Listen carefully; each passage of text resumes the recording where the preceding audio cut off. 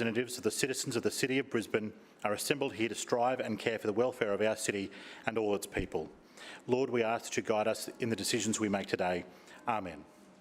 We acknowledge the traditional custodians of the land on which we meet and pay our respect to elders past and present. Please be seated. I declare the meeting open. Are there any apologies? Councillor Cassidy. Thanks, Chair. I wish to advise that Councillor Cook will be absent for the duration of the meeting and move that she be granted a leave of absence. Second. It's been moved by Councillor Cassidy, seconded by Councillor Griffiths, that Councillor Cook be granted a leave of absence from today's meeting. All those in favour, please say aye. Aye. To the contrary, no. The ayes have it. Any other apologies? Councillor Landers. I move that the Lord Mayor be granted leave of absence from today's meeting. Seconded. It's been moved by Councillor Landers, seconded by Councillor Hutton, that the Lord Mayor be granted a leave of absence from today's meeting. All those in favour, please say aye. Aye. Those against, no. The ayes have it. Any others? No. Councillors, confirmation of minutes, please. Mr Chair, I move that the minutes of the 4,633rd meeting held on Tuesday, 10th of November 2020 be received, taken as read and confirmed. Seconded. It's been moved by Councillor Landers, seconded by Councillor Hutton, that the minutes of the 4,633rd meeting of Council held on the 10th of November 2020 be received, taken as read and confirmed. All those in favour, please say aye. Aye. And those against, no. The ayes have it. Councillors, I draw to your attention our public participant for today, Mr Robin Town, who will be discussing the St Lucia Bowling Club with us. Mr Town.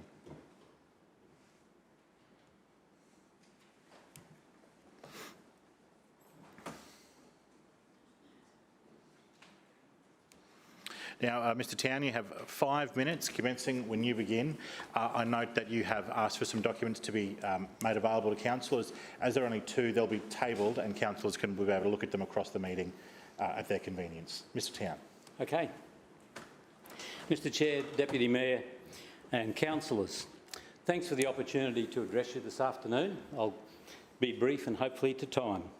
I want to talk to you about the St Lucia Bowling Club, the club which I'm currently president.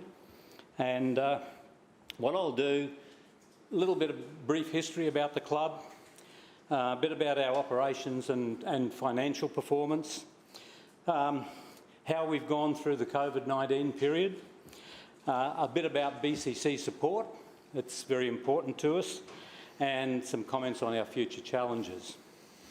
So, first of all, the club was founded in 1947 on the site where it currently is at Carr Street at St Lucia near the University of Queensland, on council property that was provided for our use back then in 1947. 1949, the first green was ready to play, and that had cost £1,595. And the club bought an old army hut at that stage for £70, and that became the clubhouse. It's now our machinery shed. In 1949, they got their priorities right and applied for a liquor licence. Got that in place and opened for play in 1949, opened by the Lord Mayor, at that time, J.B. Chandler. 1 year later, in 1950, the Ladies' Club was formed. I note that that was only agreed to by a vote of 24 to 19. So, says something about the boys in those days. In 1954, our new clubhouse was built and it was extended various times thereafter with council assistance. The club has progressed through all these years, and it wasn't until 2016 that we amalgamated the men's and the ladies' clubs and got under one constitution. That delay, incidentally, was more to do with the ladies not wanting to do it than the men. Initial membership, 78 members, grew to about 220 in the 1970s and is now at 170. So we've sort of held our own, but we really need to gain members, and I'll say a little more about that. Our purpose is really about supporting the sport of lawn bowls and promoting it. We exist for the benefit of our members, which is very important. We provide a community hub, and we must remain financially viable. A bit about our club operation and finances. We place a great deal of importance on having high quality greens. If you're going to play bowls, you want to be on good greens. So that's very important to us. We want to develop bowling skills amongst our members so we become better bowlers and can compete.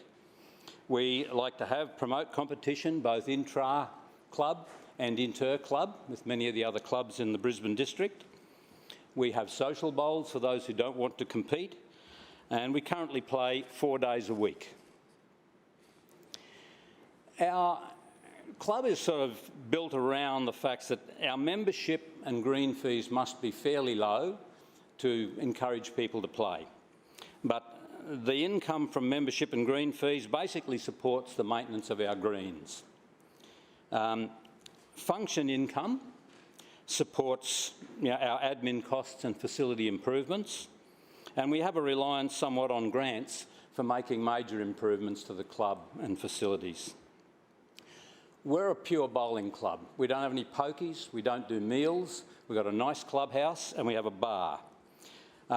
We have very limited paid staff, so we pay a greenkeeper and we pay a student to be a bar attendant 2 afternoons a week for 3 hours. Other than that, we operate totally on a volunteer basis. So that means a fair bit of work from the members around supervising functions and things. And for example, a Monday crew, we call the Monday crew, 5, 6 guys who come every Monday from 7 a.m. till 11 a.m, mow the grass, do the gardens and all that sort of stuff. 3 of those 6 are over 85. So, as you can imagine, there'd be a bit of competition for the ride-on mower on a Monday morning. Our financials, we turn over about $150,000, $175,000 a year. We spend about $75,000 a year on greens, upkeep and maintenance and improvement, about $15,000 on our facilities maintenance, $6,000 on water, and we need to get about $30,000 from external functions to support any improvements we want to make to the club. As an example, last year we air-conditioned our clubhouse at a cost of $35,000, which was all self-funded. Mr Town, I'm going to have to stop you there at your 5-minute mark.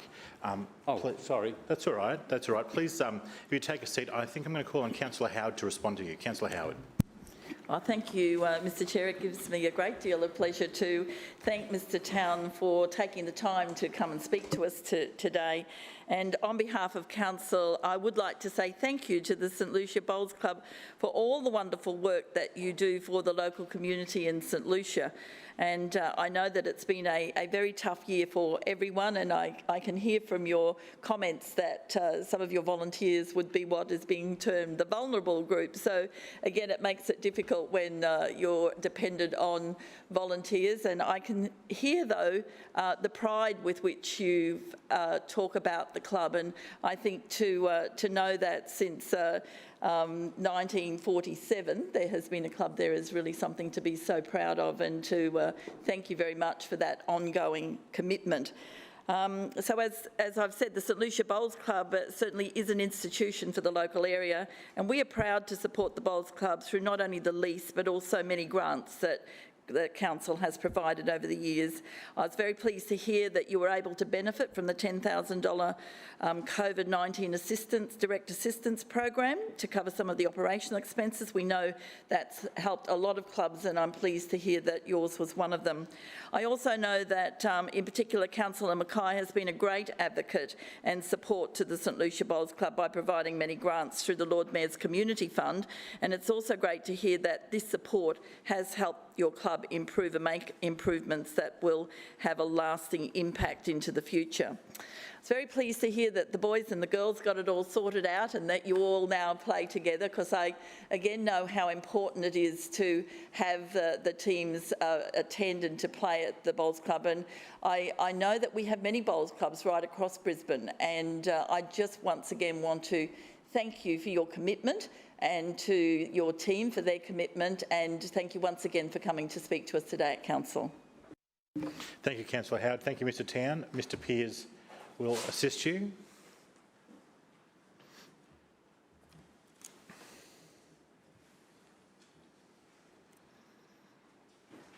Councillors, we'll now move to question time. Are there any questions of the Lord Mayor or Chair of any of the standing committees? Councillor Hutton. My question is to the Acting Mayor. Councillor Adams, the Prime Minister is today meeting with the President of the International Olympic Committee in Tokyo to push for Brisbane to host the Olympic Games in 2032. Can you please outline Brisbane's firm commitment for the Games to proceed here? Councillor Adams. Thank you, Mr Chair, and I thank Councillor Hutton for the question, because not only is the Schrinner administration still 100% behind a bid for the 2032 Olympics to be held here in Brisbane, we need the Olympics to be held here to help that economic recovery of our city. As Councillor Hutton mentioned, Prime Minister Scott Morrison is today meeting with the IOC President, Thomas Bach, in Tokyo, and it's fantastic to see the federal government is continuing to throw their support behind this bid. Following the release of the Council of Mayors of South East Queensland feasibility report in February of last year by then Lord Mayor Graham Quirk, we have been pushing full steam ahead. The Lord Mayor met with the IOC President and the AOC President John Coates last year, and back then the IOC President was enthusiastic in his support. The IOC has been a major long-term supporter of the work done by the mayors in our region. Of course, after initially giving a tepid response, the Queensland Premier is now supportive of the Olympic Games being held here too in 2032.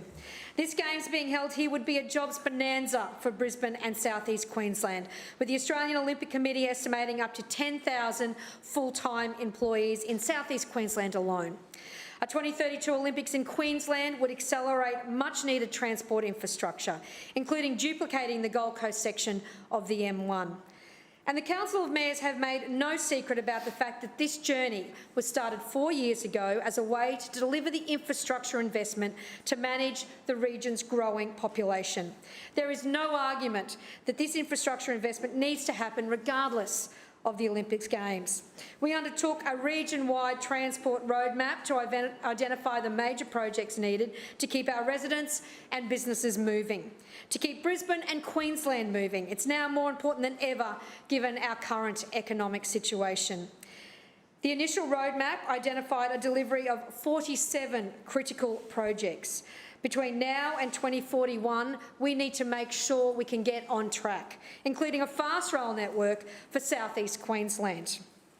With Brisbane suburbs, we recognise our planned projects will go a long way to delivering better public transport for the Olympics and just for getting people home quicker and safer, including the Eastern Busway to Coorparoo, Camp Hill, Carina, Carindale, Chandler and Capalaba. The Northern Busway, expanded from Kedron to Bracken Ridge and servicing suburbs including Chermside, Aspley, Castledine and Bracken Ridge. Future expansion of the Brisbane Metro to the northern and eastern suburbs. The Northwest Transport Network and new green bridges connecting suburbs like Toowong, St Lucia and West End, and Albion to Newstead, and of course Kangaroo Point to the CBD. The Council of Mayors started this journey as a way to bring all levels of government to commit to transport investment in our region and to establish a firm delivery deadline to turn our planning into action. Our Olympic feasibility demonstrated that Brisbane and the South East Queensland region has the potential to mount a successful Games bid that could deliver the public transport, road upgrades and bridges we need as a growing area. An Olympic Game presents a compelling proposition for the South East and Queensland as a whole, given the international exposure and widespread economic, social and cultural benefits it would deliver. We need to remember it's not just about where the events are held. Countries, obviously, from east to west and north to south across the globe will come to train in Queensland. Those training regions can be in Cairns, Townsville, Longreach, Mount Isa. The South East Queensland region, definitely, but right along the coast where we can have hubs of countries training and of course acclimatising to our beautiful weather as we lead into the Olympics. And of course those athletes, coaches, trainers there putting money into the pockets of our businesses in Queensland. Most importantly for the Council of Mayors, it creates the strong impetus needed to ensure the delivery of our regional transport roadmap through the South East Queensland City Deal. Before we can bid for an Olympic Games, our governments need to work in partnership with the Australian Olympic Committee to have a robust look at not just the cost, but the benefits of the Olympic Games. We stand ready at South East Queensland Council of Mayors behind the Premier and the Prime Minister to make sure that this opportunity comes to fruition in 2032 for the benefit of all Queenslanders. Further questions? Councillor Cumming. Thank you, Mr Chair. Mr Chair, my question is to the Deputy Lord Mayor and Chair of City Planning. There's been a very controversial development application in Tingalpa with plans to rip up the Brisbane polo grounds and replace them with a massive transport depot. Locals are outraged, and at first council rejected the DA. It went to the Planning and Environment Court, and months later the DA is now suddenly approved. The LNP councillor for that ward, Lisa Atwood, publicly opposed the development from the start to save face with the community and blamed the approval on the court. She said, and I quote, "Council's refusal of the Brisbane Polo Grounds proposal followed significant community feedback, and to say I'm frustrated and disappointed with the council's approval would be an understatement." However, we've since learnt this is fake news, and it was not the court's decision at all. The Planning and Environment Court approved the development because the parties, the Brisbane City Council and the developer, agreed that it should proceed. Councillor Adams, you and your LNP team couldn't lie straight in bed. Why is Team Stringer saying one thing to the community's face but selling them out behind their backs? Councillor Adams.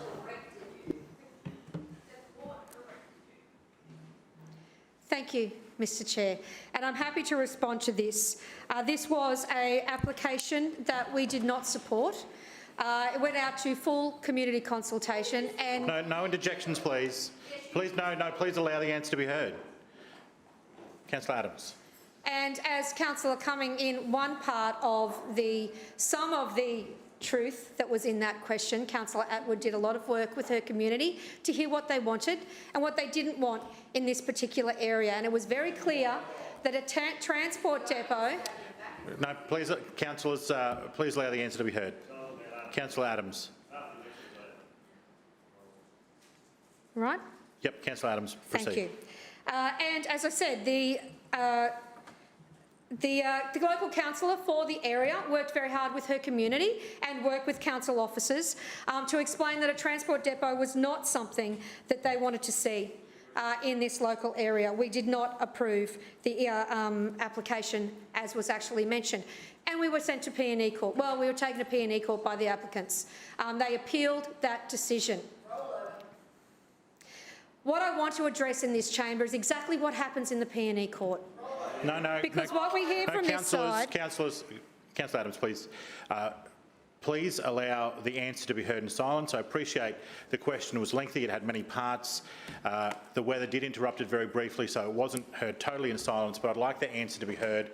It is an important topic. Councillor Adams. Thank you.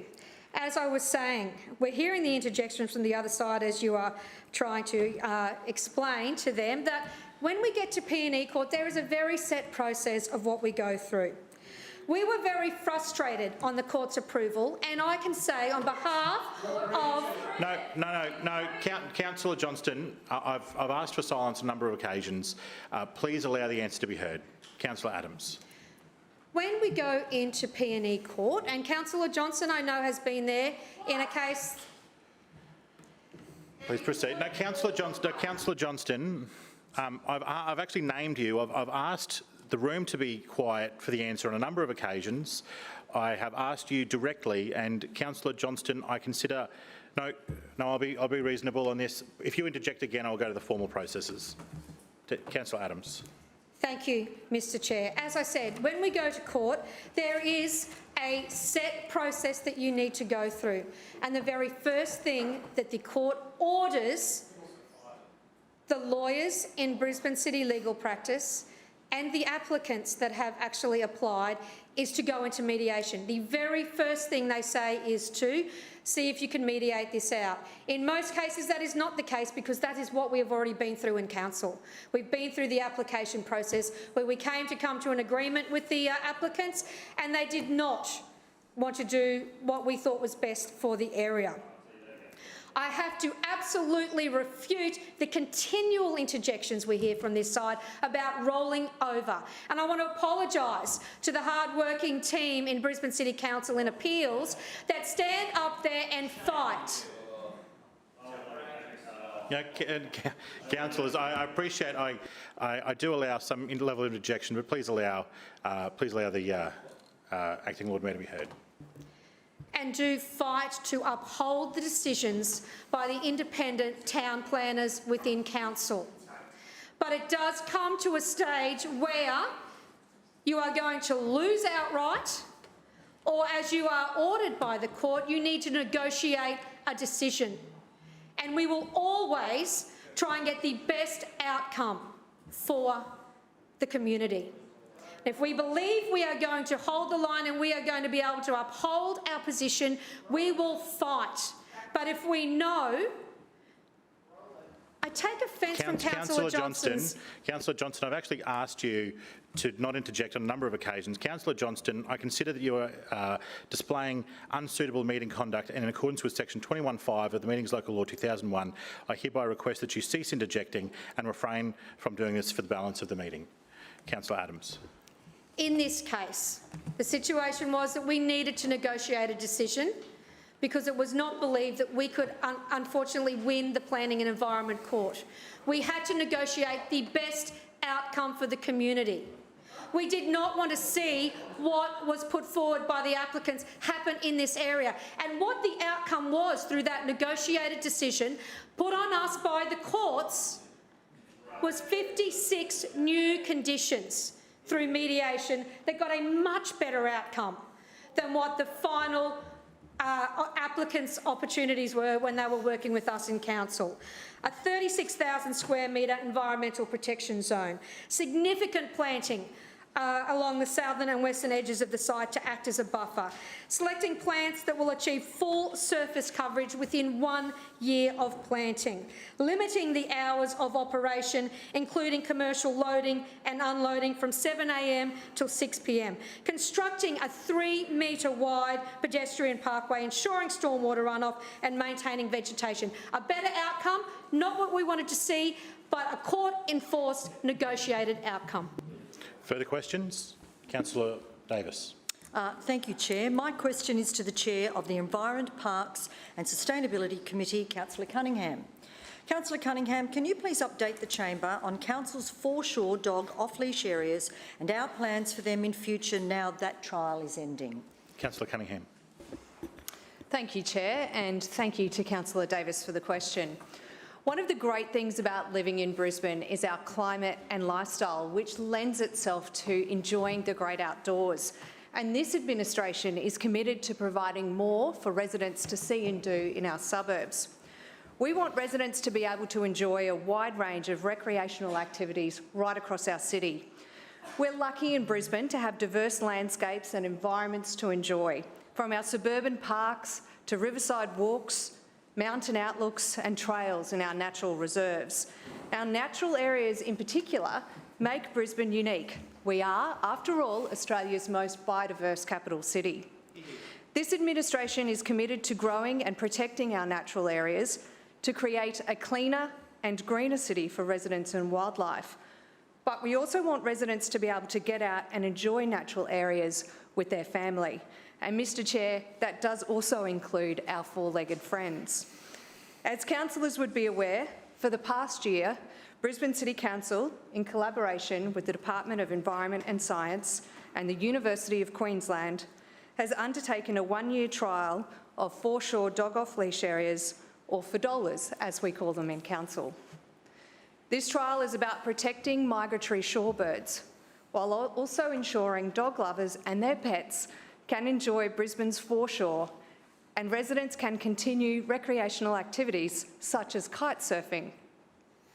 Each year, over 40,000 migratory shorebirds arrive in the Moreton Bay region from countries such as Siberia, Korea, China and Japan to feed and to rest. Prior to the trial, there were no authorised dog off-leash areas along Brisbane's foreshore, yet many pet owners were walking their dogs off-leash in these areas. Council established 3 FDOLAs on Brisbane's foreshore at Sandgate, Nudgee Beach and Manly from October 2019. The trial locations were selected following careful research conducted by UQ. The Department of Environment and Science created draft guidelines for these dog off-leash areas in marine parks. The draft guidelines are based upon research published by UQ, which focused on ways that Brisbane shorebirds can actually be better protected. The research identified that with a foreshore zoning approach, shorebirds can be significantly better protected. So to trial these guidelines, Council and UQ entered into a shorebird conservation partnership led by the Queensland Government. Throughout the trial, UQ conducted shorebird monitoring and Council also engaged with residents to encourage responsible use of these fedolas. There are also 3 opportunities for the community to provide feedback via an online survey. After the 1-year mark passed, Council analysed the data and insights from the shorebird monitoring and community feedback to determine a way forward. Mr Chair, I am pleased to announce today that Council's foreshore dog off-leash area trial sites in Sandgate and in Manly will remain in place. The Nudgee Beach foreshore dog off-leash area will return to a dog on-leash area, and in the meantime, Council will investigate extending the current off-leash dog swimming area along Kedron Brook in nearby Tuckaroo Park at Nudgee Beach to the foreshore, providing more space for dogs to run off-leash and to swim. Nudgee Beach reported a higher risk to shorebirds due to disturbance by a larger number of dogs in that area. There will be a transition period at Nudgee Beach to ensure the community is aware that it will return to being an on-leash area and to direct park users to Tuckaroo Park for those wishing to take their dogs off-leash. Conversely, at Manly, it was reported that the potential disturbance to shorebirds was low before the trial, and it remained low throughout the trial. At Sandgate, while the number of foreshore users increased throughout the trial, the risk to shorebirds remained low. It was also noted that there were more people keeping their dogs on leash outside of the designated area. Continued education activities and compliance monitoring will further reduce the potential future interactions between shorebirds and dogs. I can also advise councillors that we're now looking at additional opportunities for water-based dog off-leash areas with their four-legged friends. The fedola trial is another example of how this administration is working to find a balance between conservation and recreation. Councillor Cunningham, your time has expired. Are there any further questions? Councillor Cassidy. Thanks very much, Chair. My question is to the Acting Mayor. Councillor Adams, in Councillor Cummings' previous question, he explained how an LNP councillor told a blatant mistruth to Brisbane residents regarding a controversial development. I have another example for you. In Norman Park, 2 character homes were demolished illegally. A development application for townhouses was then lodged for the site. Council rejected this DA initially. It went to the Planning Environment Court, and now, years later, we find ourselves with that DA approved. The LNP Planning Chair said that Council, and I quote, flatly refused the approval of the townhouse project. We've since come to learn that Planning Environment Court approved the development because the parties, including Brisbane City Council, agreed that it should proceed, and the court was not called upon to make any orders of its own.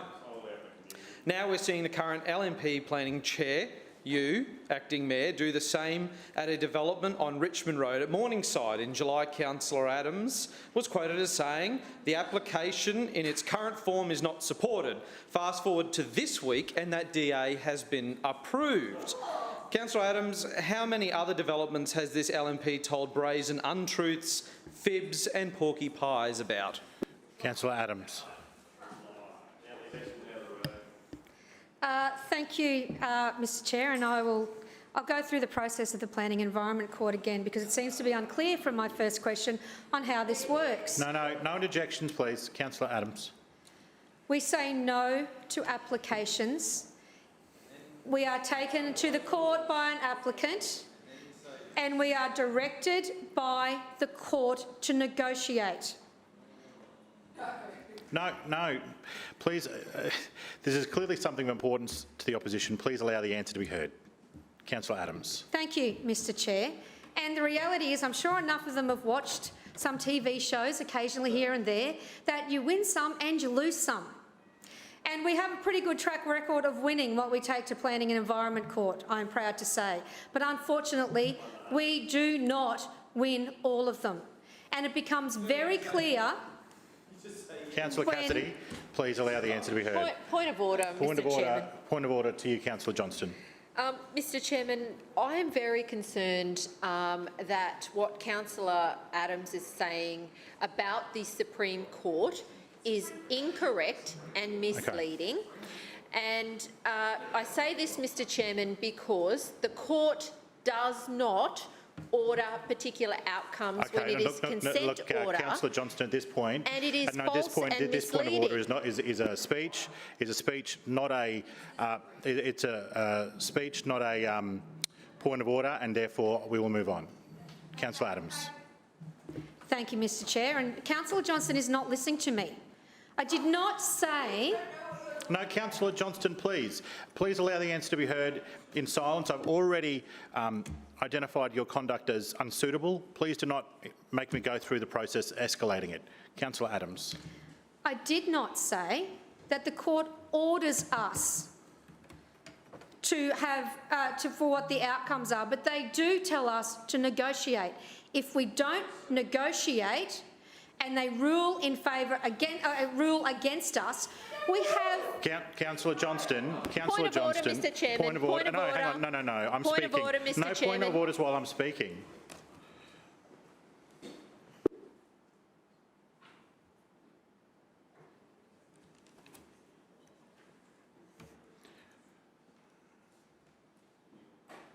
Councillor Johnston, as you have failed to comply with the request to take remedial action for your unsuitable meeting conduct, I hereby warn you in accordance with section 21(7) of the Meetings Local Law 2001 that failing to comply with the request may result in an order being issued. Councillor Johnston, I believe you're about to ask me for a point of order. Yes, Mr Chairman.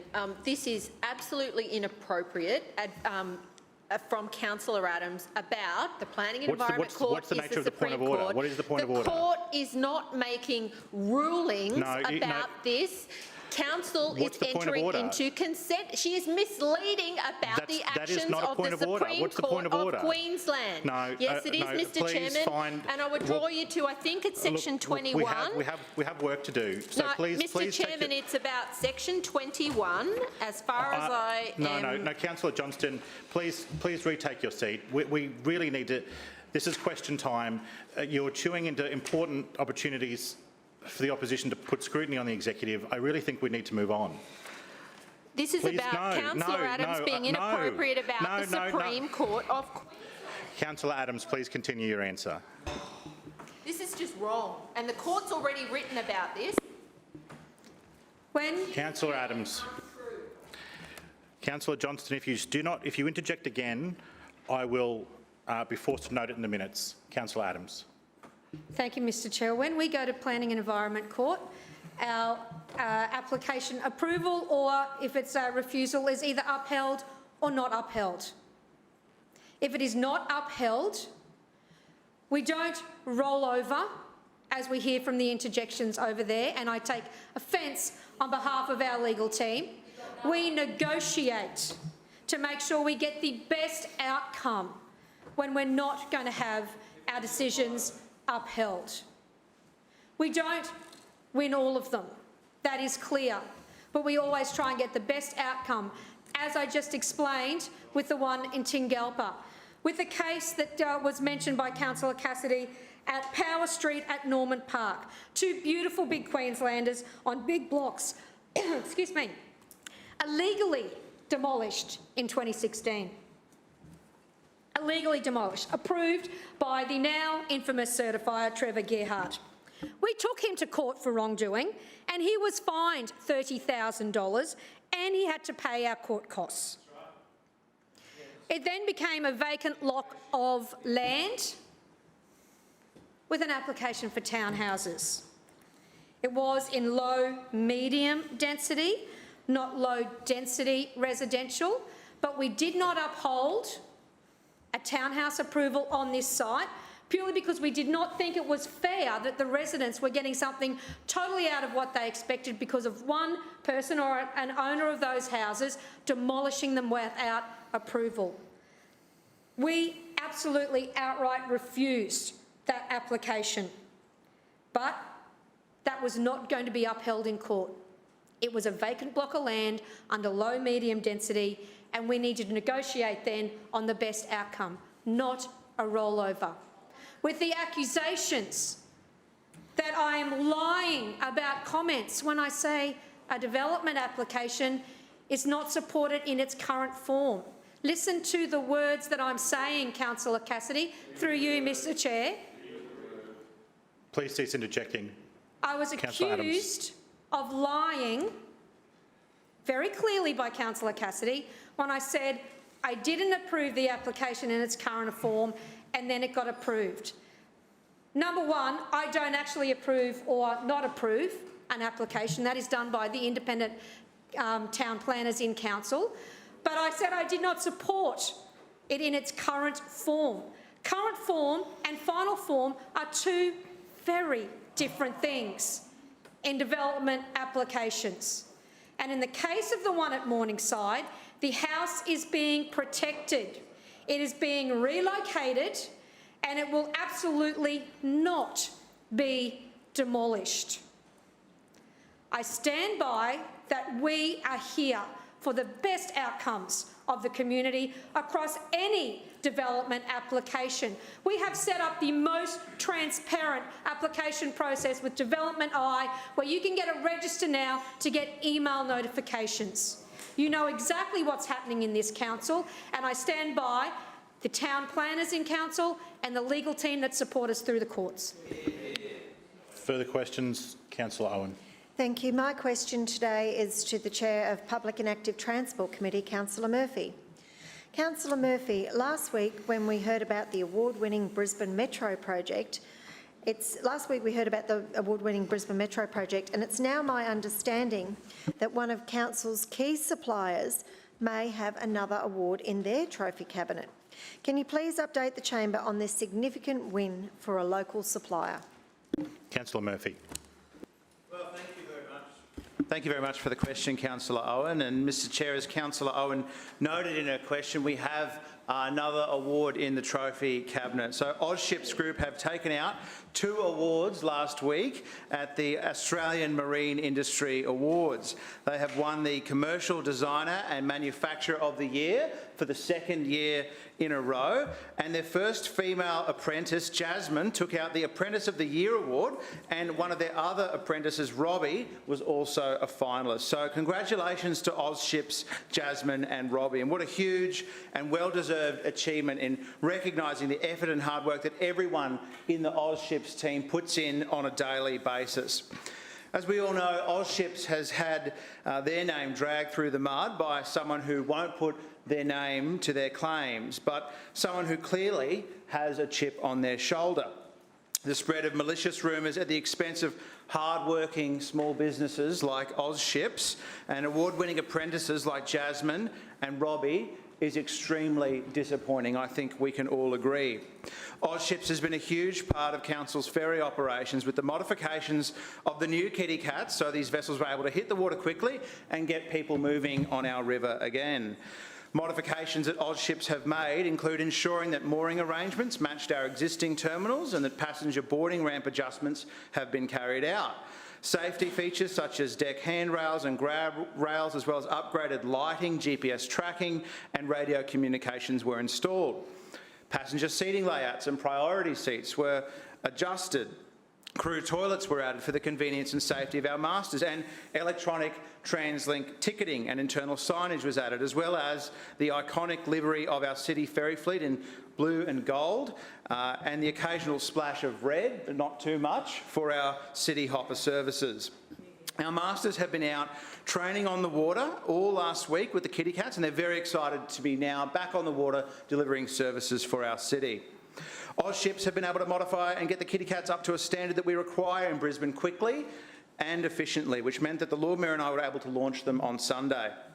Ozships have a great history of working with us to deliver modifications, changes and additions to our vessels with the launch of the revolutionary double-decker City Cat 22 Yugara in November last year. Let's not forget that Yugara was the first double-decker City Cat, and as the first of its type, was a working prototype. Like all first ships in class, the first double-decker CityCat has needed some modifications based on our experience in service, and as we have with the Kitty Cats, we work very closely with Oz Ships to modify and amend any issues, big or small, to make sure our City Cats of tomorrow are even better than the City Cats of today. Some improvements that have been implemented on City Cat 23 Neville Bonner as a result of learnings from the first generation 4 vessel include things that we've done in both an operational and customer service perspective. They include improved drainage and providing more efficient airflow and ventilation in the master's cabin. We've installed a fully curved deck to eliminate the angled deck at the boarding gates, and small improvements to help ride performance, levelling of freeboard heights between the rear and forward gates, and aluminium hull stiffeners to provide a smoother appearance of the hull. Operations and engineering feedback has helped progress the first of our new generation City Cats, and it includes smaller modifications to increase access for maintenance, more powerful alternators to maintain battery charging, including carbon fibre alternator belts. I'm learning all about this new stuff, Chair. Safety has been improved through additional power surge protection, including the addition of power protection to our CCTV system to prevent power spikes to the CCTV server. A continuous handrail was installed in the main cabin rather than intermittent grab rails, and the main cabin seat footings have been recessed to prevent trip hazards. It is usual to make modifications to vessels once they're in service in order to optimise performance, safety and customer amenity. For example, 5 Generation 1 vessels had their rear decks extended for additional customer space and seating, and had an additional front door installed to improve air ventilation and access to the passenger cabin. Modifications were made to the beams underneath one of the Generation 1 vessels to eliminate wash on the back deck when reversing, just to name a few things. Chair, we're lucky to have award-winning companies like Oz Ships creating local jobs here in Brisbane, delivering generational improvements to our iconic City Cat fleet, and we're proud to be supporting a local Murray business.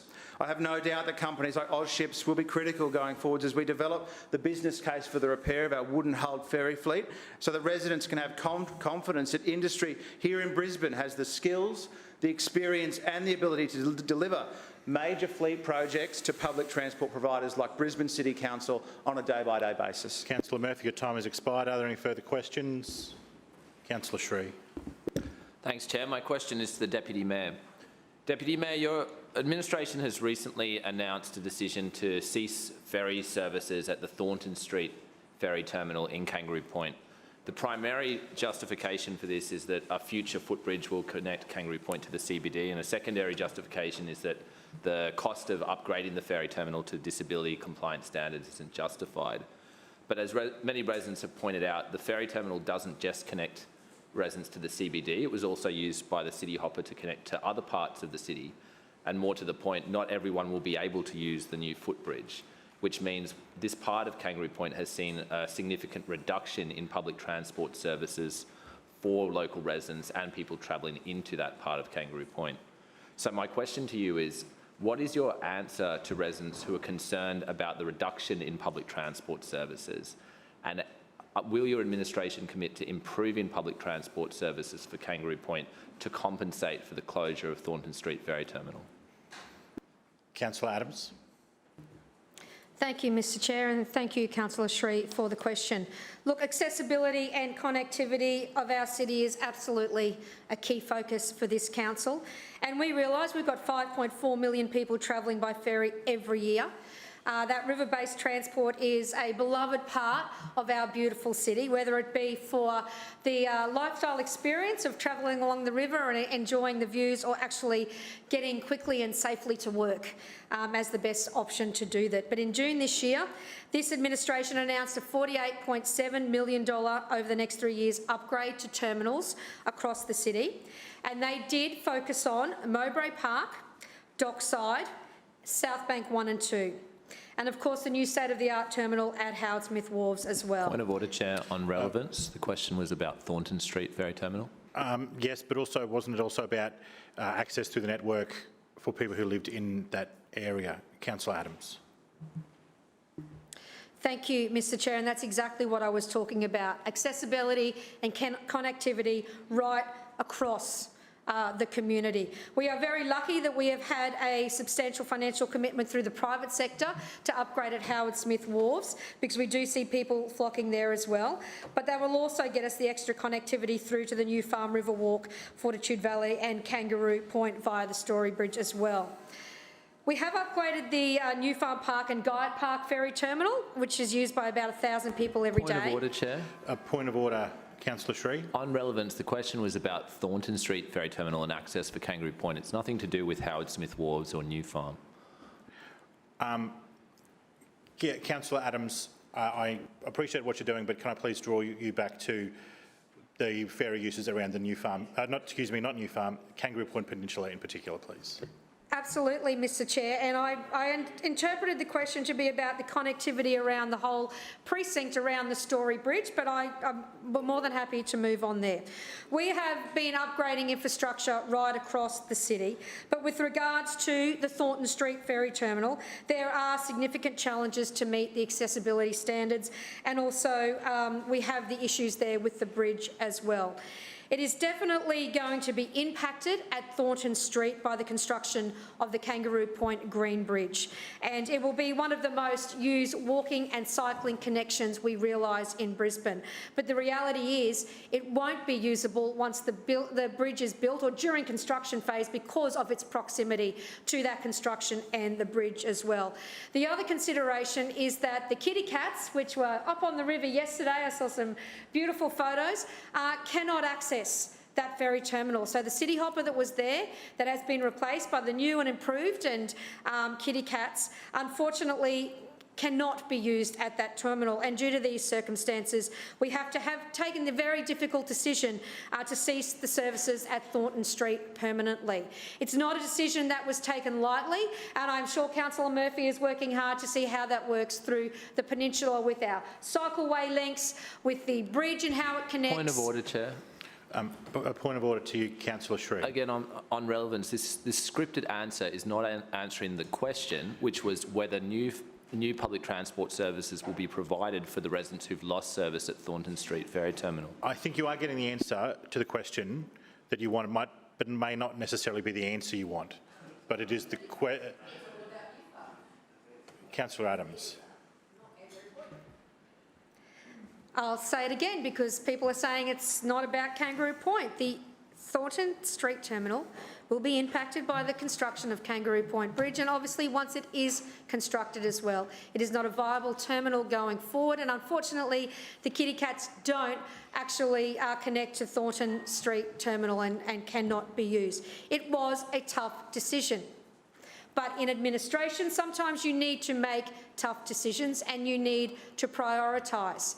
But in saying that, it does not mean that we are not prioritising Kangaroo Point and the connections they have to the CBD, whether that be water, road, cycle links or bridge. It is one of the most highly serviced areas for infrastructure in the city, perhaps other than the other area that is looked after by Councillor Sri, apparently, in South Brisbane and Kurilpa, with the services that they get over there as well. So we recognise that this will be a change for a lot of people that are used to the Thornton Street terminal, but there are other terminals in that peninsula that will still be operating, including the upgrading of Dockside, which will be a new terminal as well for people of Kangaroo Point to use as well. It's been temporarily not used at the moment. There are bus services, the 237, I'm not quite sure, that's off the top of my head, that service exactly the same route. And there will, of course, be the fantastic new $190 million infrastructure investment for the Kangaroo Point Bridge. The people of Kangaroo Point will be able to use public and active transport to years to come. It might look different, and we'll work to make sure that they are serviced, as is every resident across the city. Further questions, Councillor Landers. My question is to the Chair of the Community, Arts and Nighttime Economy Committee, Councillor Howard. Councillor Howard, the Valley Fiesta is back for 2020 with COVID-19 guidelines in place. Can you please update the Chamber on some of the exciting acts in this year's festival and how residents can get involved? Councillor Howard. Well, thank you, Mr Chair, and through you, thank you to Councillor Landers for the question. Mr Chair, I think we all know that it's been difficult for all of us to have so many events and activities cancelled or postponed due to the pandemic.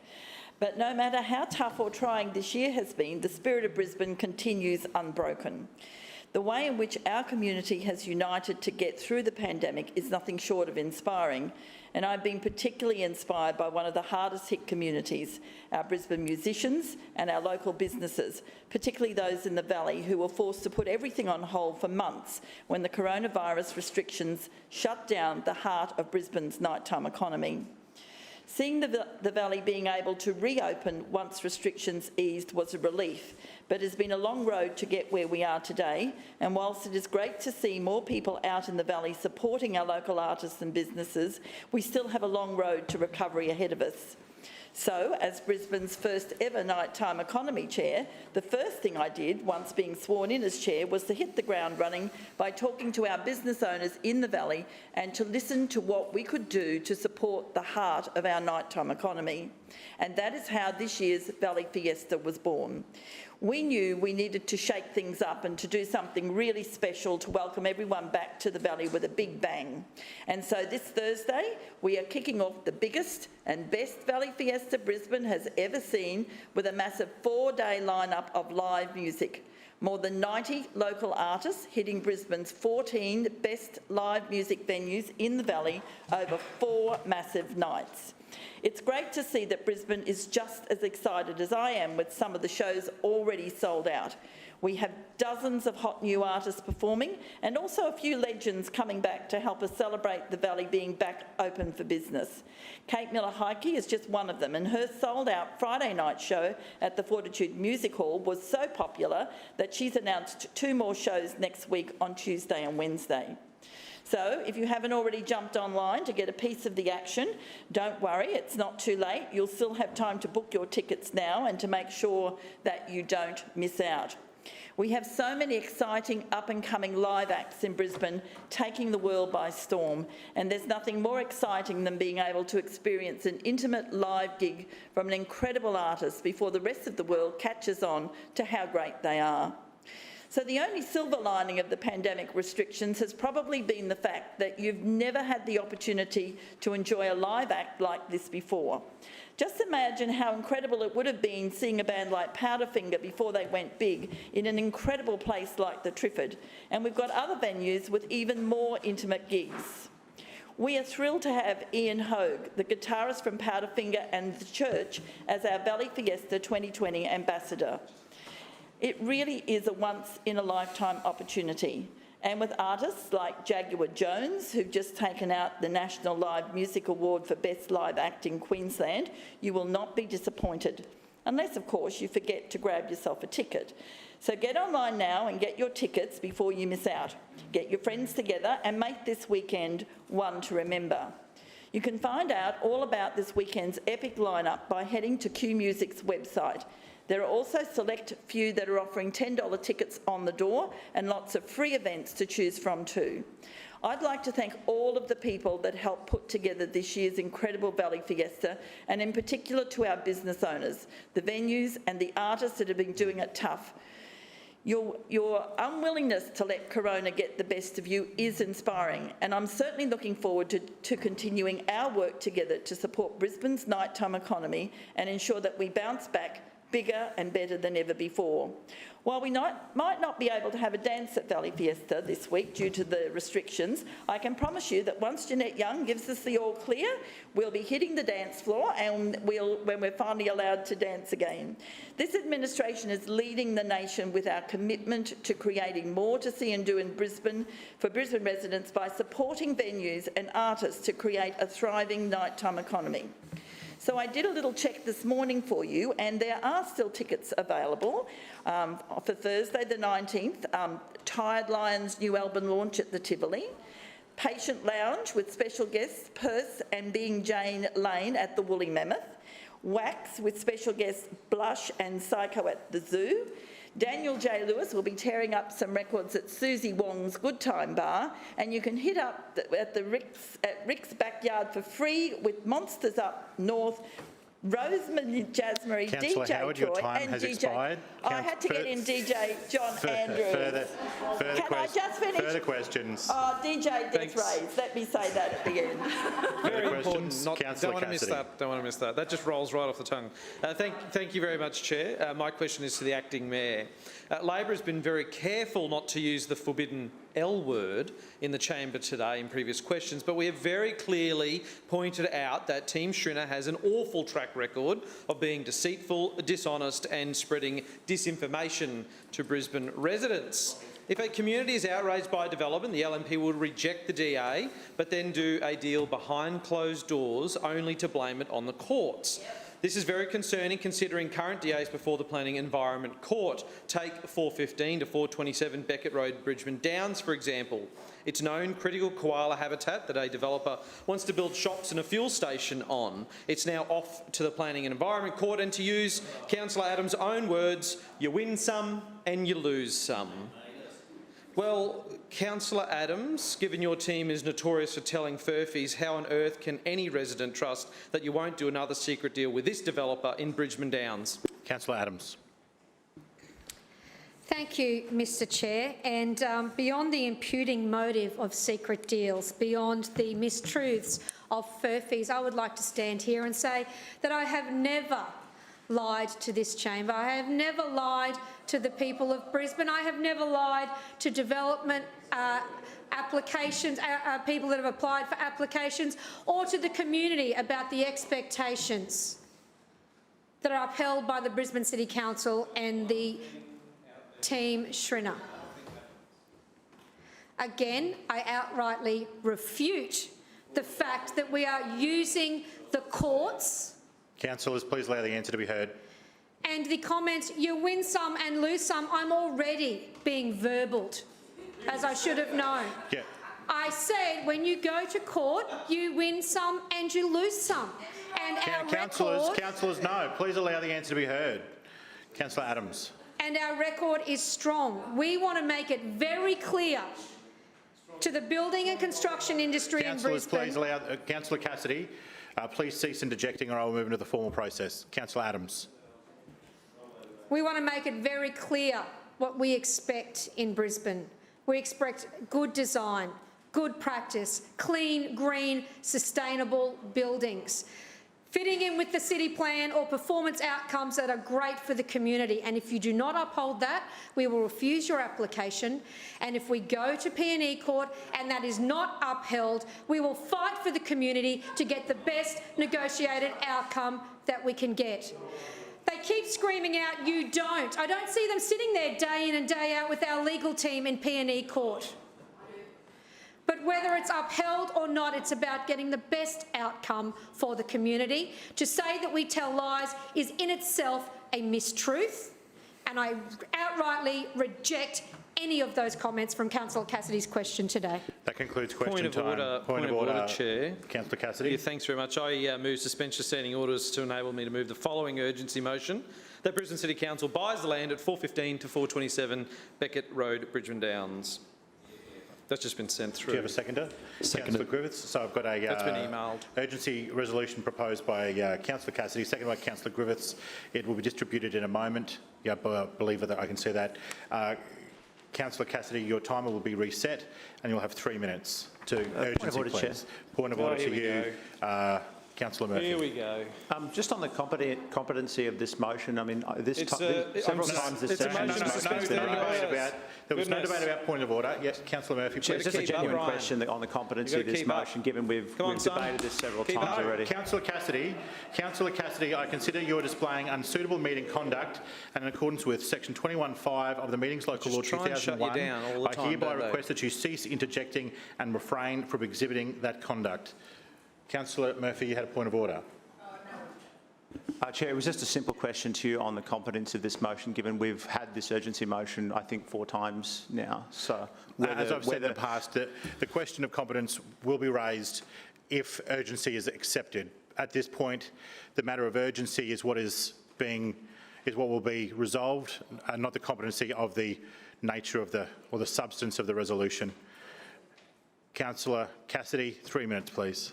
Well, thanks very much, Chair. We have had a motion to suspend standing orders to establish the urgency and the need to purchase this land many times. That's right, Councillor Murphy, through you, Mr Chair. Well, if you on that side of the chamber, and particularly Councillor Davis, had the guts to debate this motion, we would establish that it's urgent, and we do it right now. I don't know why this administration runs and hides when it comes to this topic. We're happy to have this debate and to put the community's case on the table that this is urgent. And it is particularly urgent now, Chair, because what we've heard here today from the acting mayor and the chair of the City Planning Committee just today in the last hour is confirmation that while they will say one thing to the community, and we've heard this over and over again in the McDowell community, that councillor says, I don't like this development. Can you please come back to urgency, please, rather than substance?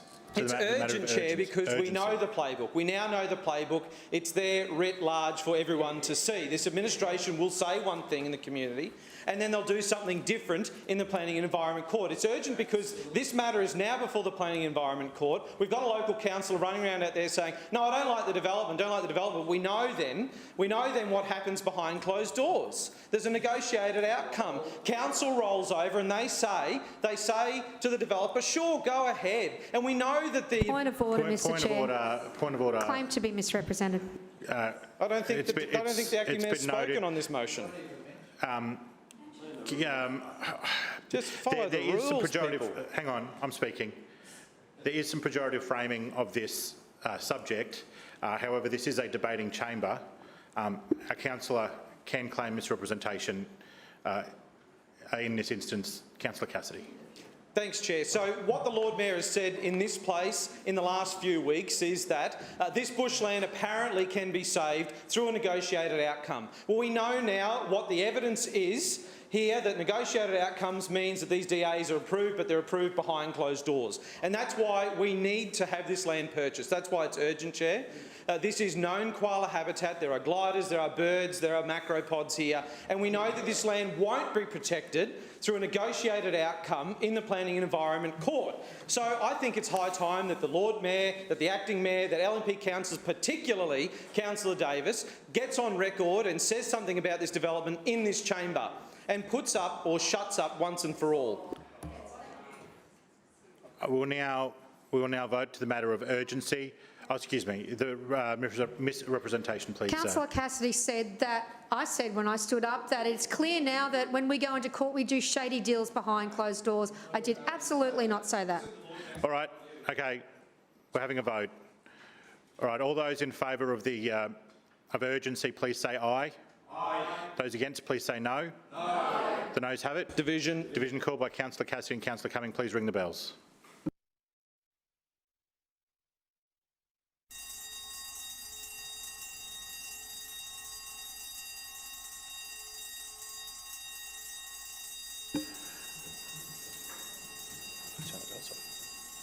All councillors are present. All those in favour of the matter of urgency, please say aye and raise your hand and hold it there so it may be counted.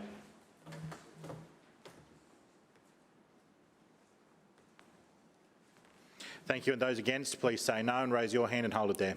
No.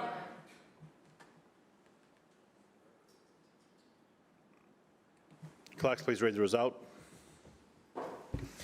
Mr Chair, the noes have it, the voting being 6 in favour and 19 against. The noes have it. Councillors, I will now... Mr Chair, sorry, point of order. Point of order, Councillor Cumming. I'd like to move the standard orders to be suspended to allow me to move an urgency resolution that Brisbane City Council stop the destruction of trees on the Anglicare property at Oceana Terrace, Lota. Seconded. Yeah, thank you. It has been sent through. Thank you. Councillor Cumming. I have an urgency resolution moved by Councillor Cumming, seconded by Councillor Cassidy. I believe it's being distributed at the moment.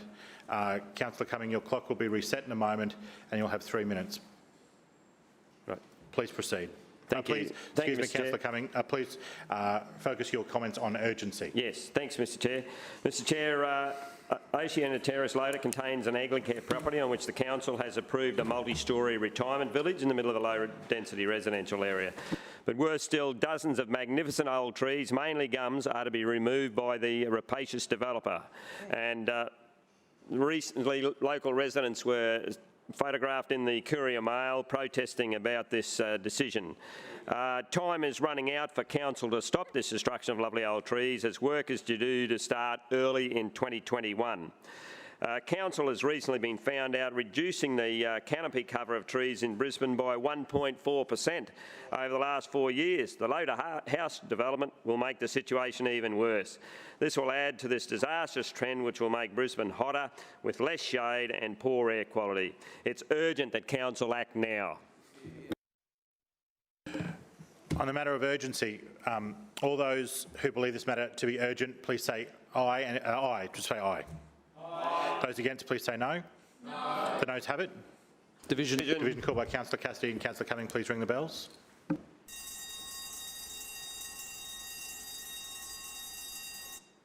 All councillors are present. All those who believe this matter to be urgent, please say aye and raise your hand. Aye.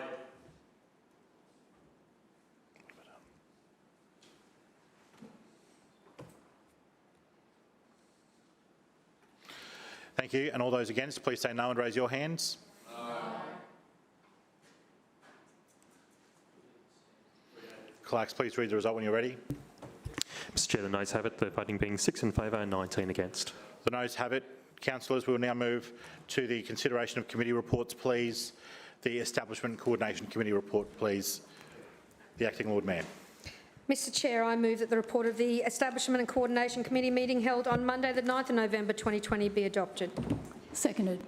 It's been moved by the Acting Lord Mayor, seconded by Councillor Landers, the Establishment Coordination Committee meeting, the report of the Establishment and Coordination Committee meeting dated Monday, the 9th of November 2020, be adopted. Is there any debate? Councillor Adams.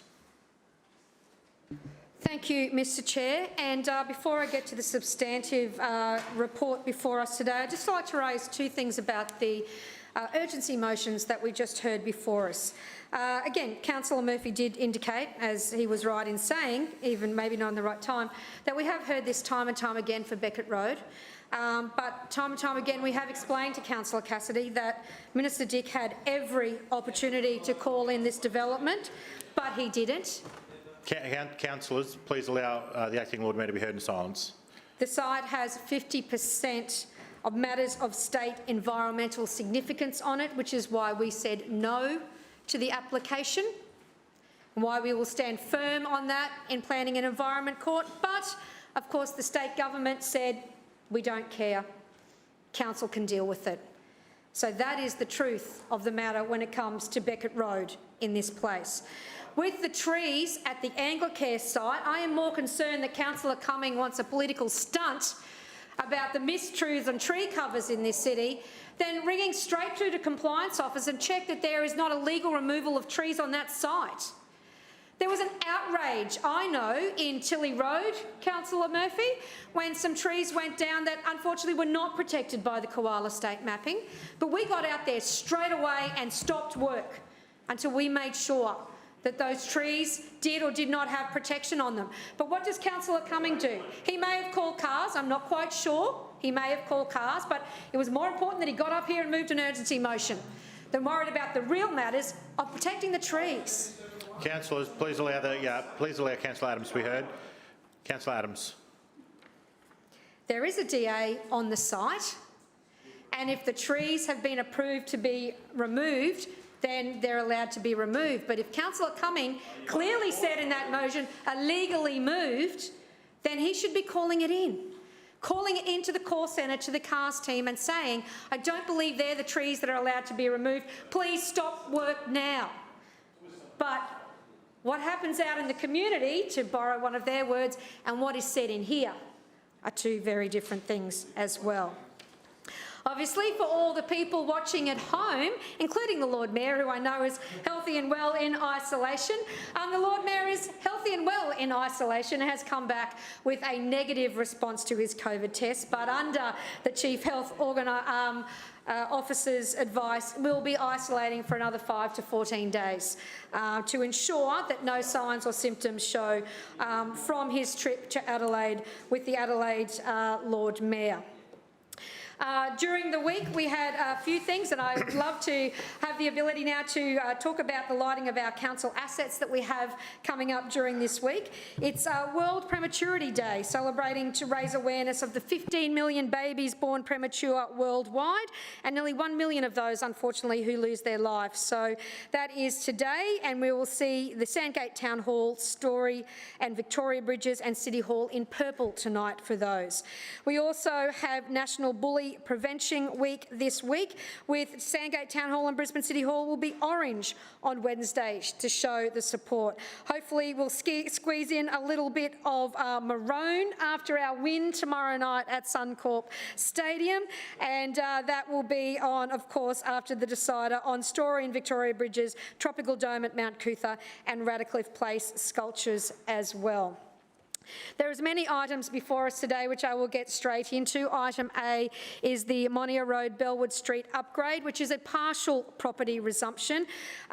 It's a road that connects an industrial estate in Darra and therefore carries a high percentage of heavy vehicles. At the moment there is poor visibility at the intersection and drivers are struggling to make safe turns through the intersection. So with those heavy vehicles travelling through, there are quite severe crashes that happen there often, and the idea is to get the resumption to improve the safety, installing traffic lights with a right turn signal at the intersection to ensure vehicles have safe opportunities to make turns.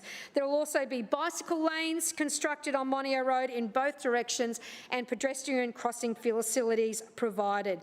In preparation for the upgrade, there's one partial resumption required to make way for the new and improved intersection, and a small corner of an industrial property on the northern side required to make way for the left turn from Monia Road into Bellwood Street. And we can look forward to that progressing next year to make sure that all of our road users, bike, cars and pedestrians can get through there safely.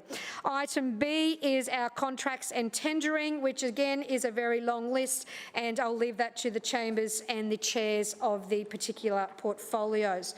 Item C is the Infrastructure Design Consultancy Services. Obviously, this service panel plays a very key role in the development of a wide range of infrastructure projects that we undertake across the city. The panel has been in place since mid-2015 and currently comprises 71 suppliers who provide consultancy services that help inform some of our built and our non-built infrastructure works. This item before us today seeks to update and refresh the panel. We are focusing on smaller, more bespoke consultancy companies who can offer more specialised services. So the panel will actually slightly reduce in size to ensure that the vendors get enough opportunity to quote and provide their service to council, because we often hear from vendors that are on panels that they get onto a panel, then they're never actually used for their service as well. The ultimate goal is to engage a wider range of niche consultants that can provide expertise about particular complex and specialised aspects of infrastructure projects. On top of that, we are seeking to lend a hand to the local businesses in any way we can, and refresh this consultancy panel is a great way that we can support our local businesses. Item D is the Stores Board for the design and construction to Buranda and Griffith Uni busway stations. Council is investing in building a greater transport network, obviously, with the $1.244 billion delivery of Brisbane Metro. And we have to thank again the Australian Government for their $300 million funding for this project. The upgrade of these two bus stations are conditions imposed on Council by Transport and Main Roads in granting their approvals for Council to undertake works on the busway as a part of the Brisbane Metro project. TMR requires that Council provide full details of the scope of these upgrades, including its procurement by the 31st of January next year, and any procurement strategy there other than delivery by the collaborative partnership must be approved by TMR. We're moving forward with Metro, which is very exciting. It's about getting people home quicker and safer by providing frequent, convenient and reliable services, and this is the next step in generating those 2,600 jobs through the design and construct of this infrastructure. Still on the Metro, item E is the rejection of compensation claims for 59 School Road at Rochdale. It is the reject, as I said, for compensation. We are seeking approval to pay an advance compensation arising from the resumption of the property at 59 School Road. Council has engaged independent valuers. Horrigan commits us valuers to assess the value of the land. HKV will then assess the compensation on a preliminary basis for the land component and the exclusive, of course, disturbance at this stage. Unfortunately, the former owner hasn't provided enough evidence to allow Council to fully assess all elements of the claims. Therefore, we've recommended a lesser amount of compensation to the landowner based on the independent valuer's land assessment and evidence provided by the former landowner at this site. Item F, Mr Chair, before us is the Dockside Ferry Terminal upgrade that I touched on briefly before. And as I said, we know there's 5.4 million people on our ferries every year. River-based transport is much beloved in Brisbane, and also accessibility and connectivity is a big focus of this administration. So in the budget this year, Lord Mayor Adrian Schrinner announced $48.7 million for upgrades of terminals over the next 3 years, and that way we can actually roll out the upgrades that meet the DDA compliance as required by 2022. They include Dockside, Mowbray Park, South Bank, and the new state-of-the-art terminal at Howard Smith Wharves. So Councillor Murphy shared with us last week and how the Mowbray Park terminal has now been lodged. The submission today will facilitate the important works that we see at Dockside Terminal. It was actually constructed 30 years ago, which seems like a blink of an eye for me, but some people mightn't have been alive at that time in these chambers. But accessibility standards have changed a great deal since then. So with this submission, we're seeking to apply to the Department of Natural Resources and Mines to resume the land needed to get started with this project. Currently, the functionality is in a very poor condition. There's a limited lifespan and it's not compliant with current accessibility standards. So we're looking forward to unlocking the potential of Kangaroo Point residents to reach more destinations through this upgrade as well. Councillor Adams, your time has expired. Move for extension. Seconded. Extension of time has been moved by Councillor Landers, seconded by Councillor Hutton. All those in favour, please say aye. Aye. Those against, no. The ayes have it. Councillor Adams, you have further 10 minutes. Thank you. Item G before us today is the Newnham Road and Wecker Road intersection upgrade. An intersection upgrade close to my heart, I know, and Councillor Murphy, an exciting road project that Council will be delivering with the federal government under the Better Roads for Brisbane program. A very busy intersection, a very complex intersection with 5 roads coming in to the intersection, major roads, carrying 35,000 vehicles each day. It has got a high crash history, particularly at the Wecker and Newnham Road part of this intersection, and so it's been identified to make that intersection safer. We need new turning lanes and fully controlled turning manoeuvres. The only way we can do this, obviously, is to resume the properties and the front of 3 properties on Newnham Road. The bonus of this is the connectivity for pedestrians and cyclists that's going to be delivered with new signalised pedestrian crossings. Of course, there's also a school at this intersection as well, so we'll see enhanced footpaths, shared paths and pedestrian crossings. There'll be additional turning lanes which will stop motorists from taking dangerous turns into Wecker Road and having a bit of a gambit if they're going to make it around, and some small partial resumptions as well.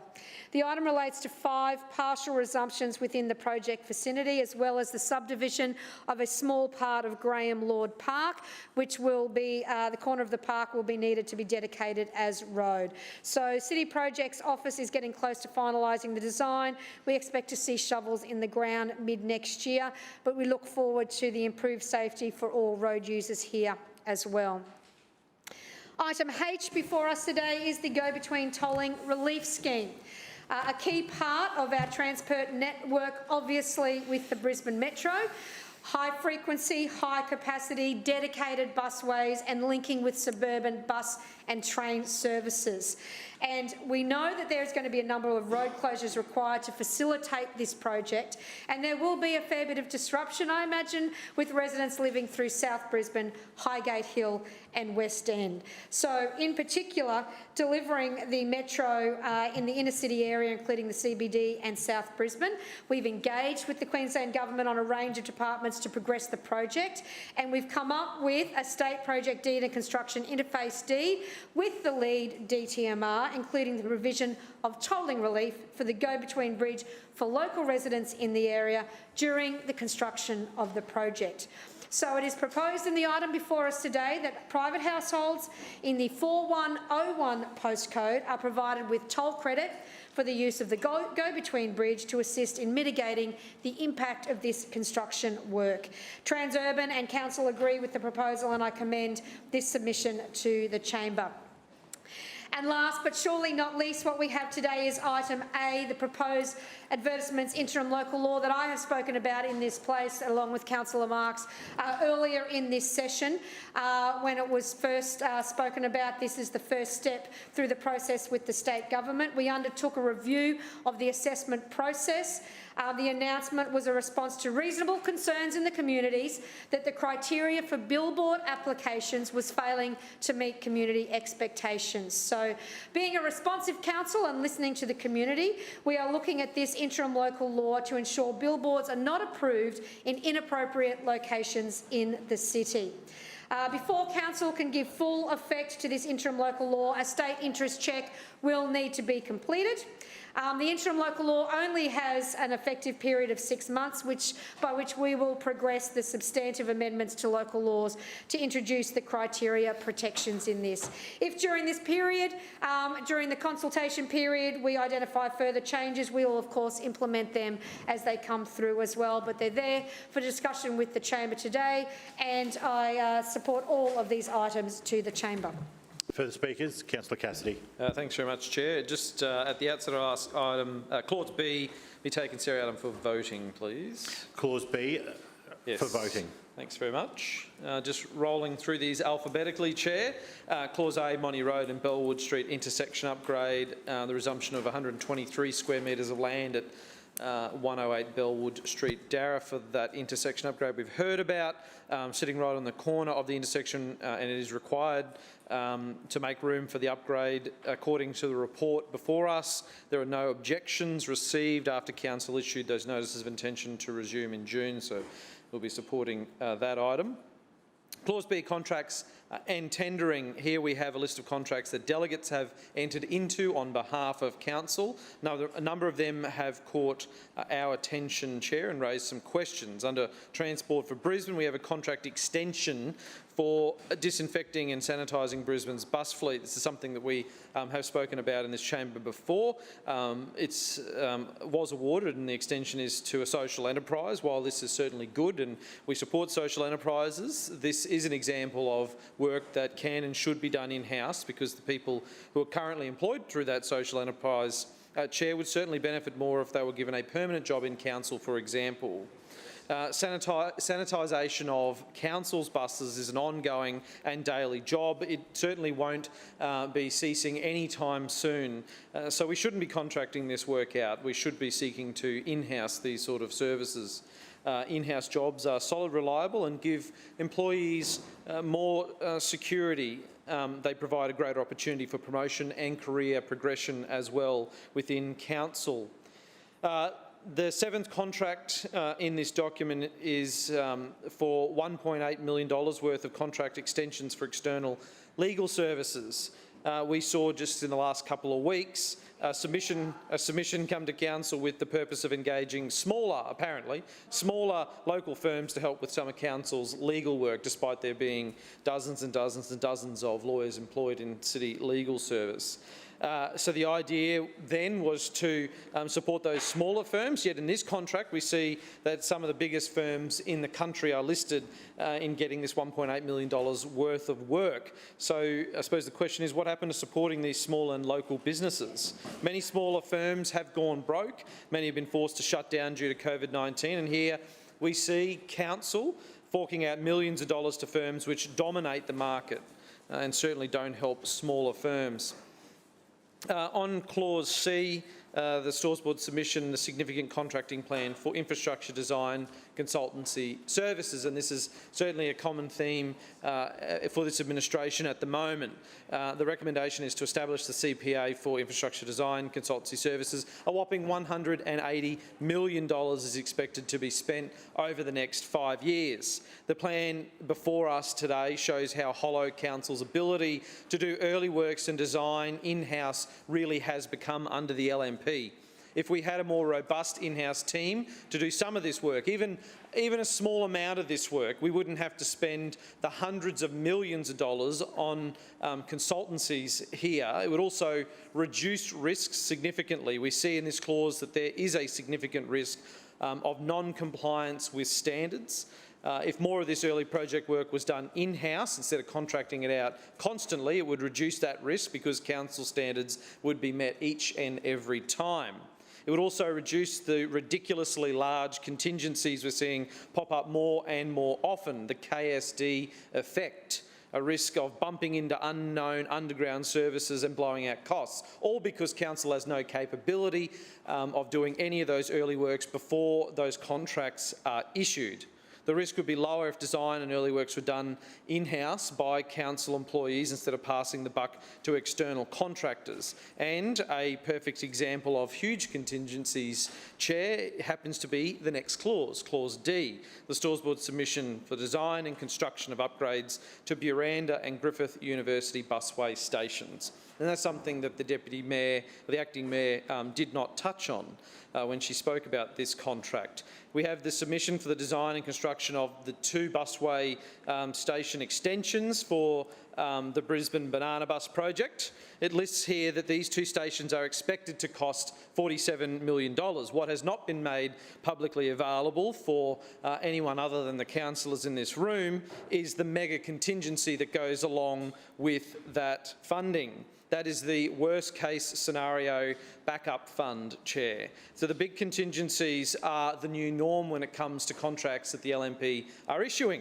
Recently, every time a project has come to this chamber, the percentage of contingencies seems to be larger than the last one. The LNP administration is clearly once bitten, twice shy after the KSD cost blowout, and don't even trust themselves to get a project done without major hiccups. Perhaps, Chair, if we had in-house capabilities and resources to do early works, and those abilities weren't so shallow and hollow, we could lower these contingencies and lower the risks that these projects would be blowing out. The Brisbane Metro project has been flawed from the start because this Lord Mayor in this place went out to tender on parts of it before even getting approvals in place. You know, there's been a lot of talk about chook raffles in this chamber over the last few weeks. Chair, I would hate to see a chook raffle organised by Lord Mayor Adrian Schrinner or the LNP. He would sell raffle tickets, call out the winning number, but not have any chook to give to them, Chair. The Lord Mayor does things back to front and it's costing ratepayers millions and millions of dollars. This item before us today also says there's a significant risk of a change in scope required to accommodate busway owner requirements. Again, we are doing things back to front instead of going forward with the plans and the early works done and then going to the busway owner, the state government, and saying this is what we're going to do. We're doing it all back to front. No wonder the contingency on this project is absolutely astronomical. There's also a significant risk of, you guessed it, unknown services such as mechanical and electrical communications, just like there was on the KSD project and so many others, and lo and behold, that contingency was eaten up because council had no ability to do those early works. So if we had that solid in-house team, Chair, to go out and survey these project sites and do the early works, these risks would be lower and therefore the contingency and cost blowouts would be lower as well. On Clause E, Chair, Brisbane Metro project, the rejection of claim for compensation of that land at 59 School Road, Rochdale. We heard the Acting Mayor talk about. I've been out there and seen that land, and I think what is before us is actually a reasonable outcome in that case. Clause F, the dockside ferry terminal. The upgrade of that ferry terminal, it says in the clause, and we've heard from Councillor Adams, the terminal is 30 years old now. It's currently in poor condition, is not compliant with accessibility standards. So that's clear in black and white, Chair, that this administration has neglected ferry terminals, not just here but right across the city. Year on year, ferry maintenance budgets have been underspent.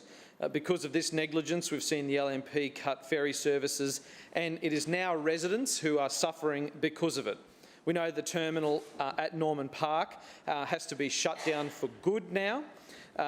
And if this Lord Mayor is willing to upgrade the dockside ferry terminal, why not the Norman Park ferry terminal as well, Chair? This administration is clearly favouring some residents over others. What makes the dockside ferry communities more of a priority than Norman Park ferry communities? Both have work to get to in the morning. Services should only be cut as a last resort. These terminals should be upgraded and promoted if commuter numbers are down because of their inaccessibility. Plus, if the Lord Mayor plans to fix the wooden monohull ferries like he keeps claiming, then we will have plenty of boats to service all of these routes. But again, I doubt the Lord Mayor's intentions are that at all. We now see the kitty cats are on the water, and we still don't even have a quote for the repair of the wooden monohull ferries, and it's been months and months since they were taken out of service. If the Lord Mayor planned to get rid of the monohulls all along, why doesn't he just come clean, Chair, and say it? If an upgrade is good enough for dockside, then it is certainly good enough for all ferry terminals that have been neglected by this LNP administration. On Clause G, Newnham Road and Wecker Road intersection upgrade, another land resumption, this time at those roads, Markravat East. The land total here is 189 square metres from 5 separate properties. And again, we see in the papers Council has not received any objections to those resumption notices. The report also notes that 182 square metre slice of the Graham Lord Park will be used to create a new shared path to replace the narrow footpath at the intersection. This is something we will support. Clause H, the go-between bridge toll relief scheme. So this is to provide toll relief on the go-between bridge for people living in the... Councillor Cassidy, your time has expired. Seconded. An extension of time has been moved by Councillor Cummings, seconded by Councillor Griffiths. All those in favour, please say aye. Aye. Those against, no. The ayes have it. Councillor Cassidy, 10 minutes. Thanks, thanks, Chair. For residents, I said, living in the 4101 postcode. Now, just a couple of months ago, it was announced that tolls would be scrapped on the go-between bridge for South Brisbane residents while the Victoria Bridge was out of action due to Brisbane Metro works. This was at the insistence, of course, of the Queensland Government that this occurs as those conditions. In the letter dated the 10th of September from the Department of Transport and Main Roads Minister Mark Bailey, one of the conditions for the Brisbane Metro project to go ahead was the provision of toll relief for South Brisbane residents impacted by the closure of Victoria Bridge to private vehicles during the construction of the project.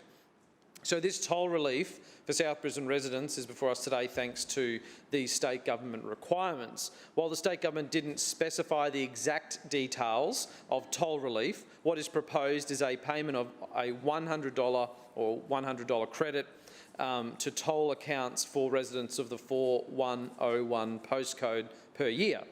So at 2020 toll prices of $3.29 for cars and $1.65 for motorbikes, that is around 30 trips a year for cars and around 60 trips a year for motorbikes across the go-between bridge. So 30 trips a year for cars and 60 a year for motorbikes. That is hardly the scrapping of tolls on the go-between bridge for these residents.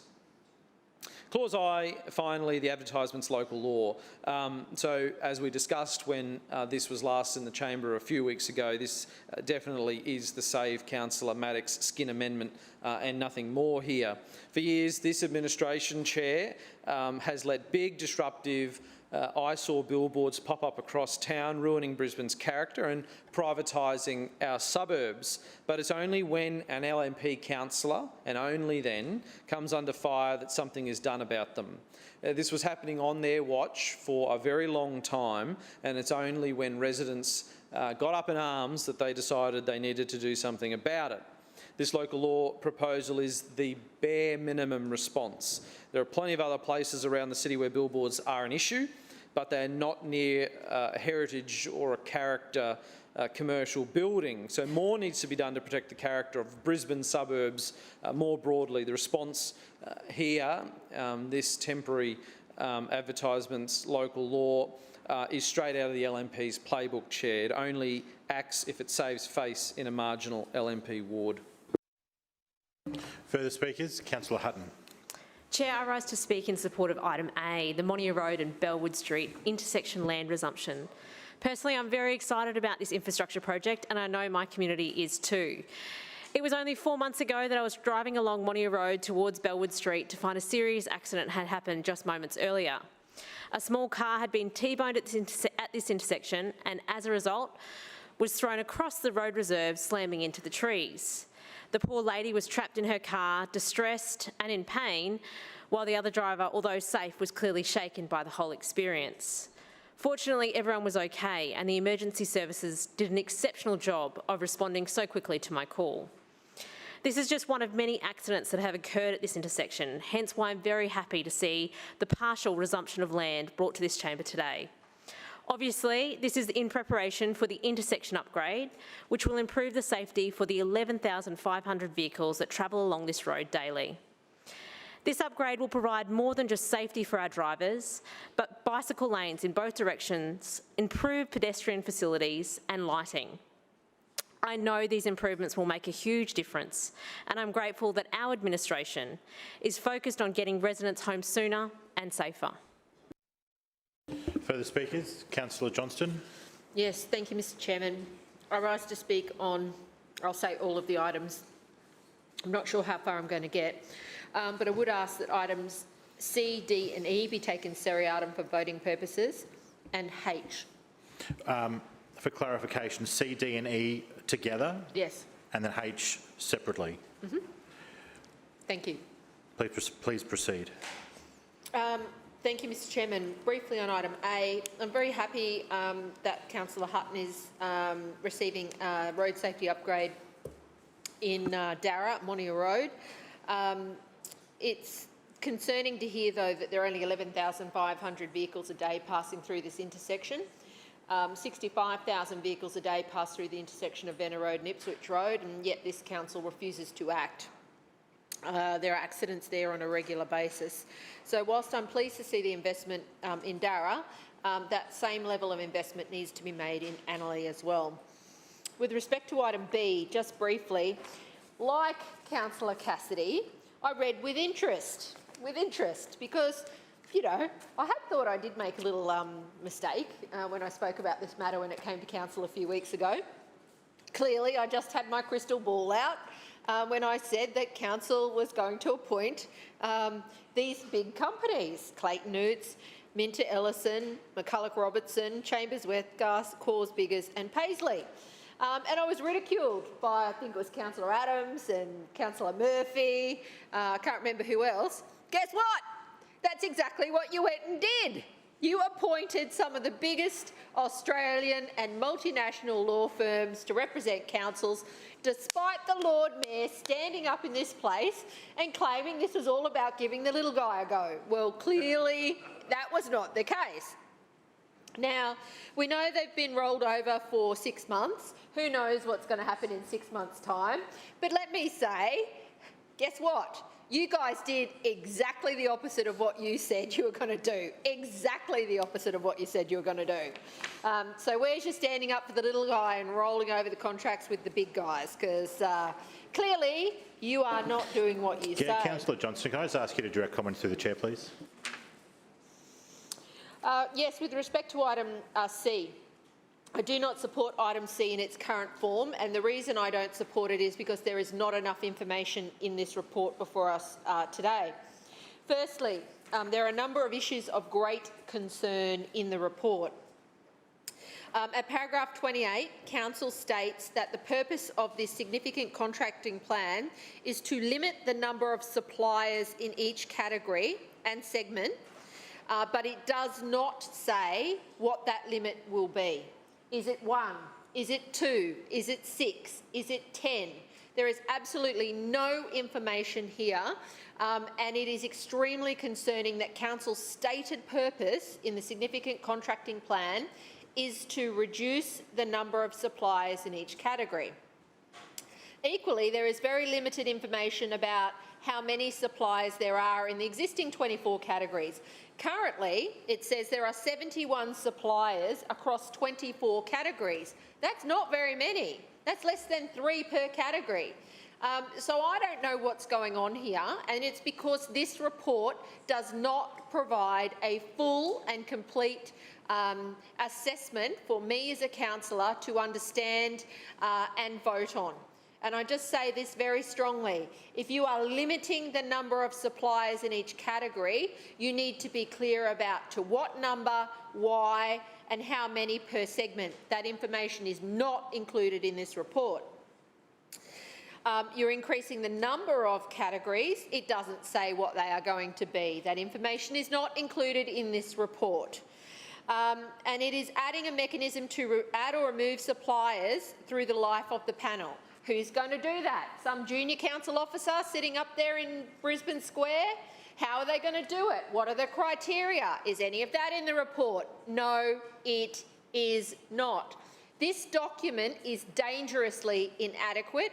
It will not lead to a fair or reasonable process, and that's its stated objectives. But then it gets worse. It then goes on to talk about how let me just turn over to the paragraph that I'm on. Evaluation methodology, paragraph 49. It talks about how submissions will be assessed against the weighted evaluation criteria. They're all fairly standard things that Council looks at. It goes on to say that at any time submissions will be excluded from other evaluation or shortlisting where there are certain things that are not met. Then the paragraph goes on to say, however, any submission may be included on any shortlist where the evaluation team considers, despite the score achieved, there are strong documented commercial reasons for further consideration of the submission. So on one hand, Council is saying all submissions will be evaluated against these criteria: local benefits, company track record, capacity of personnel and company capacity, commercial standards, management systems and social responsibility. Now, if a company does not meet the criteria, Council's giving itself a clause to say, well, it doesn't matter if they don't meet the criteria. If we think that they are okay, we're just going to put them on the list. That is what this report says at paragraph 49. That is wrong. Wrong. If you are having an objective and fair process where suppliers are being evaluated against one another, against an objective set of criteria, one of which is their commercial acumen and another is their capacity to deliver, and they do not meet the minimum scores required, it is unreasonable then to say, well, I think they're all right, we'll just put them on the list anyway. And that is what Council is asking us to do here. Now, this is hundreds of millions of dollars when it comes to everyday business with Council, and it is unreasonable that Council is making these changes, and it is not transparent, it is not accountable, and in my view, it is inadequate. Very briefly on item D, the busways. Here's another one. Council says that it will support the little guys. Council says it will support local suppliers.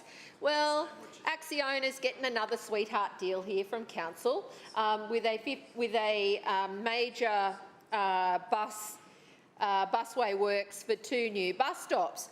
Surely this would be an opportunity to put it to the market, to allow a local supplier to work with a major multinational corporation in a collaborative way to build their experience, to provide a little bit of independence and truth testing in how Acciona operates. But no, we're just going to do a sweetheart deal with a Spanish company, and, you know, the Lord Mayor, when he stands up and says, oh, we support the locals, well, clearly that's not the case.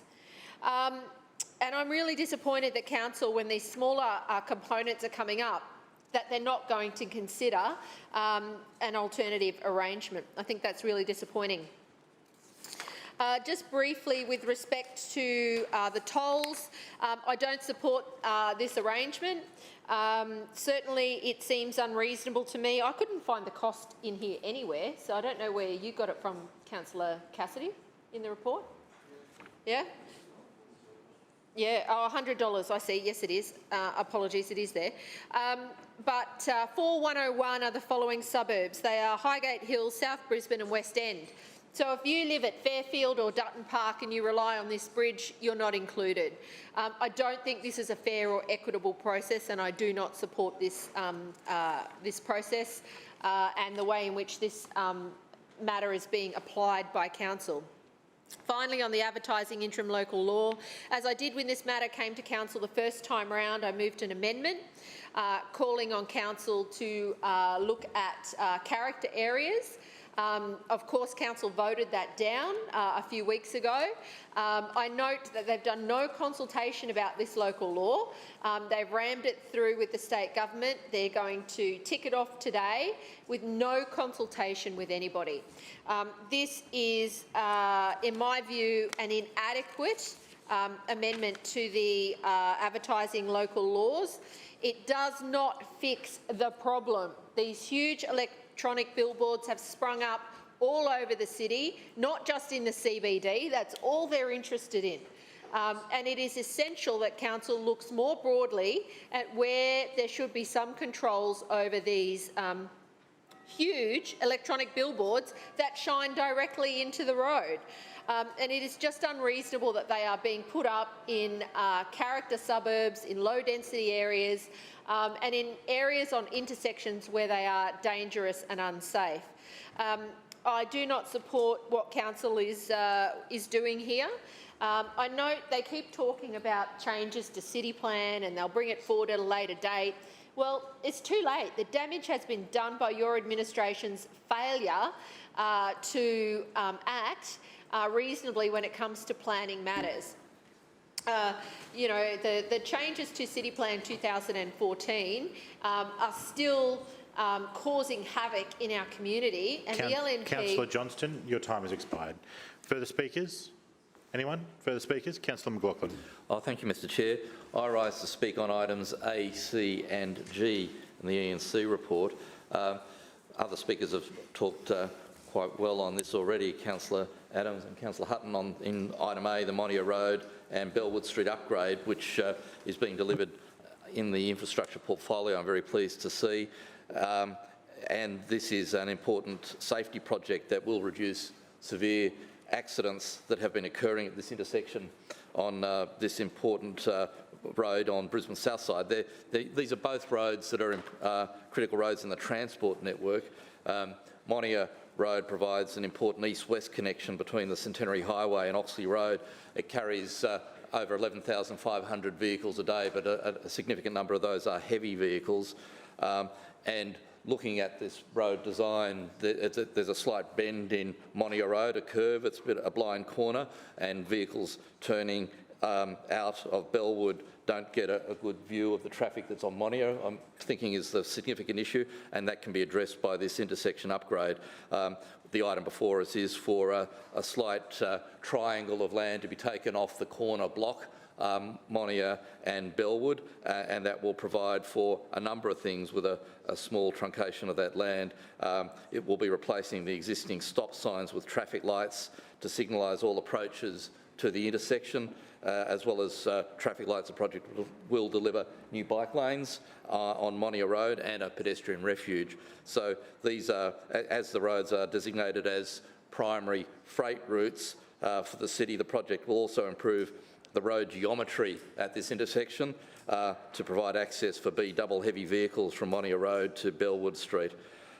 So as I said, the item before us is specifically though for that presumption of land that's required, and I'm pleased to hear that that has the support of everyone in this place. Mr Chair, at item C, the significant contracting plan for infrastructure design consultancy services.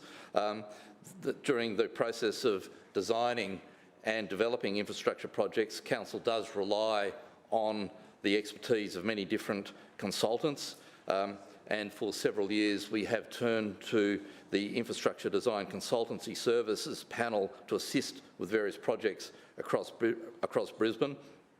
And I heard Councillor Cassidy with his obsession with Kingston Smith Drive in reference to this project, talking about consultancy services and how an internal team would have found more of the services that were first built in the 1800s. Well, good luck on that, Councillor Cassidy. But he did talk about the KSD effect, and indeed there is a KSD effect, Mr Chair. It's the nearly 1 million people who've used the infrastructure along Kingsmith Drive for active transport, for cycling, for walking, for jogging, on infrastructure that wouldn't have been built if the Labor Party had its way.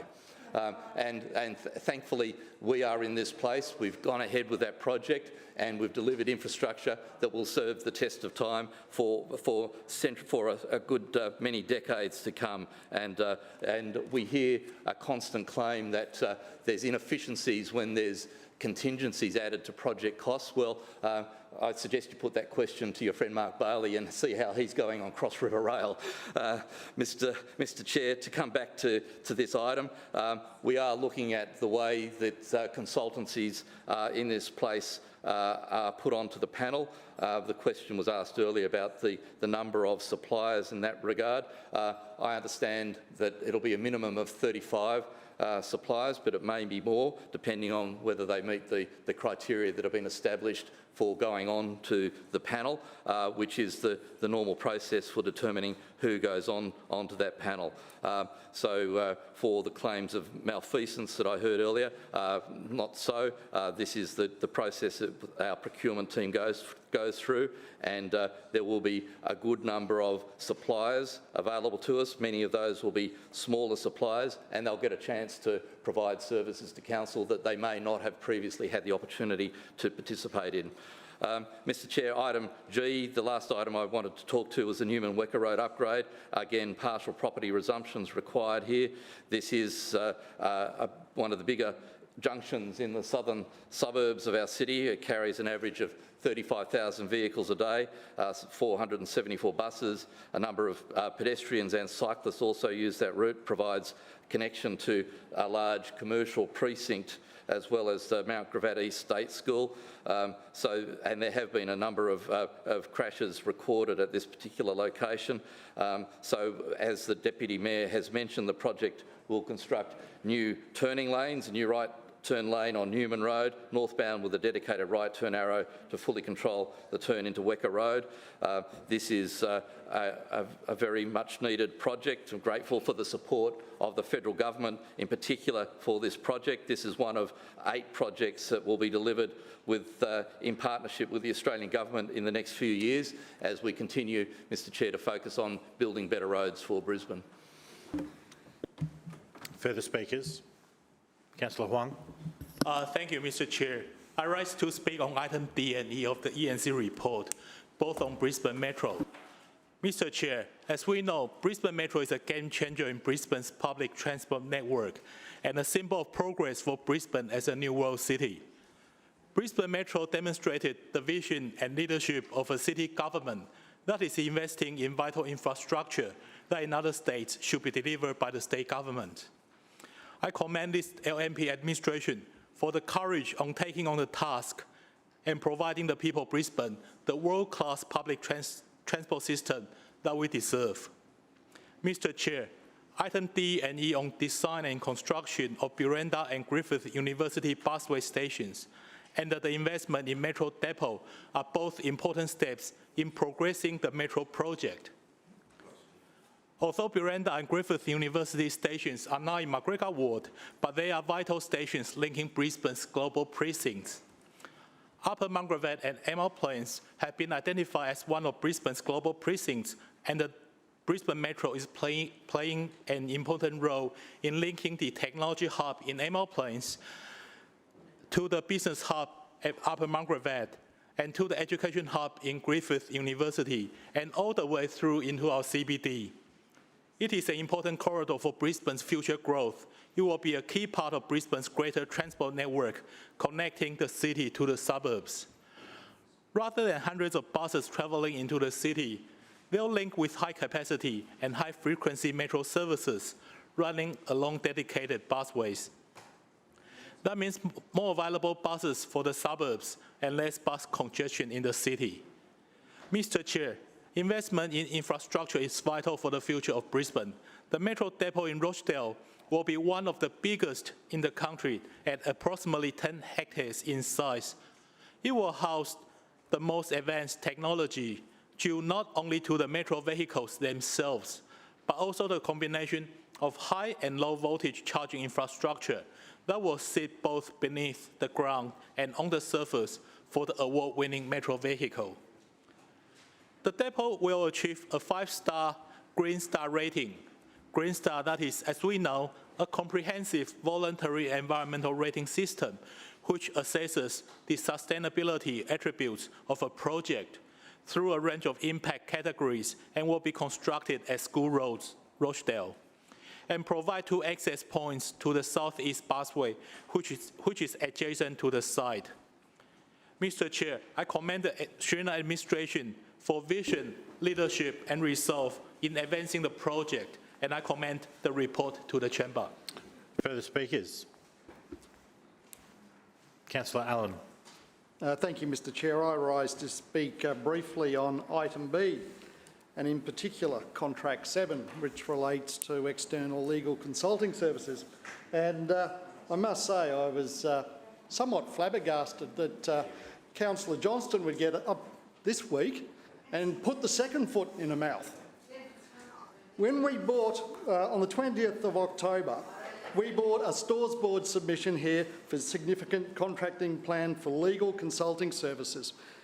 And in that plan, we outlined that we were going to go to market to seek a new panel of lawyers, a panel that would allow for smaller firms to apply with further categories. No objections, please. And at the time, Councillor Johnston jumped up and said, "Oh, well, you're appointing all the big firms again."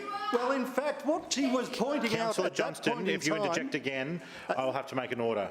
Councillor What she was pointing out at that point in time was she was listing the current panel. She hadn't read the document, but she assumed something, and off she went. It was embarrassing at that point in time, and today she's done it again.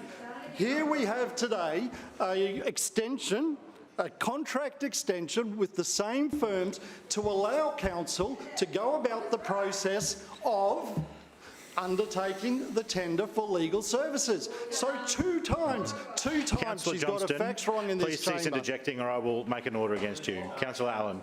So all I can say, Mr. Chair, is I'd really encourage Councillor Johnston to read the papers before she engages her mouth and gets up here and embarrasses herself. It's extremely clear what's being proposed here. It was outlined in the document that came to the chamber on the 20th of the 10th, and she's got it wrong again today. Thank you. Further speakers? Point of order. Point of order. Councillor Johnston. Claim to be misrepresented. There's no speech occurring at this time. Further speakers? Claim to be misrepresented. The speech was... what? Yeah. He finished Allen. by saying, and she's got it wrong again, and I'm saying I am claiming to be All right, well, this misrepresented. better be real. Councillor Johnston. Please proceed. Not okay, you're the chair, and it's not okay. No, Councillor Johnston. It's just not. Councillor Can Johnston. I be clear? No, you can't, obviously. You have trouble with that. Look, here's the problem, right? No, don't speak over me.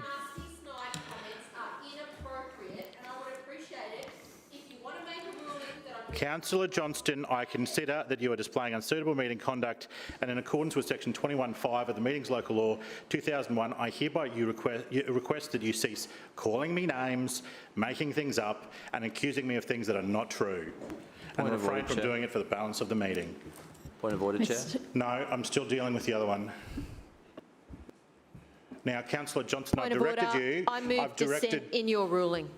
I've directed you to cease calling me names. As your comments, as always, are deeply unfair and not true. And now you have sought to make a misrepresentation claim against Councillor Allen. And in doing so, in requesting to do that, you have accused me of all kinds of wild things which are obviously not true. I will now call upon you to make your statement of misrepresentation. Please limit your comments to the actual subject that you wish to talk about and no more. Point of order. I move dissent in your ruling, and I would appreciate a second. Seconded. There has been a motion of dissent against me calling Councillor Johnston to speak on a misrepresentation. All of those who think that I was wrong to do that, please say aye. And those against, please say no. Don't be ridiculous yet again. No, I'm not allowed to interrupt you when you're speaking, as the rules say. I move. Councillor Johnston, No, I'm not putting up with this. Councillor Johnston, you I moved... am not putting No. up with you Okay. having a go at me like this every single time. If I rise on a point of order, I expect you to apply the rules appropriately. Councillor Johnston, you have failed to comply with the request to take remedial action for your unsuitable meeting conduct. I hereby warn you in accordance with section 21(7) of the Meetings Local Law 2001 that failing to comply with the request may result in an order being issued. Now, do you want to make your statement about misrepresentation or not? Councillor Allen said that what I said was incorrect. I actually just pointed out under the matter before us today that the administration was reappointing these major national and multinational That's not a corporations. misrepresentation. That's a second speech.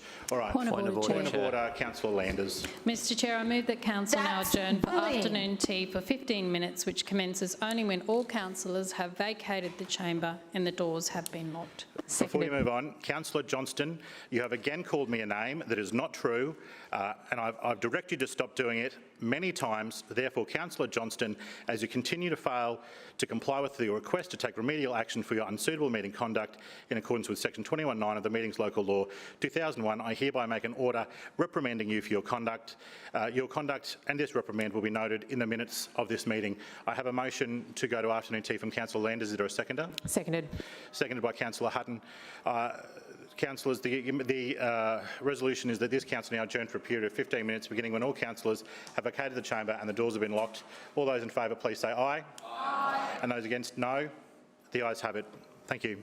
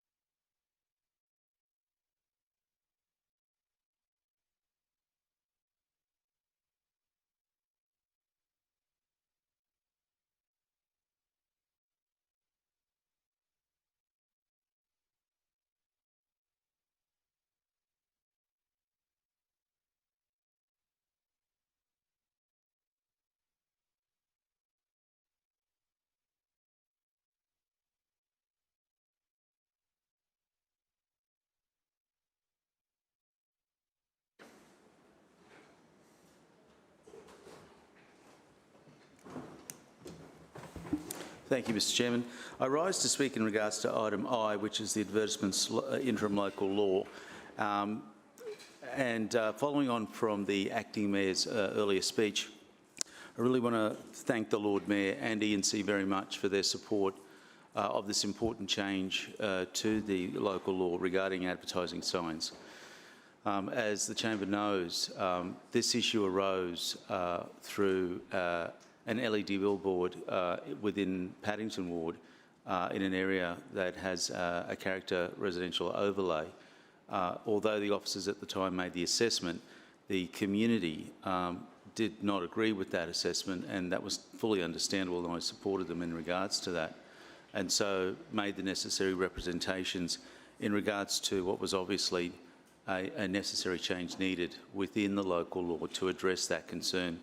And the work that has been done by officers is obviously substantial and has provided the opportunity and the guidance to officers in regards to what I think is important community expectations around protecting local areas from LED billboards and trying to find that balance between the community's needs and also the commerciality of some landowners and advertising companies.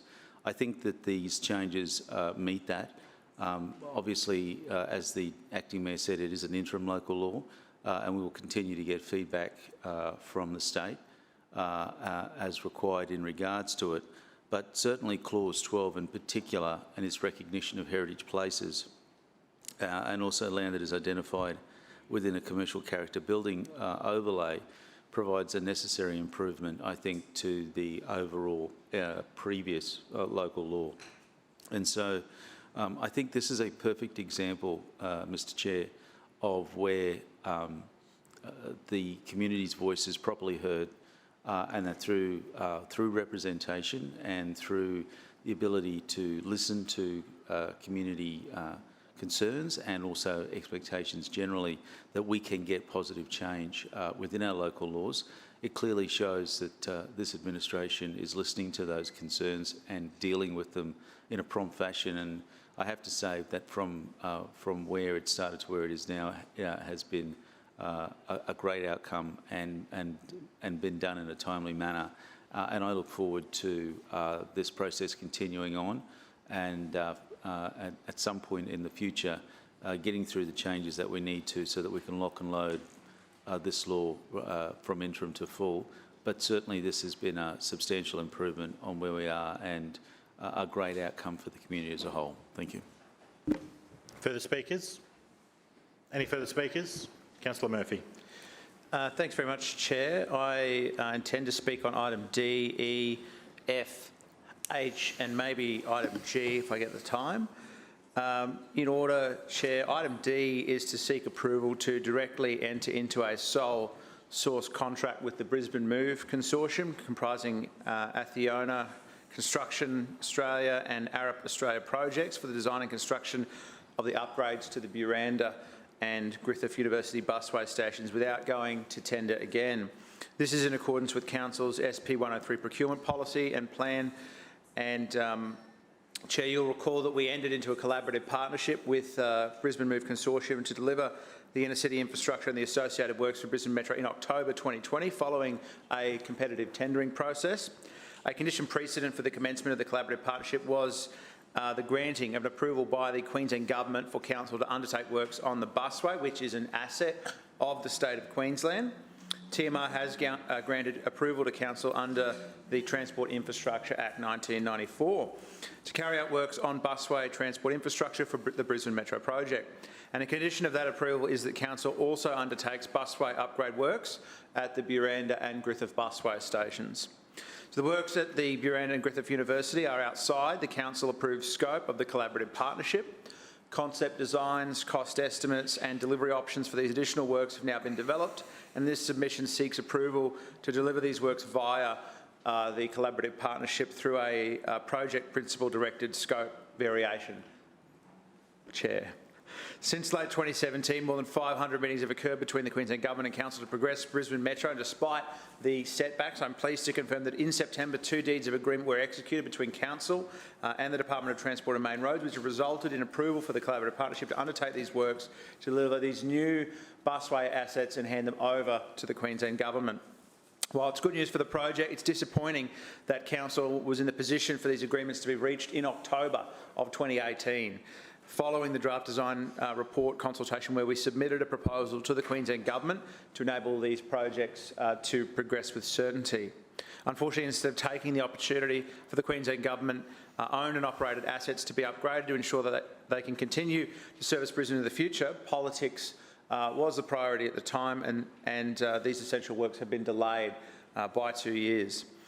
So the works at Griffith University will be tendered to local construction industry via the collaborative partnership, and I mean that was clear in the document, so I don't know why it was talked about before that this was all going to Acciona. This will provide an opportunity for local contractors to benefit and to tender for works on this revolutionary project for Brisbane. Now, the works in Buranda are a lot more complex than the works at Griffith, so they will be delivered by Brisbane Move.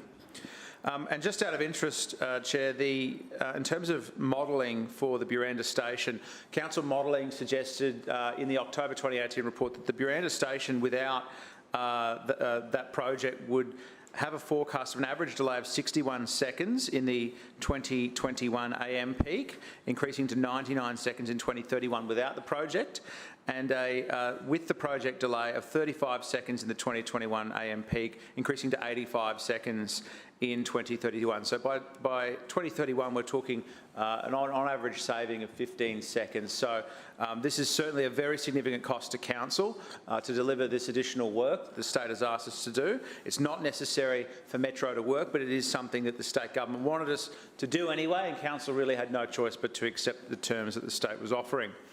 As we've heard, the estimated commitment by Council under this contract is $46 million. And I hope that the state government can now work with us collaboratively to deliver an investment in our transport network that's good for all of Brisbane and all of South East Queensland. Now on to item E, which is the rejection of the claim for compensation and approval to pay in advance against compensation rising from the resumption on 59 School Road, Rochdale. We know that this is the site for the Brisbane Metro depot. It's required for the stabling and the maintenance of the Metro vehicles, and the vehicles will be substantially longer than the existing bus fleet. So we will require specialist charging infrastructure that cannot be accommodated in any footprint of the depots that we currently have within Council. So we need essentially more land to build the depot. Council officers identified School Road, Rochdale as a preferred Metro depot site, and this site has the ability for future growth of the Metro fleet. So if we want to add more vehicles later, we have the capacity to do so at School Road. Under the Acquisition of Land Act 1967, a property owner that was affected by resumption is entitled to claim compensation for that resumption. A claimant affected by resumption is also entitled to claim professional fees incurred.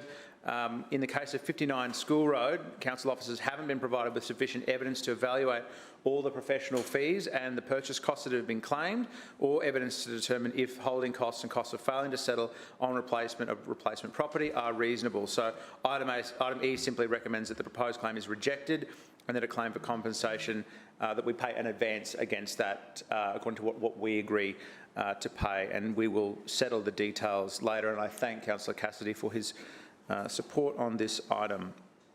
Item F is the Dockside Ferry Terminal, and as we've heard, Council continues to roll out a program of ferry terminal upgrades to make sure that all of our terminals meet DDA compliance, to improve connectivity and accessibility in our city that the Acting Mayor was talking about. That's so important just before. This includes upgrades at Dockside, Mowbray Park, South Bank, and a new state-of-the-art terminal at the Howard Smith Wharves. I shared with the Chamber last week the development application for the Mowbray Park terminal has now been lodged, and assessment of that is underway. And this submission will facilitate the important works at Dockside Terminal. Now, as we've heard, Dockside Terminal is 30 years old. Accessibility standards have changed a great deal since then.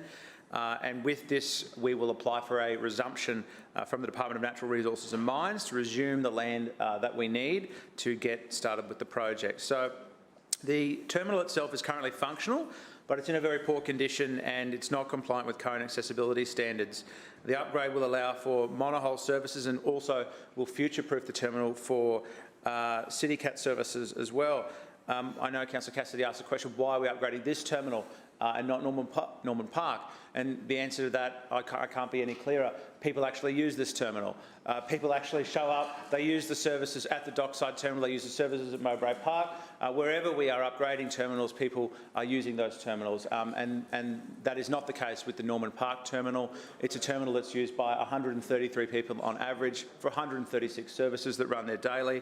That is not a public transport service, that is a water taxi, and that is not something that it is in ratepayers' best interest to be subsidising, particularly given that that terminal was at end of life and ratepayers would have to expend a significant amount of money to upgrade it, to bring it up to standard. So the completion of these works at Dockside will allow us to continue our mission of ensuring that 100% of councils' terminals are DDA compliant, to ensure that people will be able to get around our city no matter how they do that, and regardless of any disabilities that they may have. Finally, Chair, on item H, because I am running out of time, the Go-Between Bridge toll credit scheme. As part of the Brisbane Metro project, Chair, as you'll know, we've undertaken significant engagement with the Queensland Government to progress this project, and providing a toll credit scheme on the Go-Between Bridge for local residents during the construction of the Metro project and removal of general traffic from Victoria Bridge is one of the conditions that the Queensland Government set out in order to allow Brisbane Metro to progress.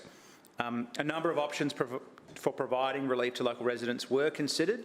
Following the assessment of these options and consultation within various areas of council, and as well with our partners at Transurban Queensland, Council is proposing that a fixed toll credit be provided to private households which have a toll account in the 4101 postcode area. Transurban Queensland manage the Go-Between Bridge and will implement provision of the credit, while Council will undertake administration of the scheme, including establishing eligibility criteria and processing applications. A credit of $100 per eligible toll account household per annum will be available, to a maximum credit of $400 per eligible toll account and household over the life of the relief scheme. Only Class 1 and Class 2 vehicles, so that's motorcycles and cars. Point of order, Councillor Shree. Will Councillor Murphy take a question? Councillor Murphy, will you take a question? Sure. Councillor Shree. Thanks, Chair. Through you to Councillor Murphy. Just clarifying, is this toll rebate per household or per resident and vehicle in the area? Councillor Murphy.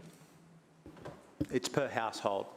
Yep. So it will be able to be used solely for private usage and for those residents living within the 4101 postcode with a valid linked toll account.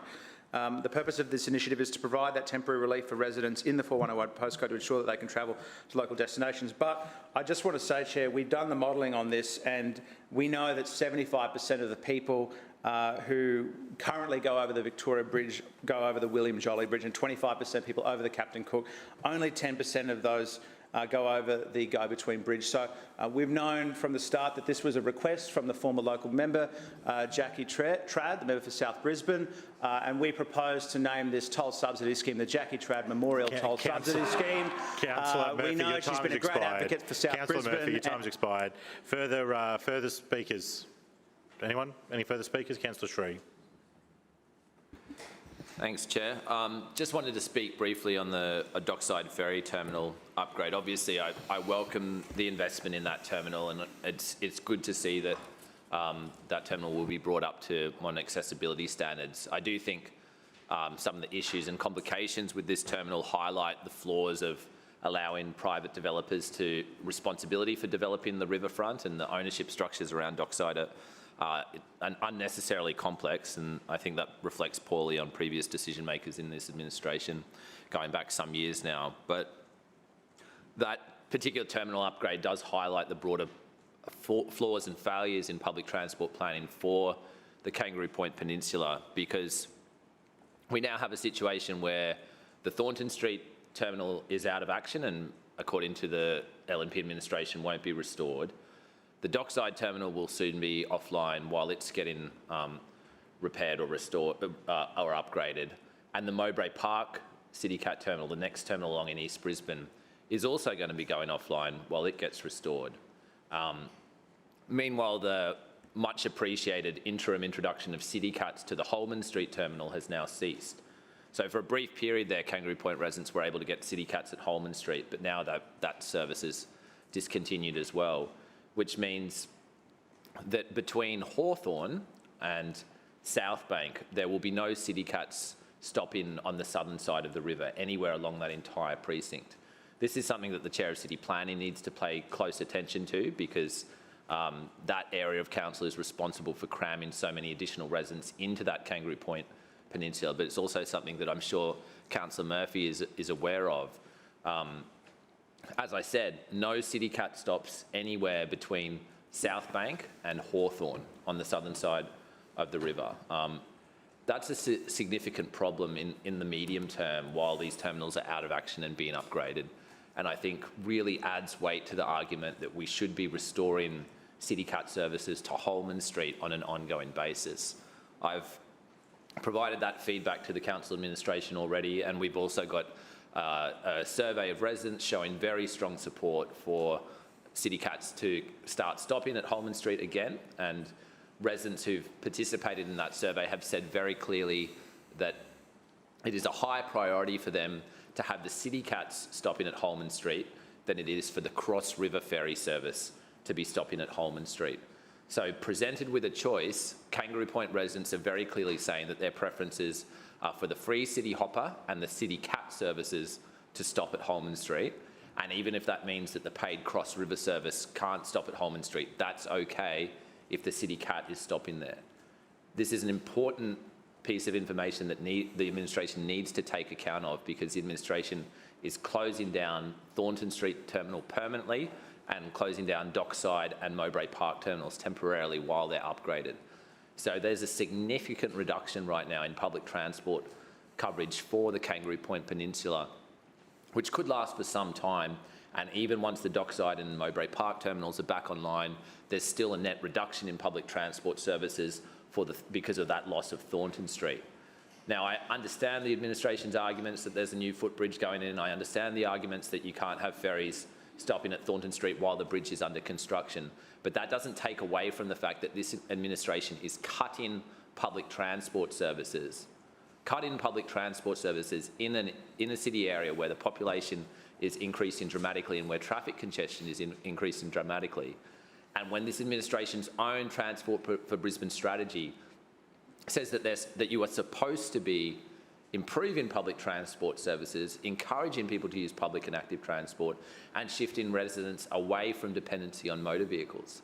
So I think it's incumbent upon this administration to explain how they can justify cutting public transport services, creating a net reduction in public transport services for the inner south side, and forcing more people to rely on private motor vehicles. That's what's happening here. It's surprise. I think it would have generated even more outrage if the administration hadn't snuck these decisions in under the cover of a state election. But there's a serious concern here where this council administration is reducing public transport coverage in contradiction to its own Transport for Brisbane strategy, in contradiction to its own stated aim of increasing and improving public transport coverage for local residents, and is then celebrating this as a good thing and saying, oh no, it's great, we're upgrading the Dockside ferry terminal. Yeah, that's really good. But you're cutting public transport services for a high density precinct. And it's great that we're getting the footbridge, and I'm certainly not critical of that. I think that's a really positive project for the area. But not everyone is mobile enough to take advantage of that footbridge to get into the CBD. And the Thornton Street terminal was not just being used to access the CBD. The Thornton Street terminal, like the Dockside terminal, is also used to access other points along the river to catch the ferry to New Farm, or to catch the ferry down to South Bank, or to the other side of the CBD. So shutting down that Thornton Street ferry terminal is dramatically reducing accessibility and connectivity for residents, both while the bridge is under construction and even in the long term. So I'm pleased to see the Dockside terminal getting upgraded. I celebrate that, and I thank the administration for investing that money where it's very much needed. But the local government infrastructure plan also identified around $8 million of investment to upgrade the Thornton Street terminal. That's there in the LGIP, residents can look it up in the online documents. The LGIP says that council will upgrade the Thornton Street ferry terminal to make that compliant with DDA standards. So council already identified and planned to upgrade that terminal and has now backed away from that commitment. And that's very, very concerning. And so I implore this administration to recognise that when you cut public transport services in an inner city neighbourhood, that means more of those residents are going to drive, which causes more traffic congestion, which in turn negatively impacts the broader traffic network. So this is not just about residents in that part of Kangaroo Point.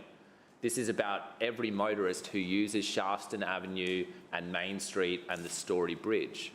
Because if the hundreds and hundreds, if not the thousands, in fact, the thousands of residents who are using that Thornton Street ferry terminal, if even a small proportion of those start driving instead to get around, that's going to create more traffic congestion on inner city bottlenecks and pinch points that are already at capacity. So through you, Chair, Councillor David McLaughlin, as Chair of Infrastructure, needs to be looking at this very closely as well and recognising that reductions in public transport are going to have negative impacts in terms of the congestion reduction objectives of this administration as well.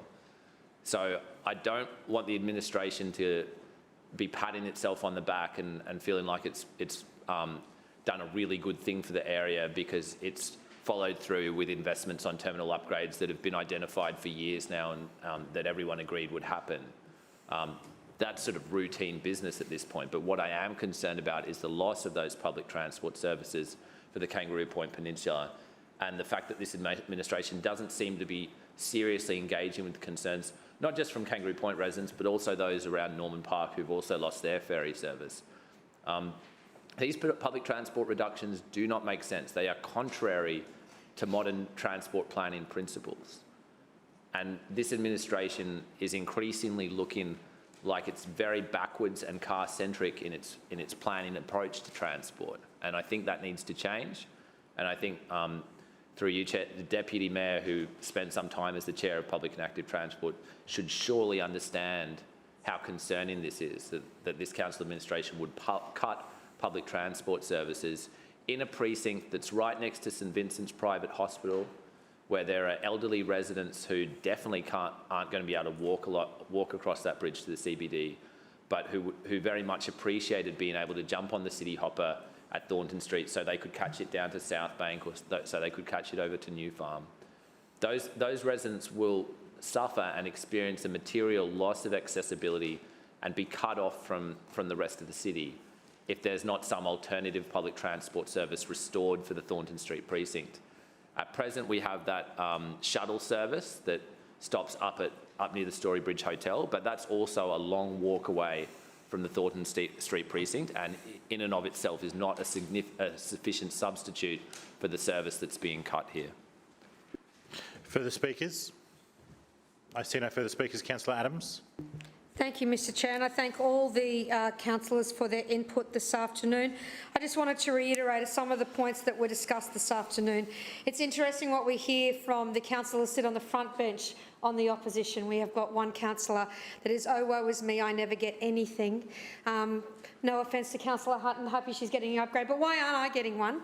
Which we hear quite a bit. And then, of course, Councillor Shree, who is about to get the largest of any councillor in this place investment in public transport through a green bridge and a terminal upgrade, complaining about the lack of public transport in the Kangaroo Point Peninsula.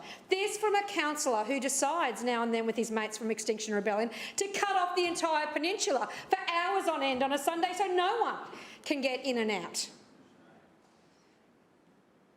So what we have here is an upgrade to a terminal that's long been identified in the LGIP, and we're getting on and doing it. And yes, there'll be some short-term pain for long-term gain, but there is a shuttle bus that at much cost to council is put on to replace that, and I understand has been very popular during all of the city hopper stoppages and waiting for the City Cat, and will continue to go through the works while we have the dockside terminal being upgraded as well. And then, of course, the Kangaroo Point Bridge. Hands up if you'd like a $190 million bridge of public transport from your area and your ward straight into the CBD. where that active transport, I should say, sorry, thank you, Councillor Cassie, I take your interjection, active transport, e-mobility, I'm always listening, I just don't always agree. E-mobility options, I mean, you can be on a motorised scooter, okay, and when I say motorised scooter, I mean a scooter that's a wheelchair motorised scooter, and use that public transport as well. There is going to be a range of ways to use that bridge, but we are absolutely delivering for the people of Kangaroo Point, and we are not ashamed to say, yes, there will be some short-term pain, but the gain for that area will be astronomical for what this administration is doing for the infrastructure of Kangaroo Point. And it's a shame that Councillor Shree can't see through the trees to the park beyond. Councillors, I will now put items A, F, G and I. All those in favour of A, F, G and I, please say aye. Aye. Those against, no. The ayes have it. Councillors, item B. All those in favour of item B, please say aye. Aye. And those against, please say no. The ayes have it. Division. Division called by Councillor Cassidy and Councillor Strunk. Please ring the bells.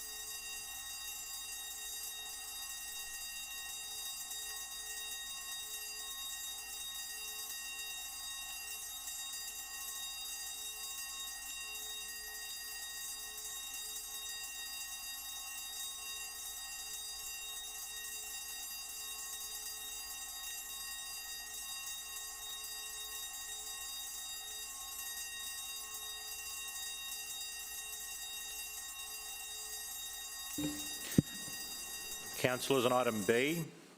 Councillors on item B, all those in favour, please say aye and raise your hand. Aye. Thank you. Those against, please say no and raise your hand. And abstentions, please raise your hand. Clerks, please read the result when you're ready.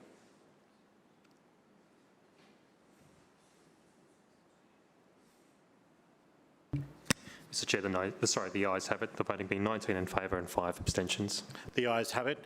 Councillors on items C, D and E. All those in favour of items C, D and E, please say aye. Aye. Those against, please say no. The ayes have it.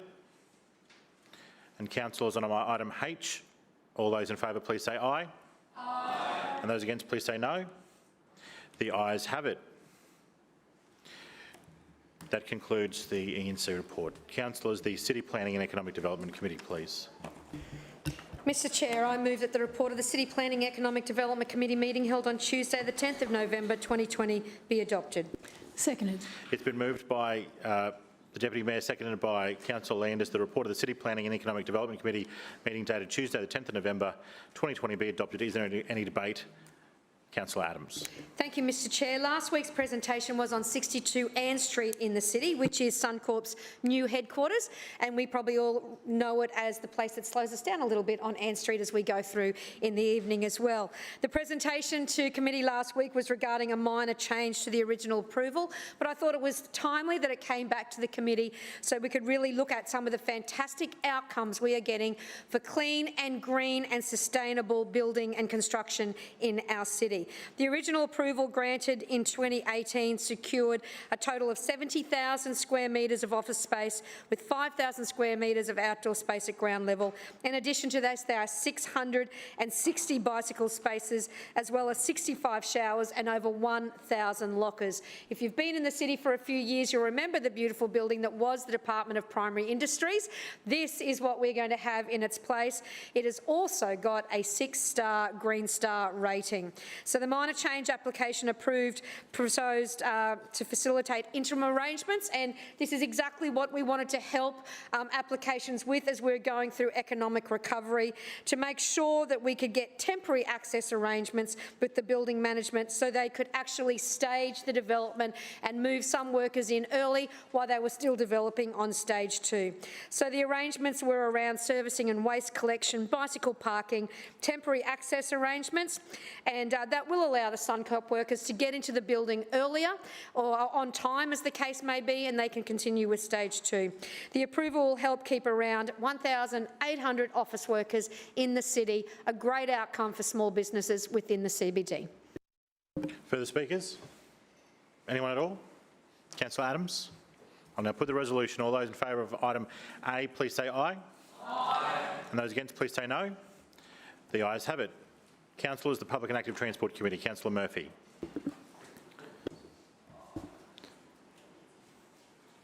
It's not working. Okay, now it's working. Thanks, Chair. I'm sensing some people want to get home for Origin. Chair, tomorrow, mate. I move that the... oh, right, yes. You can tell I'm a real sportsman. Mr Chair, I move that the report of the Public and Active Transport Committee meeting held on Tuesday, the 10th of November 2020 be adopted. Seconded. It's been moved by Councillor Murphy, seconded by Councillor Landers. The report of the Public and Active Transport Committee meeting dated Tuesday, the 10th of November 2020 be adopted. Is there any debate? Councillor Murphy. Just briefly, Chair, last week's presentation was on the CityLink cycleway. This project, as we all know, will deliver a trial bi-directional bikeway through the heart of our city, and it's jointly funded by the Council and the Queensland State Government. Team Schrinner and, of course, the Lord Mayor personally is focused on making active transport a safer and more appealing option for Brisbane residents, and we know that separated bike lanes is the best way to do that. Brisbane has a great network of bikeways and river walks that get us to the edge of the CBD. In fact, our bikeways are the busiest that they've been in years. But when it comes to the final distance into the city, it's clear that there's a missing link, and that's why we're working with the state government to implement trial bike lanes from the City Reach Boardwalk to South Brisbane along Edward Street, all the way along Elizabeth Street, the Victoria Bridge and Albert Street as well. Now, this is not new. This actually comes from the Transport Plan for Brisbane, which is the plan that provides the framework for managing and developing our transport network over the next 25 years. It supports the development of an inner-city transport network based around safe and accessible active transport and access to high-capacity, high-frequency public transport. And the CityLink cycleway trial is an important part of us being able to reach that objective. So in terms of selecting an appropriate alignment, safety, connectivity and comfort were the top 3 considerations when designing the network. The project involves a two-way separated bidirectional bike lane. It will occupy one of the curbside traffic lanes, and wherever possible the bike lane will run in the right-hand side in terms of the direction of travel. This is to maximise safety for everyone so that bus drivers and truck drivers can always see cyclists, because God knows we've had far too many cyclist and truck incidents in our city. We don't want to see any more of those. Construction will start later this month, and I'm pleased to advise today that we've awarded the contract for construction of CityLink cycleway to Abergeldy Constructions, no stranger to working for council in constrained environments just like the CBD. They've worked with us on a number of projects, and I'm sure they will equip themselves well on CityLink cycleway. Elizabeth Street was selected as it provides a direct connection into the core of the city, and Edward Street will have a protected bike lane from Elizabeth Street down to the Botanic Gardens. This connects directly into the City Reach Boardwalk and the Botanic Gardens through the Goodwill Bridge and surrounding pathways. The network will provide those meaningful connections immediately, and it will complement future projects if the trial is successful. It will seamlessly connect with Council's future Kangaroo Point Green Bridge, and it will be one of our city's most used walking and cycling connections, and that is why our modelling has suggested this route. It will complement other projects being delivered as part of Queen's Wharf Brisbane and Cross River Rail's eventual transformation of Albert Street. Now, this is a 12-month trial to run concurrently with community consultation, and it's very important for people to see these bike lanes in action so we can get meaningful feedback. We want to understand whether this is something that Brisbane residents support and something they want to see us roll out more widely. If supported, we will consider extending the network into such destinations as South Brisbane. And I very strongly believe that a lot of the success of us being able to roll out this infrastructure elsewhere will hang off the ability to have the success of this trial in one of the city's most constrained environments. So if we can get it here, we know that it will be able to work anywhere. Trial will involve light touch infrastructure such as yellow separation, curb separators, green paint and bike signals at intersections. So there'll be some intersections that will have a bike phase, some that will go with traffic, some that will go with pedestrians. Council will retain on-street signage and infrastructure like parking meters in case the status quo needs to be restored, God forbid, at the end of the 12-month trial. There's no doubt that there'll be changes as part of this trial, especially when it comes to parking in the city, relocation of a number of bus services and changes to loading zones throughout the CBD. But Council has to consider the best use of publicly owned road space. When someone jumps on a bike, when they leave their car at home, they're contributing to congestion reduction. Chair, you might be surprised to know that on average, one car in Brisbane carries 1.1 people, but it takes up the same space as 5 people riding a bike. And since January 2020, active travel has increased by 16% in Brisbane, and the number of people riding a bike to work in the city has more than doubled between 2006 and 2016. Anecdotally, we know that local bike sales are up by 200% and e-scooter sales are soaring through the roof. Council's working with the state to see if we can accommodate e-scooters on these bike lanes. And I'm hopeful that we will get an outcome with that soon that we'll be able to announce to the chamber. So a number of cities around the world have relocated road space for walking and cycling during the COVID-19 pandemic, and many of those cities have had mixed results. We've learned that reactive measures such as pop-up infrastructure won't necessarily work in a post-COVID society. This administration is focused on getting a permanent solution to the real problems that cities have in congestion. And I'm excited to see that CityLink Cycleway will soon be off and running and under construction. And hopefully we'll be able to open the first stage of CityLink Cycleway before Christmas as an early Christmas present to ratepayers. Chair, we also have a petition requesting Council install bicycle lanes as part of the road resurfacing works on Junction Road Morningside. I know that Councillor Atwood is here, but Councillor Cook is an apology, so I will leave debate the chamber. And I had a question on notice from Councillor Sri, who asked a question as to whether there was a requirement for road resurfacing to replace lanes like for like in the schedule, and or whether the intent of that budget is to reallocate existing road space. The answer is that generally works on that schedule will replace like for like, but where there's an opportunity to put in new curb lane markings, we will of course be happy to investigate that, and I believe that's what that petition says, and I'll leave further debate to the chamber. Further speakers? Councillor Sri. Thanks, Chair. I rise to speak on the CBD bike lanes project and to congratulate the administration for its excellent work in bringing forward this project. I think it's really positive to see the councils finally getting on board with the need to create more separated bike lanes around the inner city, and I think this is a genuinely positive step, and I welcome it wholeheartedly. Obviously, I'm a bit disappointed it wasn't a bit bigger in scope. And in particular, I would have liked to see the bike lanes stretch further up Edward Street, but I do acknowledge that there are challenges, and that Council has a lot of stakeholders to balance in this project.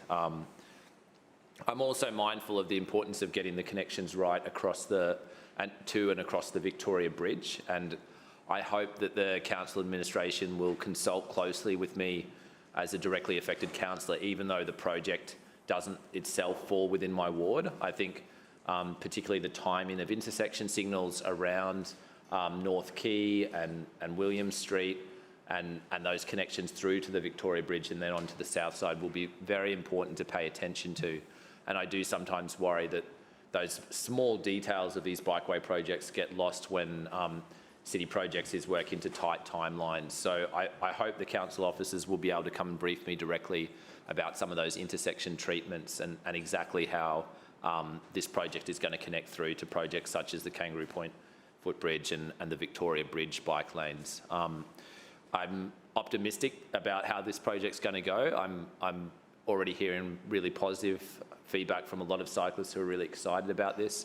I'm also interested to see how council council can deliver bike lanes without having to spend quite as much money and time on what you might call over-engineered concrete separators and infrastructure. One of the, I thought, big flaws of the Woolloongabba Bikeway project was that the need to have the need to comply with, or the perceived need to comply with some of those road design standards ended up with council designing a configuration of bike lanes that was probably more expensive than it needed to be and was also more rigid than it needed to be, in the sense that it's now very hard to make changes.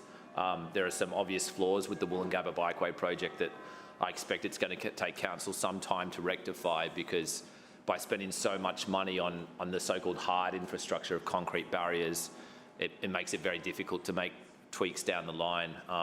So it's quite positive, I think, to see council using a so-called lighter treatment with barriers that can, or separators that can easily be dropped in and then easily relocated later down the track if there's a more appropriate configuration that we arrive at.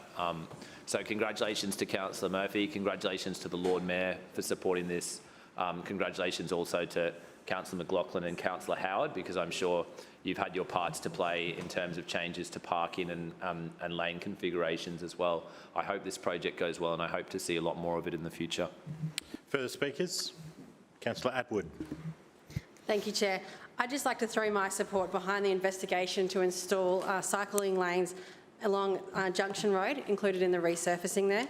Like Councillor Murphy said, it's very important that we increase our bicycle lanes right across our city, and I really want to thank him for all of his time in doing this. I know out in Doughboy Ward we've been chatting a lot about the improvements we can make, and we've recently completed a project along Queensport Road in Murray, which has made a terrific outcome for the cycleway there, and yeah, thank you very much.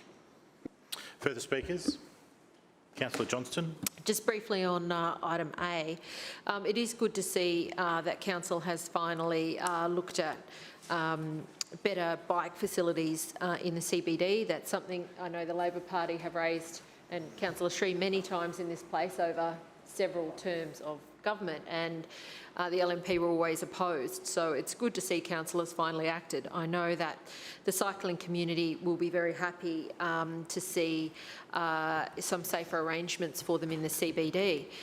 However, it's disappointing to see that in the suburbs, councils still, I don't know what they're doing, but somebody built a build-out in the middle of a bike lane at Chelmer yesterday, and Asset Services don't know anything about it, T&O don't know anything about it. I've spoken to everyone today, so I suspect it's a city project special. Everyone is extremely upset that it's just appeared, no notice to any of the bugs or me or anybody. So whilst it's great that we're seeing an outcome in the city that is well supported by the cycling community and long advocated by councillors in this place, we're not seeing that same process unfolding in the suburbs, and particularly in my ward. Further speakers? Anyone? Councillor Murphy. Thanks very much, Chair. Look, I'd like to thank Councillor Shree and Councillor Atwood for their warm support of this administration's work to enhance cyclist safety and connectivity. in our city. It's great to see bipartisan support for cyclists in here. I know that many of us have taken those rides with the various bug groups across our city, and hopefully that's done some work to increase understanding across the political spectrum as to the real challenges that cyclists face with safety in our city. And we don't always get it right. Sometimes we do get it wrong. And that just doesn't, I'm not just talking about council here, I'm talking about state projects, council projects, infrastructure that's delivered by private developers and condition. We don't always get it right, but where we do get it wrong, we're always willing to go back and have a look at that. And Councillor Johnson, that issue that you've raised, the Minister has raised with me personally. We are looking into it. We hopefully will have some answers on that one soon, but it was only just raised with me on Twitter a few hours ago, and then with the Minister via text. So we are looking into it, and I would agree. The last thing we want to be doing is having build-outs put into bike lanes, yeah, we just don't have the details on that one yet. So I'm happy to come back to you next week. All right, I'll now put the resolution. All those in favour, please say aye. Aye. Those against, please say no. The ayes have it. Councillors, the Infrastructure Committee report, please. Thank you, Mr Chair. I move that the report of the Infrastructure Committee meeting held on Tuesday, the 10th of November 2020 be adopted. Seconded. It's been moved by Councillor McLaughlin, seconded by Councillor Landers. The report of the Infrastructure Committee meeting dated Tuesday, the 10th of November 2020 be adopted. Is there any debate? Councillor McLaughlin. Yeah, a couple of things, Mr Chair, just briefly on the points just raised about that build-out on Oxley Road. I can provide the chamber with some advice which has just come through. And be provided to Councillor Murphy as well, but this appears to be TMR. So, Councillor Johnson, to your point, I suggest you talk to your friend Mark, who I know you're on first term basis with, and Mark might be able to provide you with some advice, because it appears to be a TMR project. Councillors will direct comments to the Chair, please. Thank you, Mr Chair, through you. Yep. Before I turn to item A, I'd like to remind the chamber that this week is National Road Safety Week, which is an annual initiative from the Safer Australian Roads and Highways Group. Each year, Sarah partners with other road safety organisations and government to highlight the impact of road trauma and ways to reduce it. Sadly, 1,200 people lost their lives on Australian roads in 2019. This is why initiatives like the Black Spot program, Roads to Recovery program and Council's Move Safe review are so critical. National Road Safety Week, however, is also an important reminder that individual motorists can help prevent accidents and save lives through their own driving behaviour. National Road Safety Week, Mr Chair, encourages Australians to pledge to drive as if their own loved ones are on the road in front of them, to never use their mobile phones while driving, to never drive while tired or under the influence, and to slow down and give space to vulnerable road users such as pedestrians and cyclists. It is, Mr Chair, very fitting that in National Road Safety Week, the item on this week's report, item A before us, is one of the most significant safety projects Council has in the pipeline, the Indooroopilly roundabout upgrade.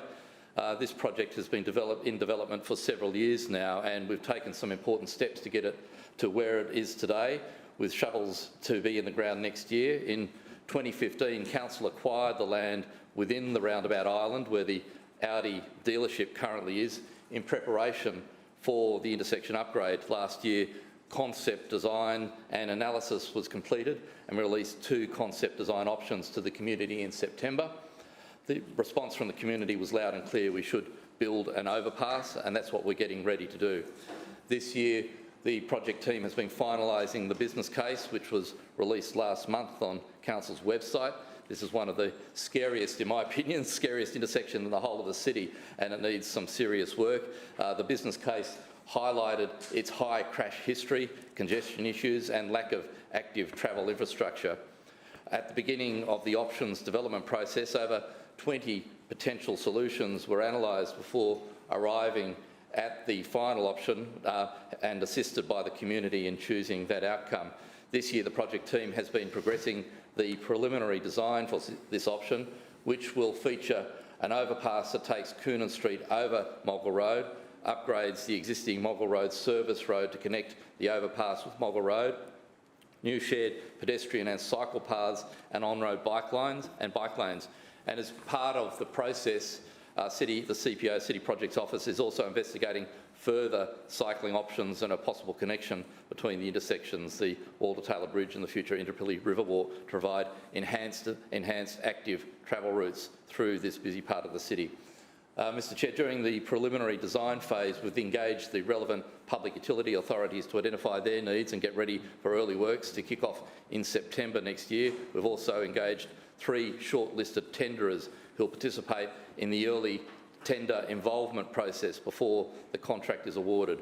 We're fortunate to have attracted 3 very experienced contractors who are enthusiastic to begin workshops with Council this month.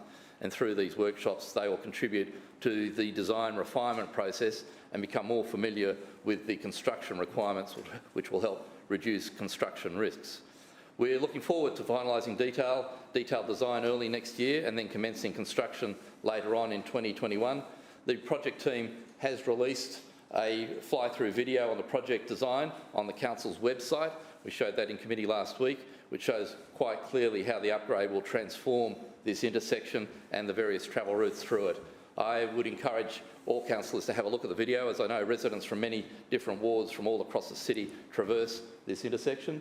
And with that, Mr Chair, I'll leave any debate to the chamber. Further speakers? Councillor Johnston.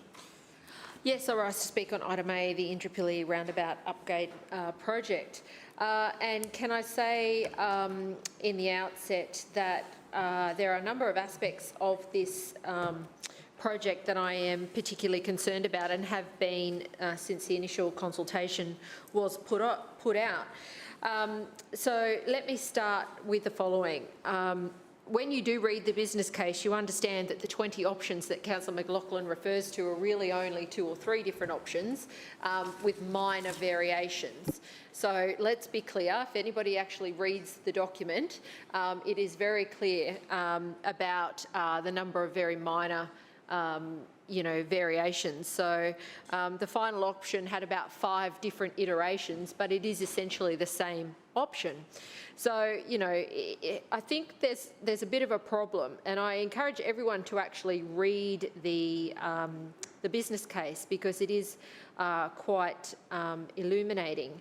And I just want to put on the record some details about my concerns because whilst the project is important, in my view, the project details and scope is certainly not optimum to ensure that all road users, cyclists and pedestrians, particularly those on the south side of the river that I represent, get a good deal out of this roundabout upgrade. So I do encourage everyone to read the business report. So, whilst I'm strongly supportive of a flyover, and that's something I've been calling for since Council bought this land 5 years ago, this is a hybrid model that still functions as a T intersection for city-bound traffic using Moggle Road in the morning. We all want better and safer roads, public and active transport options, and there are some good aspects to this project. But the long-term benefits seem very minor. They do not include travel time savings per se, but an estimated small reduction in the waiting times in 2031. So when you read the business case, the travel time savings referred to are actually based on people waiting a bit less in 2031, not less than now, less than what they expect it to be in 2031. The report does not include a detailed design, but it is clear the project was conceived without any detailed consideration of traffic requirements of residents on the south side of the Walter-Taylor Bridge. Allwood Street is the limit of the project in a southerly direction, and no details on any traffic modelling or impacts to this intersection are included in the business case. It is also clear that the preferred option was only determined very late in the project development and that several other viable options were ignored. I remain extremely concerned about the following aspects of the project. The stated aim of the project is to prioritise east-west traffic on Moggle Road, which has potential adverse impacts for Coonan Street, particularly in the AM peak, and that's on page 51. There is clearly stated in this document further possible high-rise development on the unused land around the new intersection, and that's stated on page 22. The lack of upgrades between Allwood Street and the bridge and additional turning pressure on the congested McDonald's intersection is massively underestimated, and that's at page 55. The lack of safe, dedicated off-road cycling facilities along Coonan Street, which is a principal cycling route, and it's still underdone and ignored in this current plan. The extremely poor and unsafe access to Shopping Town across Moggill Road and Stamford Road. And I'll say this, this actually isn't in my area, but I don't think you'll see the local councillor speaking up for you over there. And when Indooroopilly residents find out what they're going to be made to do to cross Moggill Road to get to Shopping Town, they will go off their heads. There's now going to be an offset intersection crossing the median strip on Moggill Road. You then need to cross to the median strip in the middle of Stamford Road, and then you need to cross from the median strip in the middle of Stamford Road back across to the Indooroopilly side. It is shocking what council has proposed there for pedestrian access for Indooroopilly residents, and I suspect they'll hear nothing from their own local councillor about what's proposed here. It is an extremely poor and unsafe arrangement for those pedestrians and cyclists who need to cross Moggill Road. There are no detail about the resumptions or resumption costs. There is a significant lack of details around the merge arrangements for Coonan Street traffic on Moggill Road. This is an issue that I've raised in my written submissions, in verbal meetings with the project officers. There is no detail on how the merge is going to be operated, and it is hugely problematic because Moggill Road traffic will have right of way. The project has a very low cost benefit ratio of 2.08, and other options were even lower. It's really clear why council did this. They could not stack this up. They could not stack this up, and look, you know, 4 is the standard as I understand it now. So 2 was council's old standard for these things. But some of the options council was considering early on were less than 1. So councils had to fiddle this to get it over the line to get the state government funding, federal government funding. So that's what's happened here. The extremely poor consultation summary at attachment C, it's a page and a bit. It is extremely light on detail. I know my residents went along to these meetings. Their views are barely represented in this summary of resident feedback. And again, that's at page 78, and I encourage everyone to read it. They'll be shocked at how council has treated the feedback of residents. The report also says that council is estimating construction costs at $126 million, which seems delusional to me, and that the project is due to be built between 2021 and 2024. I remain concerned that this project will not deliver the necessary improvements for residents who live on the south side of the river.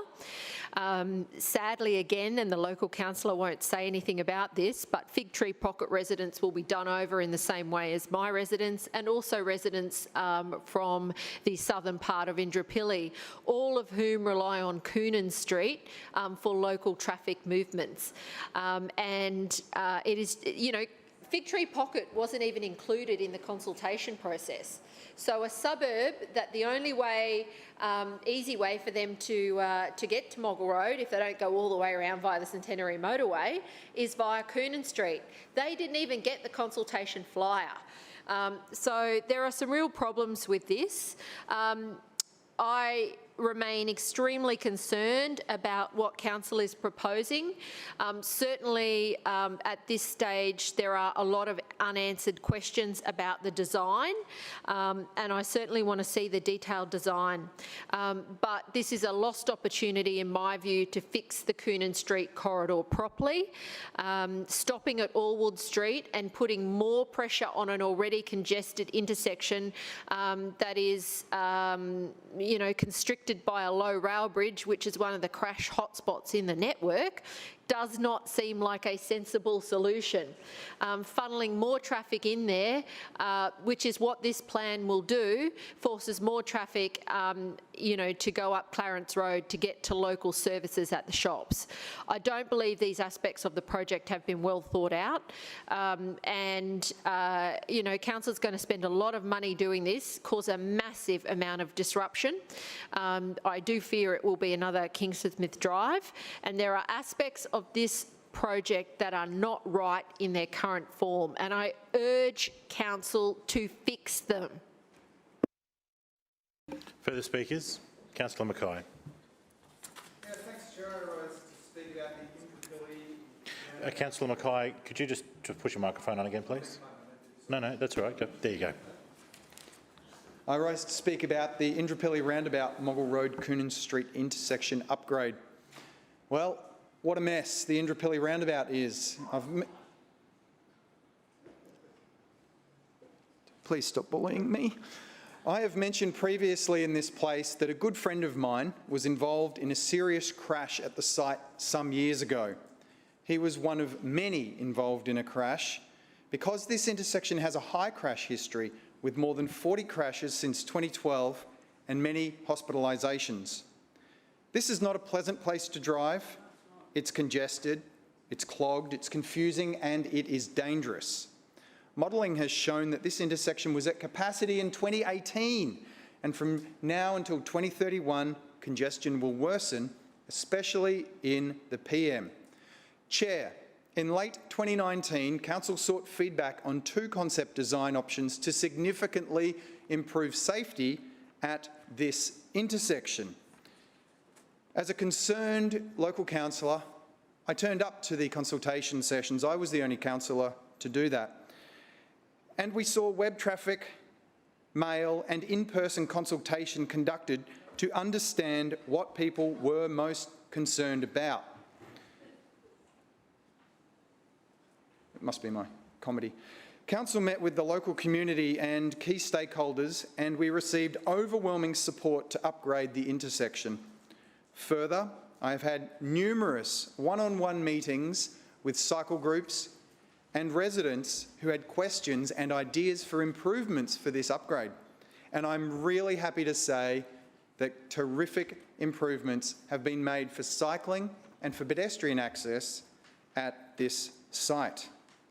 I'm sure too, Chair, that you'd be pleased, as I am, to know that the business case has been released. And as Councillor for Walter Taylor Ward, I speak on behalf of my constituents in the local community when I say they are looking forward to huge benefits of a safety upgrade and an east-west passage that doesn't stop with traffic lights to get to Chapel Hill, Fig Tree Pocket and other western suburbs. Key drivers for progressing the upgrade include the fact the roundabout experiences significant congestion.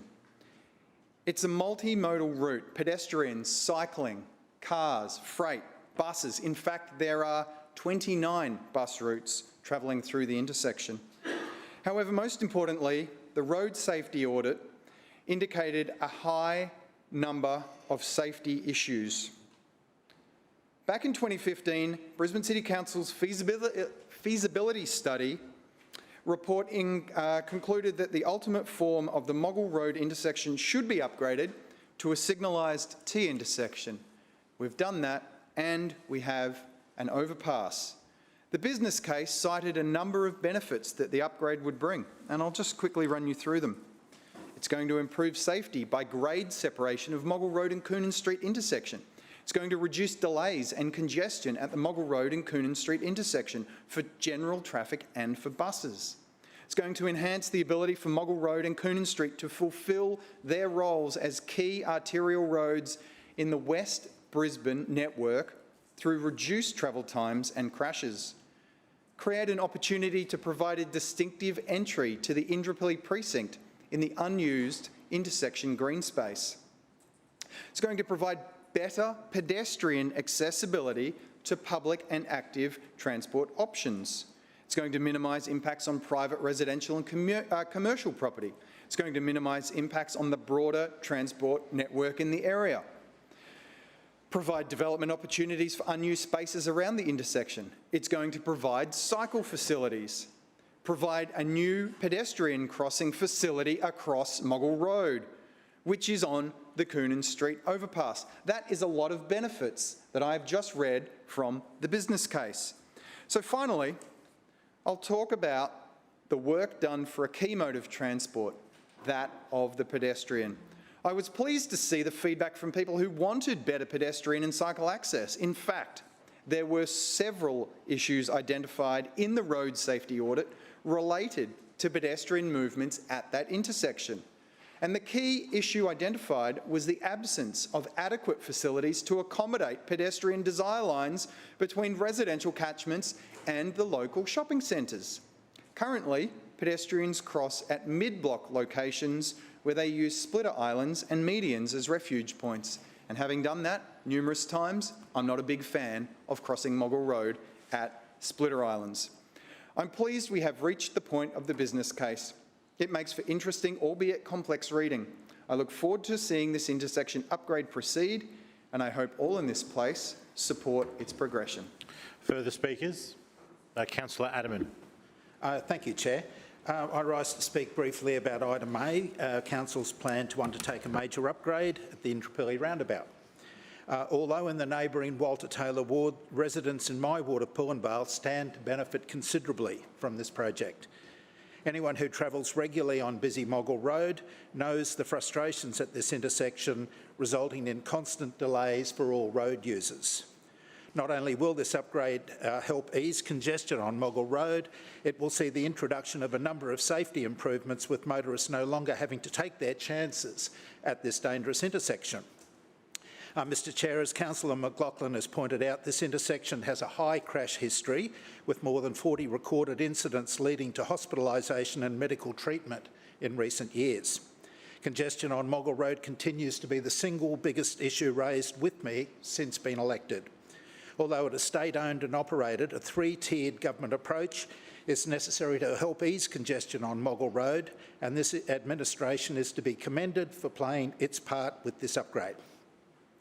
Mr Chair, these works at Indooroopilly are on the Moggle Road corridor, which links with the Kenmore roundabout in the Pullenvale ward. I congratulate my federal colleagues, a federal colleague, the member for Ryan, Julian Simmons, and state colleague, the member for Moggle, Dr Christian Rowan, for securing a combined $25 million to help fix this problem.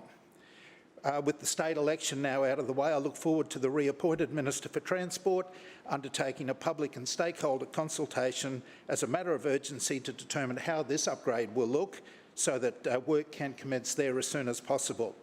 And in doing so, residents will see that we are making a meaningful contribution to reducing traffic congestion and improving traffic safety in the western suburbs. Thank you. Further speakers? Anyone at all? Councillor McLaughlin. We'll now put the resolution. All those in favour, please say aye.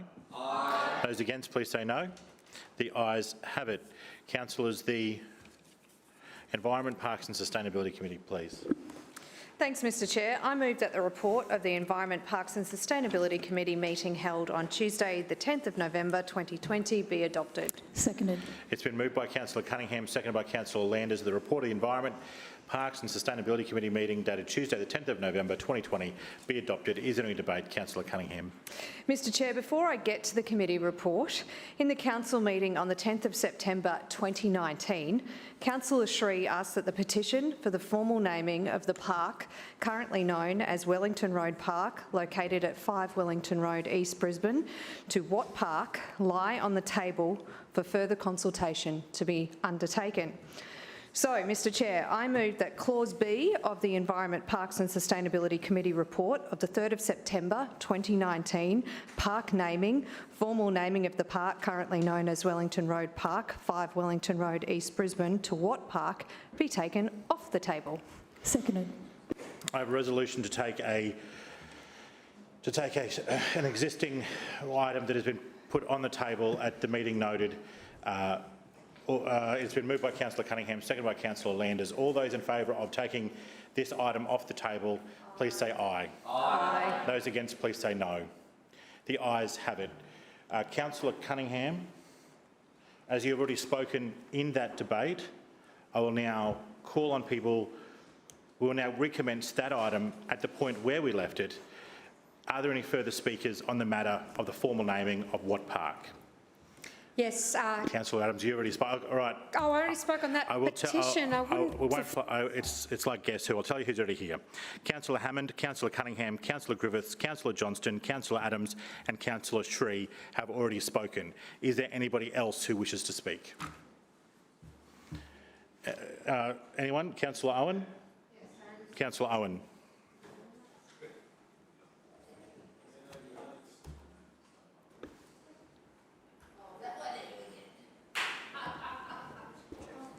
Thank you, Mr Chairman. Sorry, it's just a little bit more difficult that's all right. with the hot desking. Councillor Owen, just give me one moment. Councillors, that item has now been distributed to all councillors for review. We appreciate that not everyone might recall the specifics of that resolution, but is now in your in trays. Councillor Owen, 10 minutes. Thank you, Mr Chair. Mr Chair, just in relation to this matter, when it did go off the table, it was previously in one ward and now it's moved to another. So I understand it's moved from the Gabba ward into the Coorparoo ward. I understand that Councillor Cunningham has undertaken further consultation with residents, including with the proponent, Mr Barry Watt. As the local councillor, I know that Councillor Cunningham is certainly supportive of this naming and that is proposed within this petition. And she also has discovered that a former councillor in this place, Helen Abrahams, was also very, very supportive of this idea. In fact, this proposal has been in discussion since before 2013. So now is an appropriate time that we just move on and ensure this matter is finalised. So the Watt family has had an extensive association with East Brisbane dating back to 1923, nearly 100 years. In fact, the Watt family are still operating Watt's Bus and Coach Works in Lotus Street, just adjacent to this small park. So, Mr Chair, I think on behalf of the family and the local community, it's important that we support this, and I commend this motion to the chamber. Further speakers? There being no further speakers, the right reply, Councillor Hammond? No? All right, I'll now put the resolution for the naming of Watt Park. All those in favour of the naming of Watt Park, please say aye. Aye. The contrary, no. The ayes have it. Councillors, we will now return to the substantive report. Thanks, Mr Chair. Returning to the committee report, our presentation related to our announcement of the upgrade to Bonsai House at the Brisbane Botanic Gardens at Mount Cootha. Situated next to the Japanese Garden in the Brisbane Botanic Gardens, the Bonsai House currently has 51 bonsai plants on public display, with 30 plants in training. Interestingly, 70% of this collection are natives, and species include figs, conifers, camellias, azaleas and maples. Botanic Garden staff and volunteers from the Bonsai Society of Queensland and Beamer Bonsai Club help to look after and train the bonsai by directing the growth of a plant by bending, pruning and tying them back. Brisbane's Bonsai House is a popular destination for tourists and school children, with volunteers regularly holding workshops, talks and bonsai sketching in the community. The new design is inspired by bonsai houses and botanic gardens around the world, including Japan, North America and Australia. The current plant nursery will remain as it is, and we will build a new entrance courtyard, workshop, bonsai display pavilion and contemplation platform. Construction of the new bonsai house will commence next year and will be open to the public in 2022. Mr Chair, we also had two petitions on the agenda. A petition requesting Council enforce the hours of operation of the half basketball court located within West End Riverside Lands Park at West End, and a petition requesting Council allocate land to be used for the creation of mountain bike features for use by the Fig Tree Pocket community. I'll leave the rest to the chamber. Further speakers? Councillor Cassidy. Thanks very much, Chair. I rise to speak briefly on the presentation about the Bonsai House, and there you have it, Brisbane. The priorities of this Lord Mayor and this administration on show for everyone. They would rather spend $2.6 million on building a house for some tiny plants instead of providing basic services like curbside collection. What a terrible shame for this city. Further speakers? Councillor Sri. Just really quickly on the bonsais, I'd like to know whether these trees will be counted towards the number of trees that council boasts about planting each year. Obviously, I don't think they're planting enough trees around the city, and I would be cautious about the possibility of council using this as a sneaky way of upping their count on tree planting. Further speakers? There being none, Councillor Cunningham. Thanks, Mr Chair. Look, since May, we've heard nothing from the opposition about a single job-creating infrastructure project they didn't want to scrap to divert to curbside collection. So, look, really what Brisbane needs at this time is an administration that's focused on delivering infrastructure and jobs for Brisbane, and I commend this project and investment at Bonsai House. Thank you. I'll now put the resolution. All those in favour say aye. And those against, please say no. The ayes have it. Councillors, City Standards and Community Health and Safety Committee, please. Councillor Marx. Mr Chair, I move that the report of the City Standards Community Health and Safety Committee meeting held on Tuesday the 10th of November 2020 be adopted. Seconded. It's been moved by Councillor Marx, seconded by Councillor Landers. The report of the City Standards Community Health and Safety Committee meeting dated Tuesday the 10th of November 2020 be adopted. Is there any debate? Councillor Marx. Thank you, Mr Chair. We had just one committee presentation last week on public place waste infrastructure, and as we all know, council loves their acronyms, and the council officer said they call it the PPW, which caused a huge amount of laughter amongst the community, so he thereon refused to refer to it with that acronym anymore.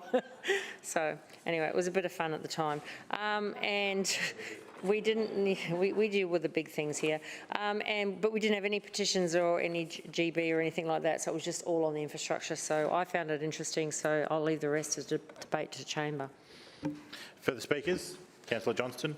Yes, just briefly, it was a very interesting petition, as waste petitions usually are, having been on this committee for some period of time. What we did find out was there has been a bit of a bias towards the north side with the replacement of bins, and it is disappointing. There are, as we now know, there is a policy in place that we can have the Skillion bins in district access parks, and certainly there are, most of my parks don't have them. They've just got a usual kind of wheelie bin with one of those little hood things on it to stop you lifting the lid right up, and we don't have recycling in many places. There is also a problem with council removing bins from bus stops, despite Councillor Mark's assurance this morning in committee to a question on notice. I can tell you that bins are being lost from bus stops all over Brisbane. Yes, there are disability access upgrades happening, but we should be having bins at bus stops. It should be part of the standard. It should be part of the standard process for if you take a bin out, you put a bin back in. So I just think there's a little bit of a problem with what's happening with this.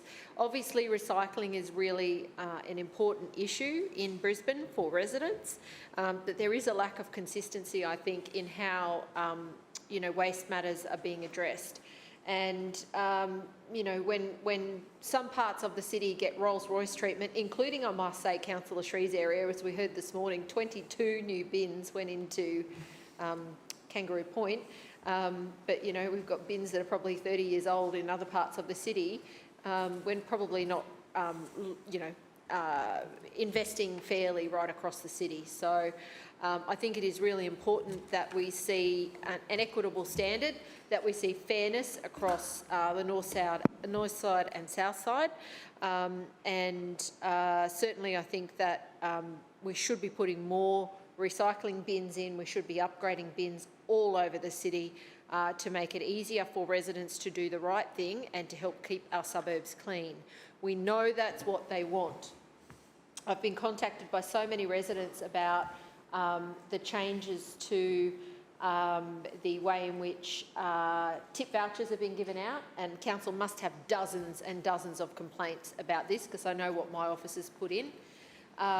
We have been contacted by numerous residents about the loss of curbside collection, and the western part of my ward was, they're one of the areas in Brisbane that'll have 3 years without a curbside collection. So I think that, to coin a phrase on the last issue, if we can find $2.6 million for some bonsai trees, we should be able to be putting bins in and picking up the rubbish off the side of the street around Brisbane. Further speakers? Councillor Marx. Thank you, Mr Chair. I believe the Infrastructure Councillor Johnson, through you, Mr Chair, speaking, is referring to as the Guardian pole, which is the flippy thing that stops the bins opening up. Also on that note, Councillor Johnson, through you, Mr Chair, did ask or did mention that she had put in, or her ward office had put in, a number of requests for recycling bins. I have asked her to resend those requests through to me so I can ascertain what happened to those requests. I haven't got that email yet. I'm guessing her office is still working on that. So, as I said, requests for those, send them through to the office and we will get the officers to look at them. Thank you. I'll now put the resolution. All those in favour, please say aye. Aye. Those against, please say no. The ayes have it. Councillors, the Community Arts and Nighttime Economy Committee, please. Thank you, Mr Chair. I move that the report of the Community Arts and Nighttime Economy Committee meeting held on Tuesday the 10th of November 2020 be adopted. Seconded. It's been moved by Councillor Howard, seconded by Councillor Landers, that the report of the Community Arts and Nighttime Economy Committee meeting dated Tuesday the 10th of November 2020 be adopted. Is there a debate? Councillor Howard. Thank you, Mr Chair. And before I just move to my report, I would like to say that the nighttime economy is doing very well, Mr Chair. Through you, I'd like to say that whether it's joining the Lord Mayor and Councillor Cassidy at the opening of the Fortitude Music Hall some time ago to see my favourite band, DZ Death Race. I just needed to get that in yet again because, of course, they will be performing at the Valley Fiesta. So, and when you see them, tell them I said hello. But can I say that we've had a great time. On Friday night, I joined Councillor Shree at Backbone to see Absolute Objectivity, a play by Jeremy Neal and Samson Smith, and it was absolutely fantastic. My favourite tune was It's a Socialist Christmas, and it was a musical about rigged elections, so it really had something for everyone, I thought, on the night. So that was on Friday night. Saturday night, I was off to Shakespeare. So, you know, there is diversity within our city. And again, a fantastic event at the Roma Street Parklands of A Midsummer Night's Dream. It's the 13th year of the Shakespeare Festival and it's absolutely fantastic. I think it's I'm bumping this weekend, Councillor Cassidy, and also Councillor McLaughlin, you might want to pop along to Newstead, but it is such a great performance and so I can thoroughly recommend that. On Sunday, I popped into Act for Kids and helped them to launch One Less Present. So I did promise them that I would tell all of my colleagues here that instead of doing your Secret Santa, let's get behind Act for Kids and have One Less Present, a One Less Present gift card. It means that it's going to a great cause, and it was fantastic to launch that up at the reservoir up at Spring Hill with the Underground Opera Company who had who performed their own little song about it and said Nan's getting nothing, which was sort of a bit sad, but anyway, that was great. So that was on that was Sunday, and then Sunday afternoon we had the Seniors Gala concert, the Lord Mayor's Senior Cabaret Gala, and the Lord Mayor introduced it. We had a great time. I know that Councillor Landers and Councillor Hutton and Councillor Atwood and Councillor Davis all joined us. I took my dad along, and I have to say that Councillor Davis's mother nearly sort of ran away with him. He is 90 and he does have a girlfriend, so I'm just putting her on notice that, you know, that's not going to happen. So Councillor Davis did have to sort of take her mother away and take back to her husband. So that was again another fantastic event that we had. And it would be remiss of me not to mention the Wynnum Fringe Festival. And I know that Councillor Cumming has been very supportive of this, as has Brisbane City Council. Tom Oliver has done the most amazing job of activating Wynnum. I've been watching it on Facebook, and there's just been some fantastic posts. And through you, Mr Acting Chair, I'd like to say to Councillor Adams that one of the things that really sort of worked was using some of the empty shop fronts. So I really want to thank her area for helping Tom with that. He came to see me quite late in the piece, thanks to Councillor Cumming referring him to us. We were able to help him with some funding, but more importantly, we put him in touch with other areas of council that were also able to help. So I think that, you know, that was my weekend, so it was a pretty busy one, but lots of fun. And I do really encourage everyone to sort of get behind the things that are happening in your local community. It is so important for us to support these small businesses, and it was fantastic to see people again getting out and enjoying the weekend. Moving to the report, we were still sort of keeping with the nighttime economy theme in that we talked about the Sir Thomas Brisbane Planetarium. And Councillor Toomey gave us a great story about taking his now wife of 21 years on her second date to the planetarium where he fell asleep. But he's still happily married, and it was a great presentation. And I know that my fellow committee members that are here really enjoyed that presentation. And can I thank everybody that was involved with that presentation, and particularly it's just so fantastic to see our officers enjoying what they do. And our city venues manager really gave us a great insight into some of the history of the Sir Thomas the Brisbane Planetarium. We also had Mark Rigby, who's the curator, and Mark is just such an amazing human being, and again, everybody at the committee had a great time sort of watching the video and hearing from Mark about some of the things that happened there. So I encourage you all to get along to the planetarium, and I will recommend my report to the chamber. Thank you, Councillor Howard. Is there any further debate? No? Anyone? I see no councillors standing. All those in favour say aye. Aye. Those against? The ayes have it. We now move on to... Give me one moment. Finance and Administration. Councillor Allen, please. Thank you, Mr Chair. I move that the report of the Finance, Administration and Small Business Committee meeting held on Tuesday, the 10th of November 2020, be adopted. Seconded. It's been moved by Councillor Allen, seconded by Councillor Landers, that the report of the Finance and Administration and Small Business Committee dated Tuesday, the 10th of November 2020, be adopted. Councillor Allen. Thank you, Mr Chair. At last week's committee meeting, we had a presentation on foreign exchange hedging, and this is obviously a mechanism that's used by a lot of organisations to manage foreign exchange risk. And in particular, the presentation outlined Council's approach, which includes referencing Council's financial risk management framework. We also work with our bankers to structure the transaction, and then we also get oversight from QTC, who provide their view on any structuring that's done, and then ultimately these hedges are approved by the state government under the Statutory Bodies Financial Arrangements Act.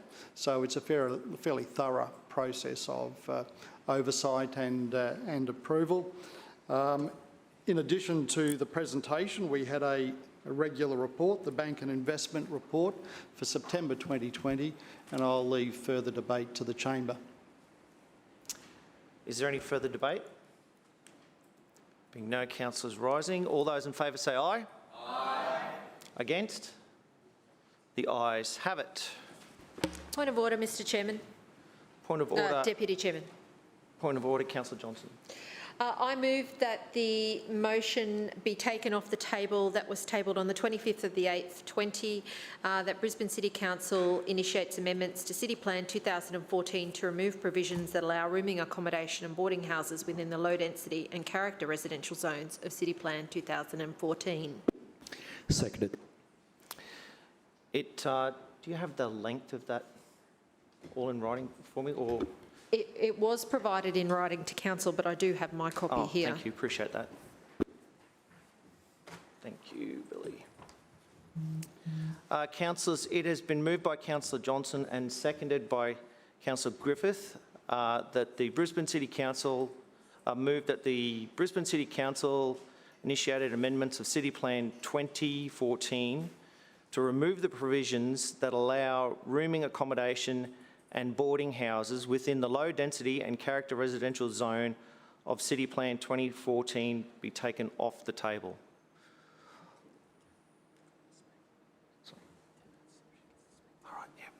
Sorry, would you speak to the amendment, please? Okay, all right then. My apologies. Can we have a vote, please? All those in favour say aye. Aye. And all those against? No. The noes have it. Division. Division called by Councillor Johnson and Councillor Shree. Can you ring the bells, please? Procedural motion.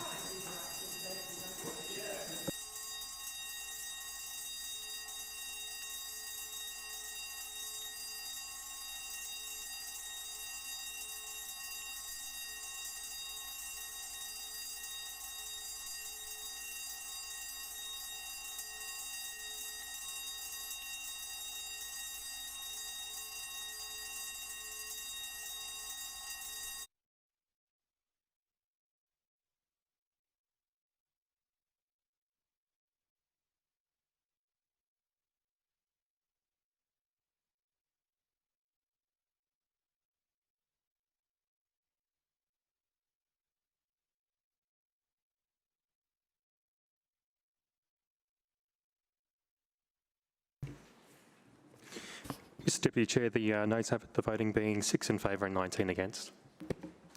The motion is lost. We will now move on to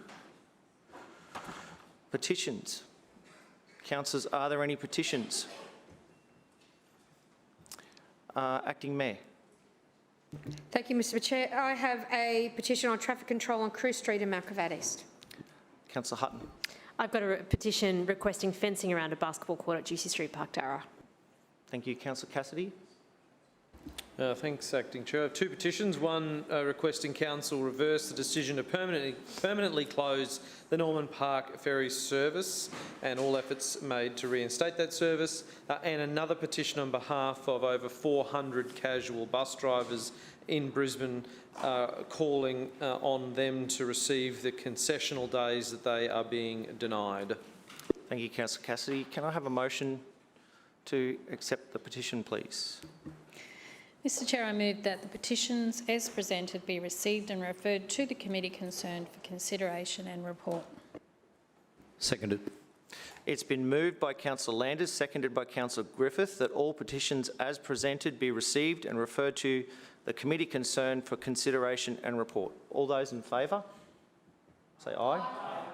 Against? No, the ayes have it.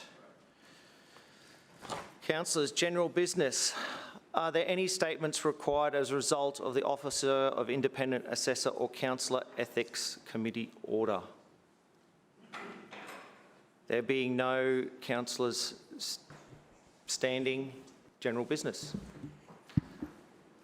Acting Mayor. Thank you, Mr Deputy Chair. I just want to speak briefly about the motion to remove that petition off the table about rooming accommodation. We made it very clear when we lay it on the table that it was premature, considering that we were starting the housing strategy and that draft would be out early in the year. It is too soon to say yes, no, maybe or anything in between for rooming accommodation. Within low density, we need to look at housing options, and that will be done through the housing strategy when we will then look at that petition response. Thank you, Deputy Mayor. Further speakers? Councillor Strunk. Thank you, Deputy Chair. I rise to speak on about three things tonight. The first is Casimir Way Park community consultation. One of the greatest pleasures I think any councillor would have is to help develop a new, blank canvas, a park that actually has nothing on it or in it other than grass and some trees. And Casimir Park is one of these now. Most people don't even know it's actually there because it's on the deviation, the Progress Road deviation northbound towards Wacol, and it's up on a rise. I call it a plateau, and I think probably my second year as councillor for the area, I was driving past with one of my team, and I said, I wonder what's up there. And so we pulled over down Orchard Road and tried to find, we climbed the embankment just to have a look. And there's this big open field. And I'm thinking, I wonder who the heck owns this? Because a lot of the other land along Progress Road, of course, is privately owned. And I thought, oh, well, there'll be more townhouses, I suppose, built up here. But it would have really nice elevation. Anyway, so we went back to the office and checked it out, and it is Brisbane City Council owned. I thought, oh, ripper, because this is a space where those people who do live in the townhouses next door and the other townhouse developments, which will probably happen as well in years to come, they really don't actually have any place for the kids to play. And certainly there's nothing in walking distance anyways, safe walking distance, because Progress Road is a very busy road. So we started that conversation with council officers just to see what was going to happen with this space. And we're now up to the consultation period where we did some initial consultation. We sent out some surveys and things like that for the residents around, and we got really good positive feedback because they're all keen to have some equipment in this park. It's a park that will eventually be probably almost a district level type of space. It won't probably be called a district park, but it's certainly big enough to be one. But we're going to start off with the consultations this coming Sunday, one-on-one, face-to-face with council officers and myself and some of my team, and we'll start looking at what the residents want. So I thought I'd just mention that. As I say, it doesn't happen very often where you just get this blank canvas that you can do something with. The second item is in regards to the lantern picnic that happened on Saturday. This was undertaken by the three groups in my community, the Hub Community Projects, Anala Youth Service, and Multicultural Australia, and there's a few more that we're supporting it as well.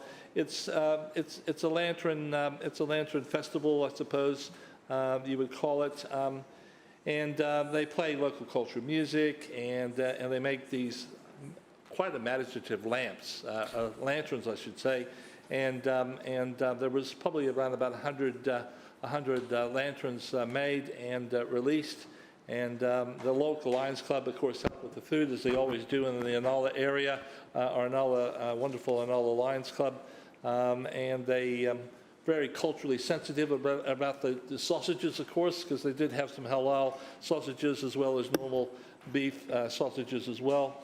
But I'd just like to congratulate the groups that took that on board, COVID sensitive and safe, and which is, again, it's just nice to see that there's some of these activities that are now starting to happen in the ward.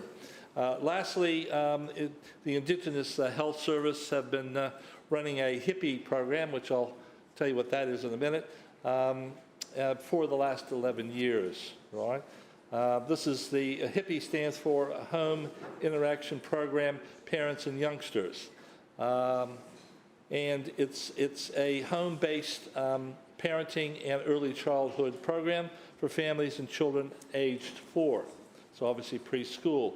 As I say, it's been happening for 11 years, and it was pioneered by the Indigenous Health Service and Milton Dick, the former councillor for the area, who supported it for the 8 years he was councillor, and I have supported it after that as well. So it's a really great program, which actually just gives those kids the opportunity to be school ready, if I can put it that way, especially the readings. But it's just not about learning to read early in life. It's also about having to how to play games and how to really enjoy that interaction that sometimes isn't happening with between kids and their parents, because parents nowadays are pretty time poor, And so it's just a little bit of help that the Indigenous Health Service puts together to make to get those kids up to speed when they go off to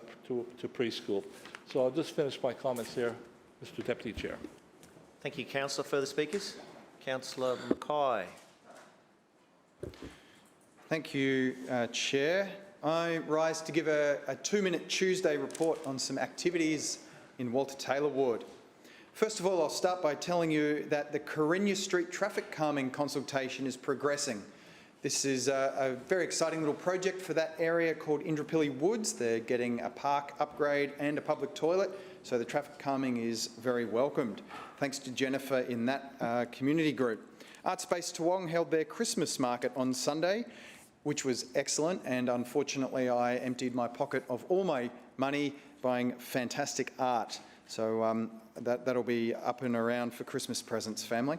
Thanks to Kathy and Ruby for that. Archer Street Glen Road public meeting was good. We were talking about some new developments that were going on, and they reiterated our council's position not to turn student accommodation into rooming accommodation. Channel 9 ran a story about the tree poisoning in Indooroopilly. Unfortunately, we don't know which idiot is drilling holes in trees and pouring poison into them. They do have him on CCTV, so hopefully they get to identify him pretty soon. The Mandalay Progress Association was held on Sunday night, and congratulations to Joseph and the incoming executive. I know that advocacy group does a lot of work for Mandalay and Fig Tree Pocket, and I will look forward to working closely with them with their future vision for Fig Tree Pocket. Of course, it was Remembrance Day through last week, and I was honoured to lay 2 wreaths made by the students of Indooroopilly State School. They created a red one for service by humans and a purple one to acknowledge the service animals. So well done, and thank you to Indooroopilly State School. Where is the giant xylophone going, Chair? I heard you ask. Well, we're going to put it in at Regatta, and it's going to be an oversized xylophone, piece of public art, so people waiting for the City Cat or doing their morning run can enjoy a bit of a play on the ivories, I guess you call it. Whatever the verb, a tingle on the xylophone.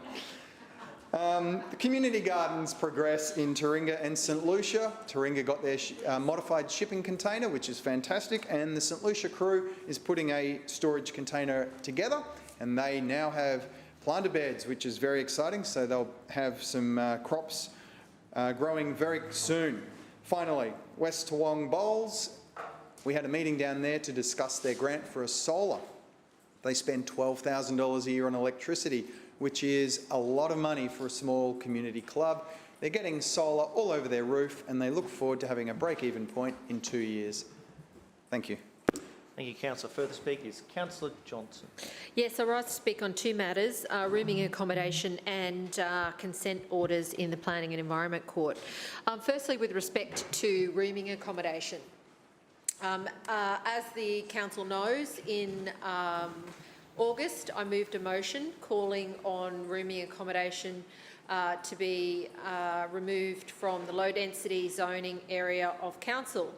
In my ward, in the suburbs of Yeronga, Yeerongpilly, Tennyson and Fairfield, we have de facto units creeping into low-density areas. It is a significant problem, and we just heard Councillor Mackay refer to a version of it in his own ward.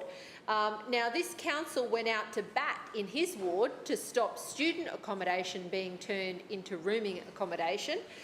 Councillor Adams didn't actually stand up and say, oh, we can't really address this petition now because there's a housing plan being developed.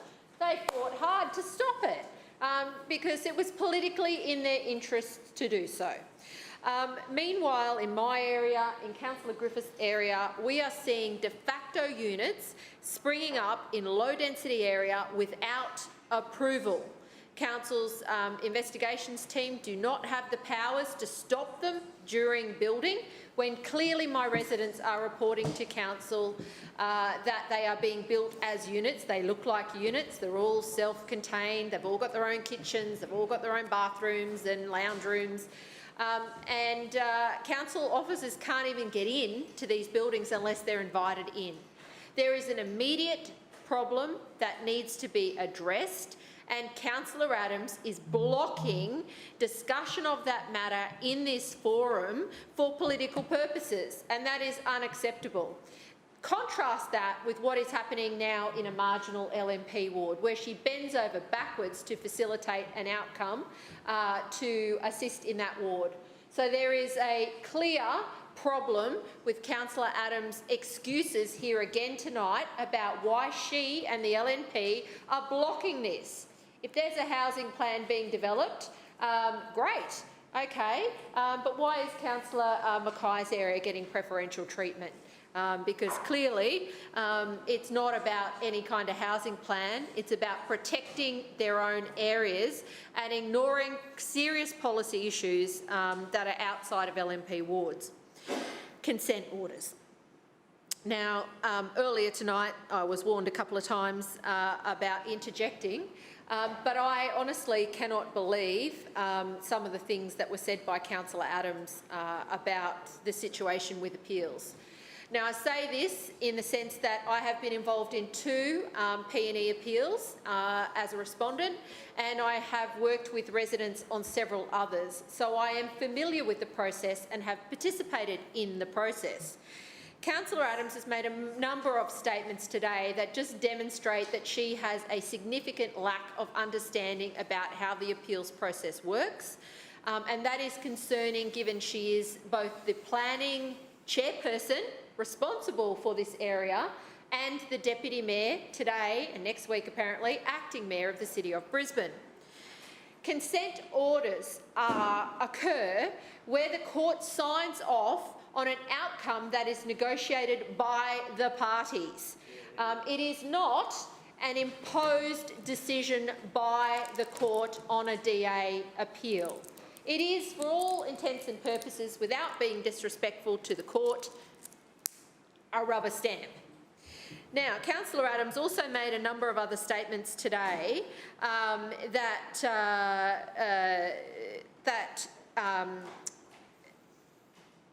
essentially about mediation. I'll say about mediation, because I don't want to quote her. Now, Councillor Adams implied that you know, that they have to sort these things out in mediation, otherwise there's an adverse outcome. The problem with her statement is the court does not prescribe the type of mediation. They do not prescribe a particular outcome as part of mediation. They do not prescribe conditions or changes to the DA as part of mediation. Mediation is, again, a facilitation process that allows the developer and council and any other respondents to participate in a discussion without commitment. That is the most specific thing about mediation. It does not bind you to a particular outcome. Now, Councillor Adams has gone on to say that if mediation fails, then there's not much else they can do. Yes, there is, to every single person out there listening. You can go to court, ask for a trial, have a hearing, and this council could stand up and defend its decisions. And this is fundamentally the problem. I think if we had the statistics, which I know the questions have been put on notice on numerous occasions, and this administration refuses to answer them, you would find that so many of these cases, the outcome is done by consent rather than there being a trial and a court decision.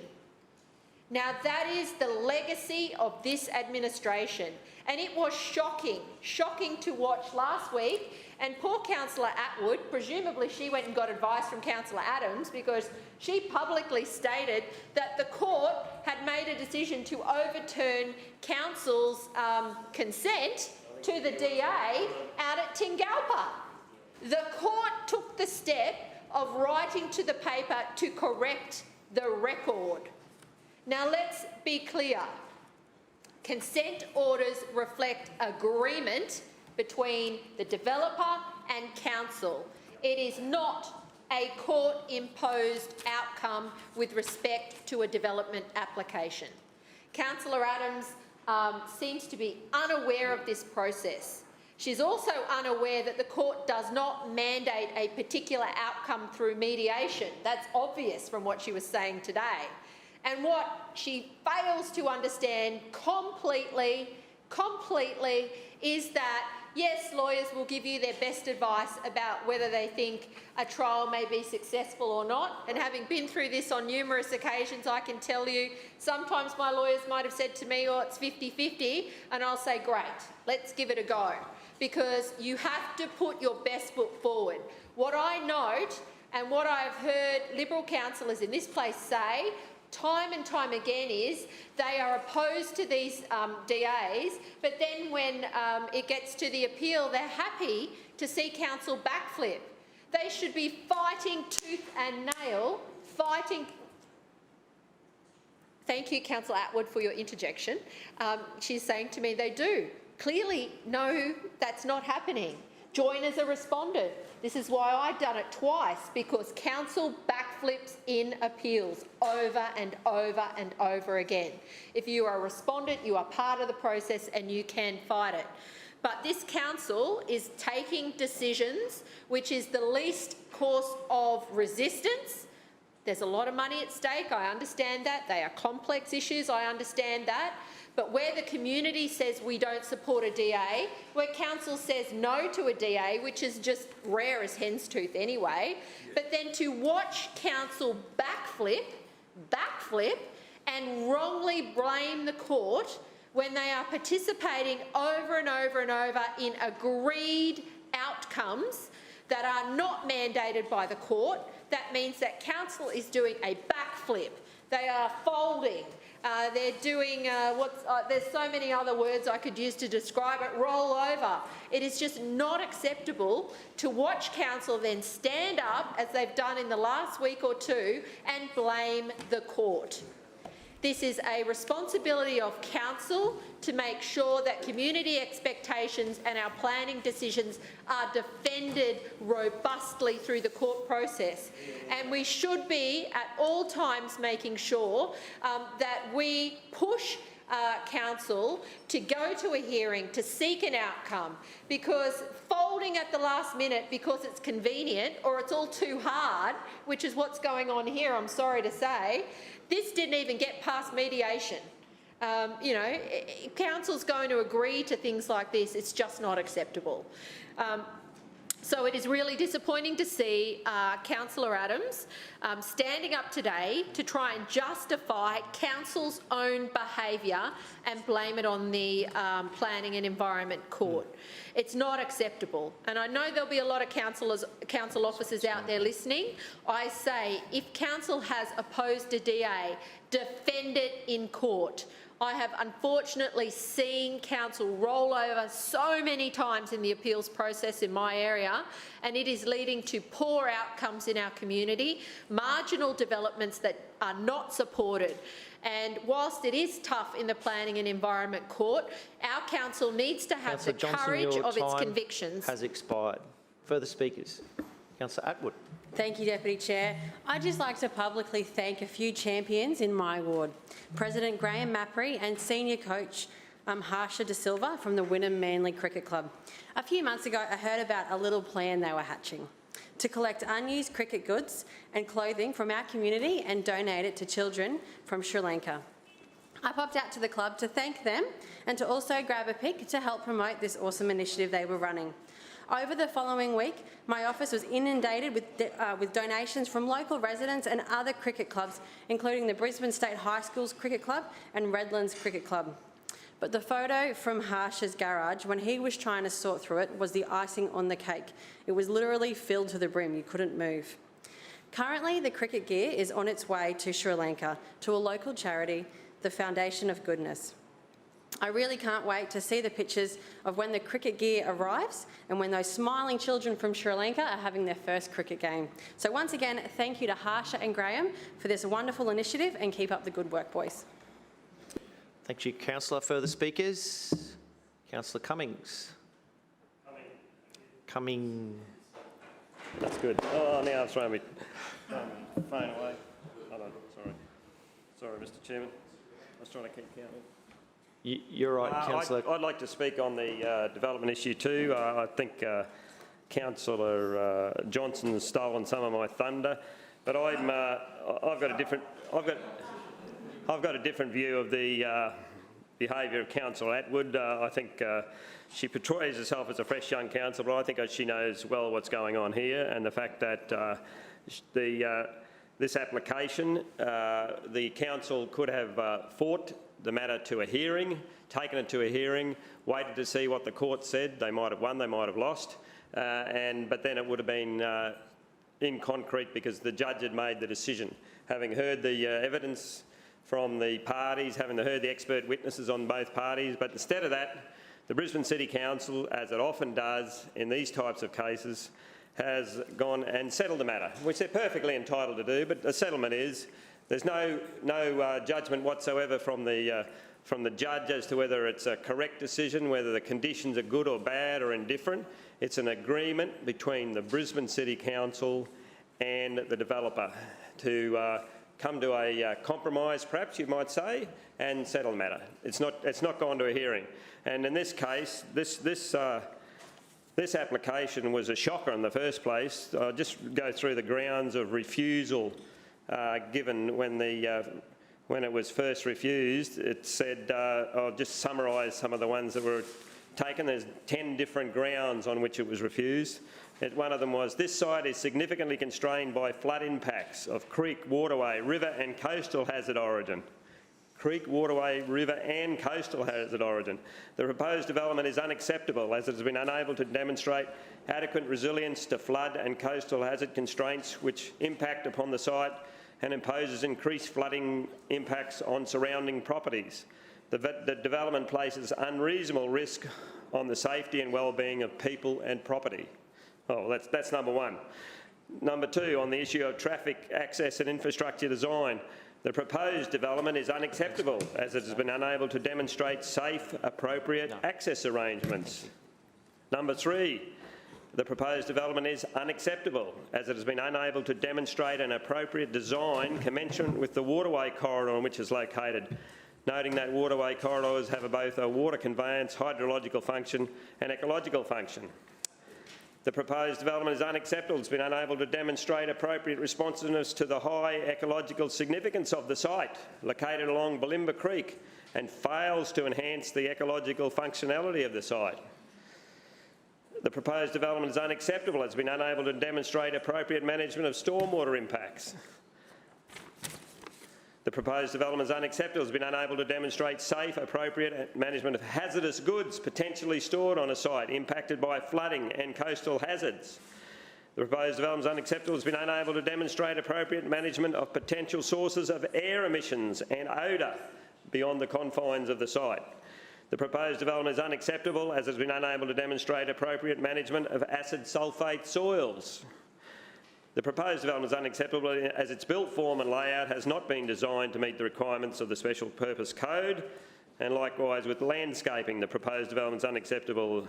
Its landscaping arrangements have not been designed to meet the requirements of the Special Purpose Code. So that's an absolute damnation of this as a development application. This is a shocker.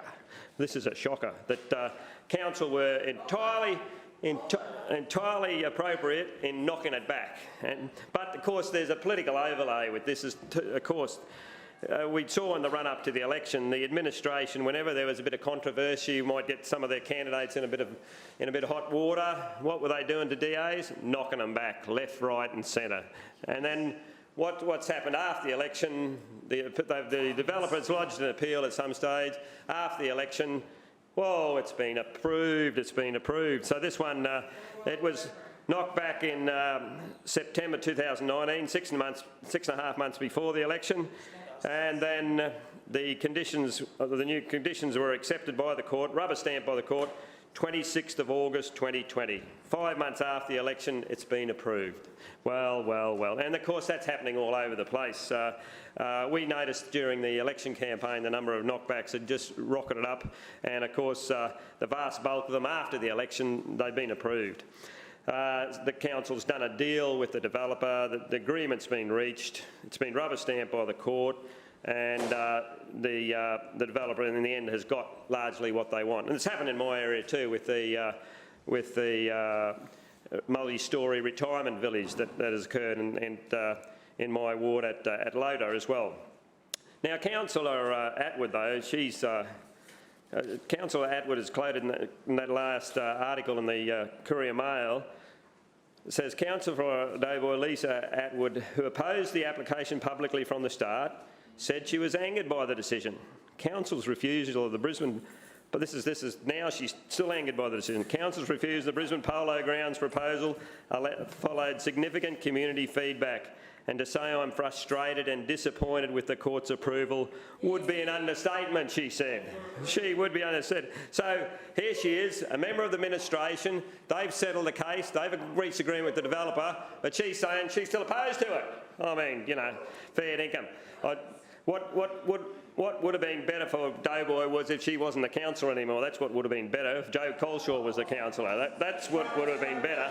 That's what would have been better. Doughboy might have got some decent representation. They never got it under Councillor Murphy, so this is their chance to get some decent representation. So. Thank you. What say you think she's beatable then? You think? Thanks for that, Councillor Murphy. Anyhow, so that's my points. And Councillor, Councillor Atwood, as a fresh young councillor, she's in fact a bit of I'd call a slippery fish in terms of a very well-practiced councillor who knows exactly what's happening and wants to make herself appear different to what she is. But anyhow, I will go on to talk about the Wynnum Fringe Festival on the weekend, which was a great festival. I pay particular tribute to the organiser, Mr. Tom Oliver. He is a talented young performer in his own right. He's only 25 years old, and he's had, as most performers in the live music industry, he's had very little income this year, and he's put this show together in under 2 months. And he deliberately made sure that the performers were from close to Brisbane, so they didn't have to travel too far. So you got people from Brisbane, Gold Coast and the Sunshine Coast. He put together a substantial number of acts. There's 30 ticketed acts, and of those 22 were sold out, and that's a great effort. The ticket prices range from $20 to $50, and the $50 one was one of the ones that was sold out. There were many free shows for people to come along to as well. There were a number of stages in with one of the streets in Wynnum, and the main business streets was closed off. There was the main stage was there.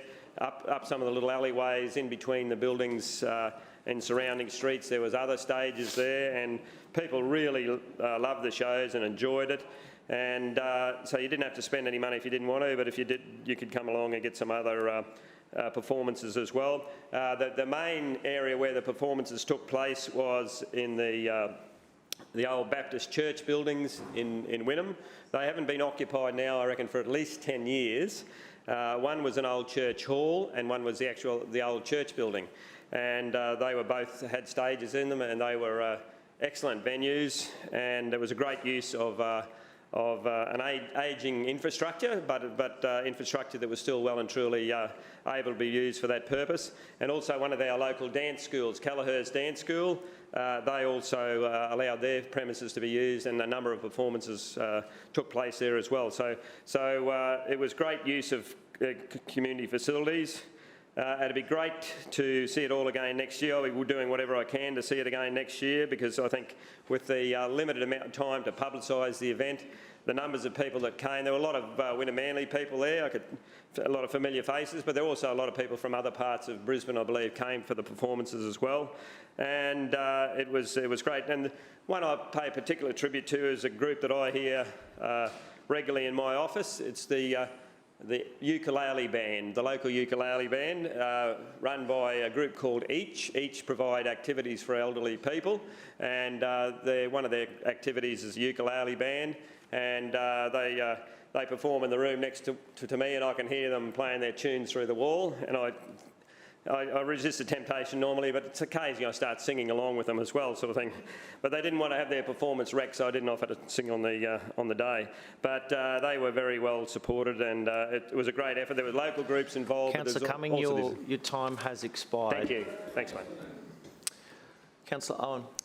Thank you, Mr Deputy Chair. I rise to speak tonight on some local community champions and new library services that are coming into Callanvale Ward. So I'd like to start with saying a very special thank you, Councillor Howard, for the pop-up library which made its first appearance in Pollara in the Parklands 2 weeks ago, and it's coming back to this Thursday. I must say that the response from the local community was very, very positive, and they really appreciated the way that the library staff actually worked with them. And because my ward is so multiculturally diverse, it is wonderful to see the different cultures coming together for the pop-up library. And seeing the looks on the young mothers' faces, knowing that there are other young mums there that they can interact with and get to know some other people in the community. I think it's a really, really important way that we're not just saying, here's a library service. It's a community service in the true sense of the word. It's about bringing people together. It's reducing social isolation in such a positive way. So I can never speak highly enough of the wonderful library staff and the work that they do. And I don't sing with them at sing-along time because I don't have dulcet tones like some of them do.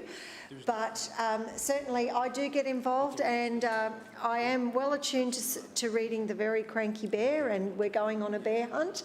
And it's always such fun, and it's so enjoyable being out there with the wonderful library staff. And I know that because we receive such a positive response, these pop-up library sessions in the Pollara Parklands are going to be extraordinarily popular in the weeks and months and years to come. I'd also like to speak tonight about some local community champions, and these are two groups of ladies who fly under the radar. They do not go out to seek any recognition for themselves. They come together to share a love of knitting and crocheting. And so I'm talking about the Southside Community Craft Circle and also the Forest Lake Knitters and Crocheters. So the Southside Community Craft Circle have been going for over 10 years, and I have supported them from the very beginning. And recently, as of yesterday, I gave them a new batch of yarn to get back into the swing of things. And they are so appreciative. They do a lot of work. They make trauma teddies. They do blankets for the elderly. They help children in care. And when we had the bushfires earlier this year, they converted to making things like little orphaned wildlife pouches for the koalas, for the possum babies, etc. And they also make beanies for the homeless. And as well as that, the Forest Lake Knitters and Crocheters have been meeting once a week at Heathwood Park in my ward, and they're finding it extremely uplifting to be out in a park setting in an extraordinarily large shelter and being able to be there together and sit and chat, be socially distanced, but have the value of the fresh air and the park environment.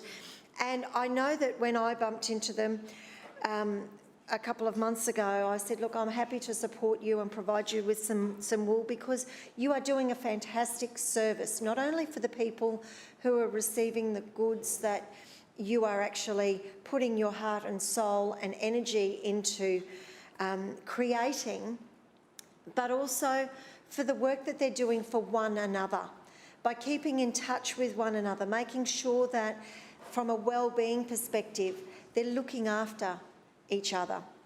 And this goes a very, very long way.